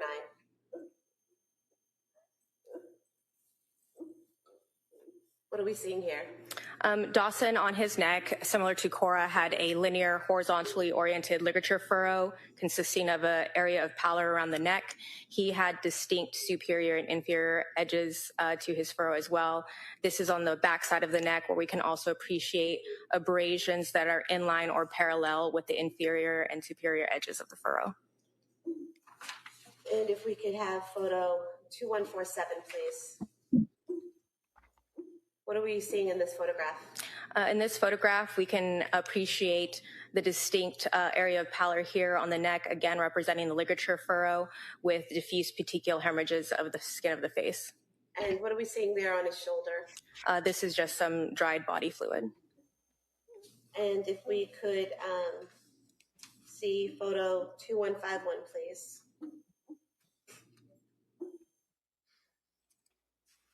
What is depicted in this photograph? This is a similar photograph to the one just shown here, where you can see the distinct area of pallor representing the ligature furrow with superior and inferior edges, and again, the diffuse petechial hemorrhages of the face.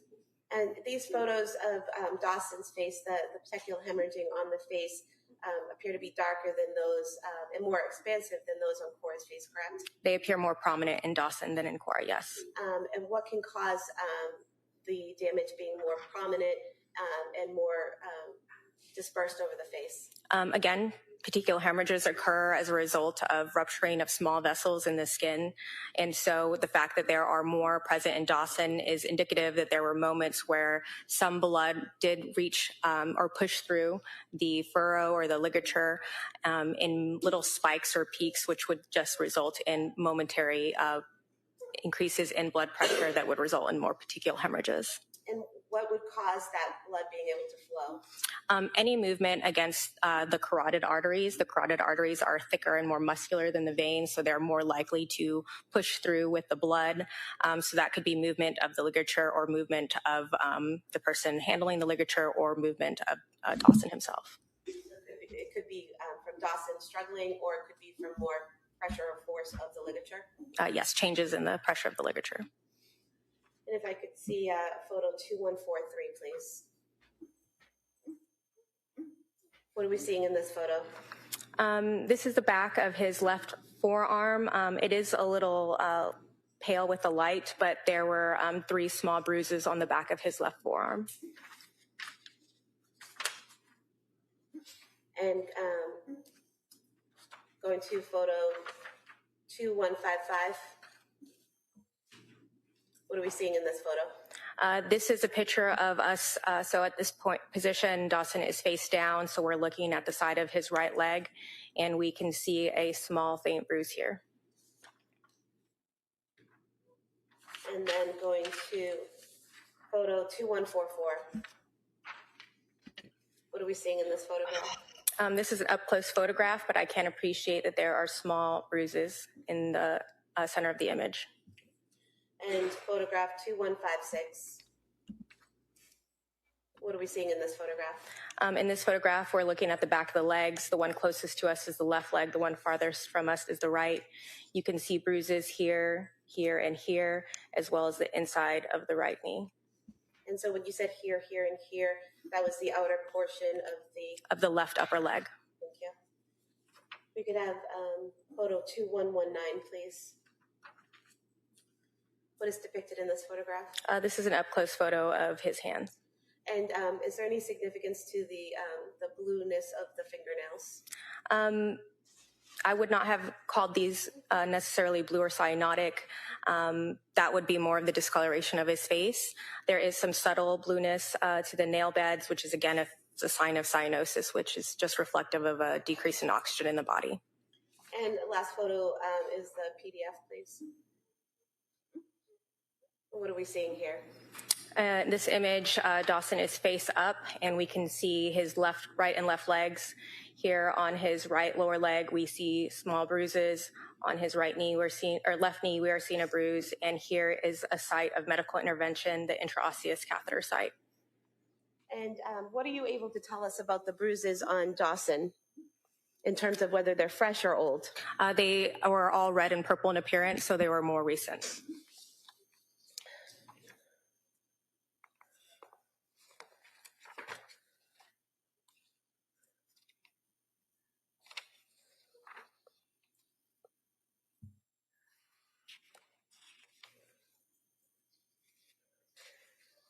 And based on your examination of Dawson, were you able to determine a cause of death? Yes. And did you determine that to a reasonable degree of medical certainty? Yes. And what was that? Asphyxia.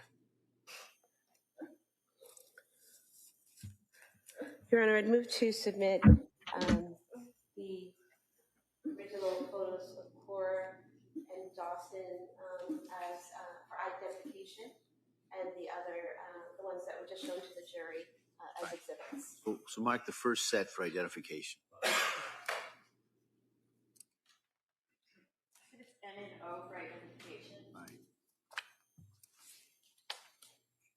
Then over the defendant's objection, using the same analysis as stated in the sidebar, those other photographs may be admitted. The photos of Cora and then Dawson as the next exhibits, please. It's 228 and 229.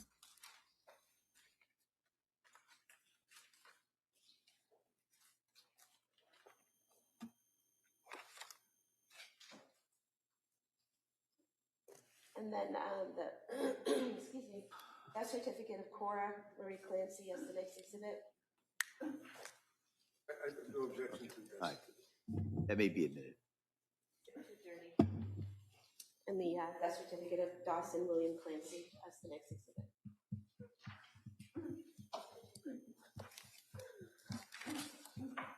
I have nothing further. Thank you. Ms. Remington? No, thank you. All right. Thank you, Doctor. You may step down. Thank you, Your Honor.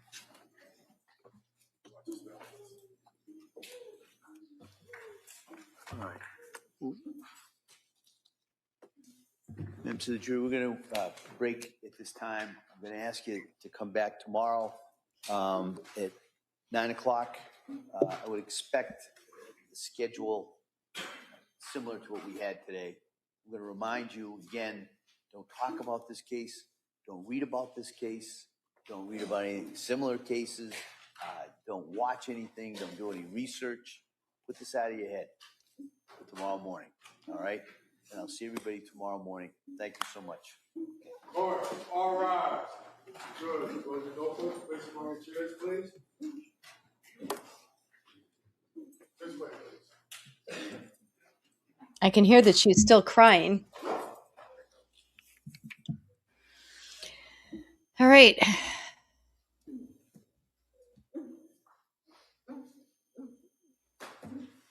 Oh, what a somber moment in court. Either way, no matter which side you're on, man.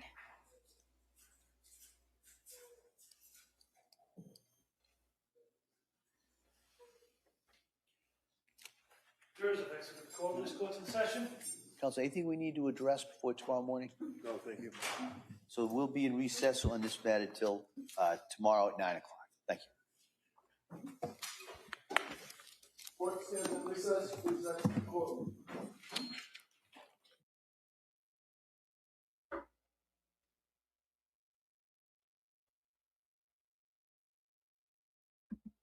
All right, well, that's it for the day. It certainly felt like a long day to me, but that's because we were talking. During the lunch break, we did have an expert on who talked about postpartum psychosis and shared with us her views on moms and answered some of the questions that we had in the chat about how could Lindsay be sound rational and then suddenly go into psychosis and then come out of it so many minutes later being rational again.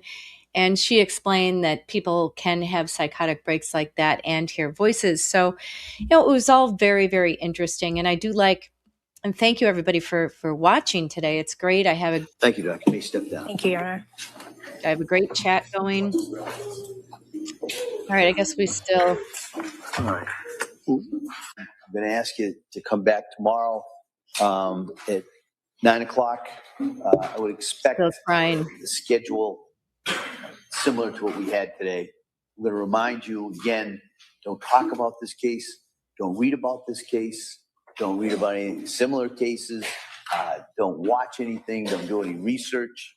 Put this out of your head for tomorrow morning. All right? And I'll see everybody tomorrow morning. Thank you so much. All right. Good. Go to the notebook. Place my chairs, please. Actually, it's interesting. It says 124. That must be on YouTube. I think all of it combined is up here. It says 361. So that's pretty cool. That includes Facebook and Twitter or X. No, thank you. So we'll be in recess on this matter till tomorrow at 9 o'clock. Thank you. Yeah, I agree. Holly Swift, the hardest case we've ever watched. And again, I won't go on too long here in my recap, but what am I still hearing? Miss Rattle says, not proud of this, but I'd pay. Okay, I don't know what that was, but anyway. Yeah, so what we saw during the medical examiner's testimony, of course, was Lindsay Clancy breaking down, and the jury had to leave, had to take a break. She was almost like panic crying, seeing the the autopsy photographs of Dawson and Cora. So it must have been horrible to be in that courtroom. I'm glad I wasn't in there today. It would be very hard. I wouldn't be able to see those pictures as being a mom myself, and now my daughter has 2 babies, so that's it was I think it was quite something else. So today was a very interesting day. We saw some cross-examination of let's see, where did we start with today? We saw cross-examination of one of the therapists who counseled with Lindsay. Dukes, that's right. Her last name was Ms. Dukes, and she was a mental health counselor, and she saw Lindsay at least 4 or 5 times in December prior to the January the incident of where she admits to the act of doing what she did to the kids. So she did testify on the stand about, she in the intake, she did see that Lindsay was suffering from anxiety and depression, but at times she appeared cheerful. She was worried about her infant and that she had an addiction to Ativan. She indicated that she had intrusive thoughts of not wanting to be here, but had no specific plan of committing S. So therefore, she was not considered, she used a particular word, but she was not considered, in crisis enough because she didn't have a plan. So she didn't have to be committed at that point. The therapist recommended outpatient therapy, partial hospitalization, and, as she tried to bridge the services. So in addition to her therapy, she recommended other therapy. She also recommended psychological testing. She noticed that on 12/19, Lindsay had a low mood, numbness, tried to help herself by spending time with the children and exercising. She seemed more engaged and smiled and laughed at that visit, which was 12/19, just a little over a month before the incidents or the tragic events.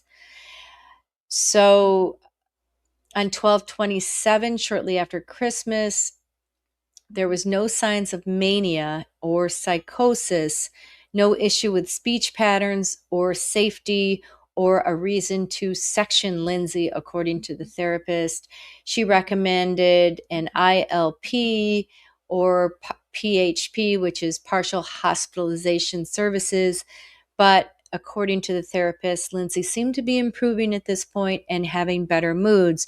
So the reason that the prosecution brought this out on direct examination was to show that Lindsay was actually improving over time and improving prior to this horrible event that happened a month later in January.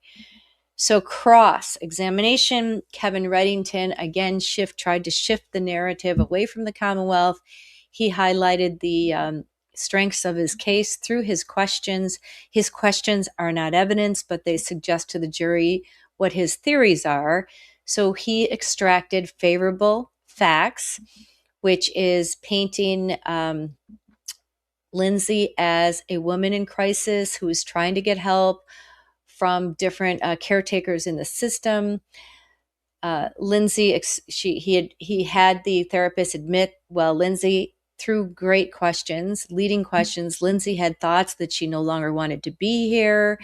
She had passive ideation. That's because she hadn't come up with a specific plan to unalive herself. She said she felt like she's going to die, but she didn't seem to care about it. Prescription meds weren't helping her sleep. She had apprehension. She was crying to the therapist as she was describing her symptoms, worried about an addiction to Ativan. 3 months after the baby was born, she had unimaginable anxiety, according to the therapist. She talked about her anxiety all the time with her family, and her family did come and stay with her in December. Reddington noted that she lost weight, about 10 pounds in a month, and she used a marijuana gummy to help her sleep in November 15th of 2022. Interesting, on 12/10/20, she went to women and infants, and they turned her away. Maybe they didn't have a bed. I'm not sure. We'll have to get into that.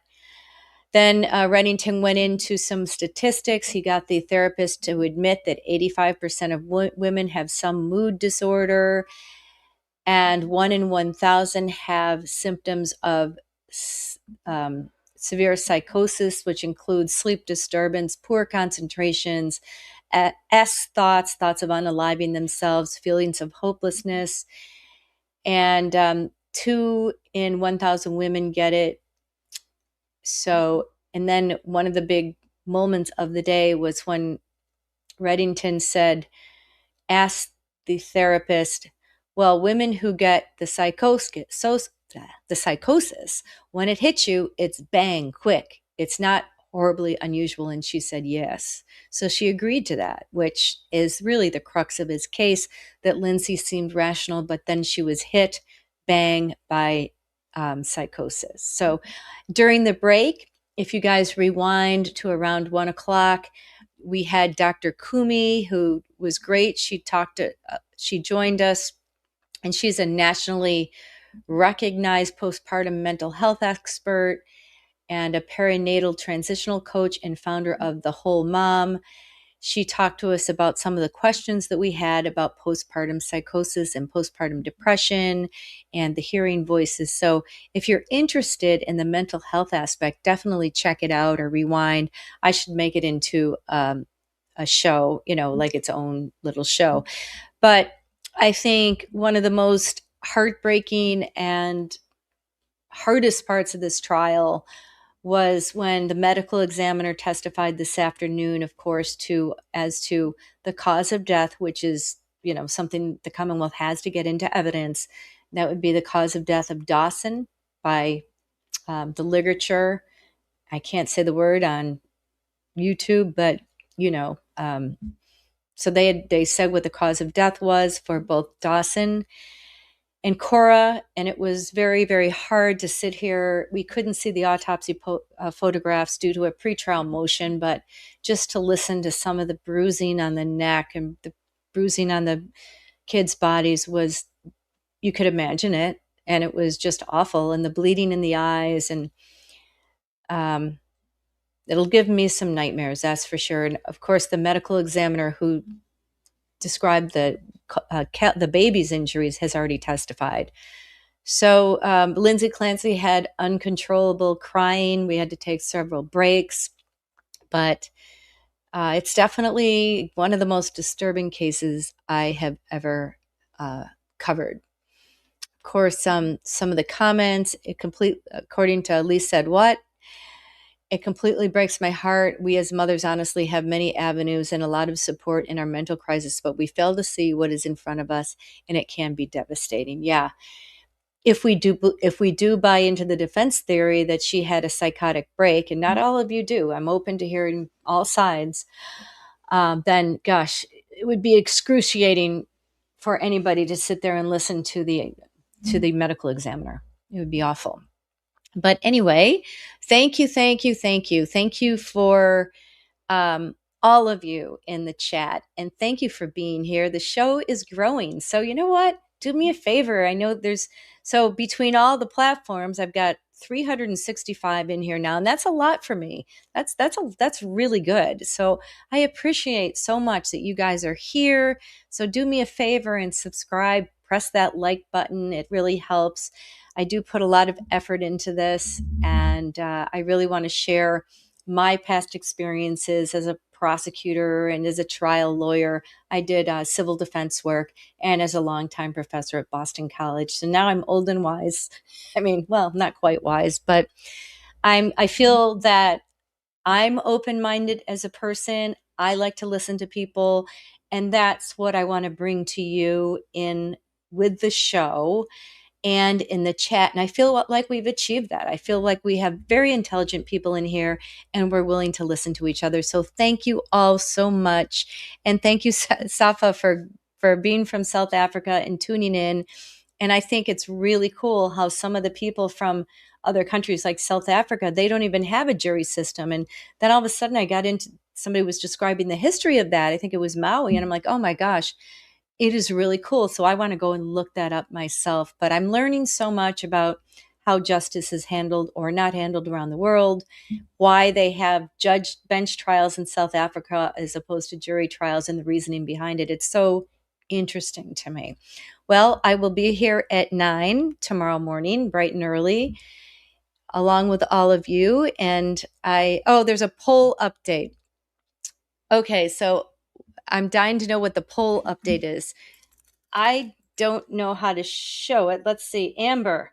So Amber just sent it to me, so I'm going to read it to you. Here's the poll update. Okay. So it was asked, how would you vote? Wait a minute. Oh, I just screwed up my phone. Okay. Oh, it was asked, how would you vote in this case at this point? Right? We haven't heard it all yet, but guilty is 45%. Hung jury, 13%, not guilty by reason of insanity, 35%, undecided, 7%. Very interesting. So we'll keep the poll every day. I think we review the poll every day and see where we go with it. But hey, thanks for responding to the poll, because I really think it's interesting to see how you guys are coming out on this. And with that, I am going to take a walk around New York City because I feel like I've been sitting here all day. I hope you get out as well. Thank you for the 30 joules. That's awesome. I appreciate it.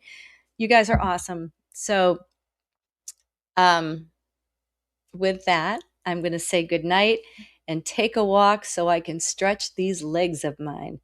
Oh, and if you're in the Boston area, I'll be a legal analyst tonight on the NBC station, which is Channel 10, between 7 and 7:30. I'm not sure what time I'm on, but I'll be talking about none other than the Lindsay Clancy case. So yeah, tune in and let them know. If you think I did a good job, let them know so they ask me more. All right. I'll talk to you guys soon. Good night.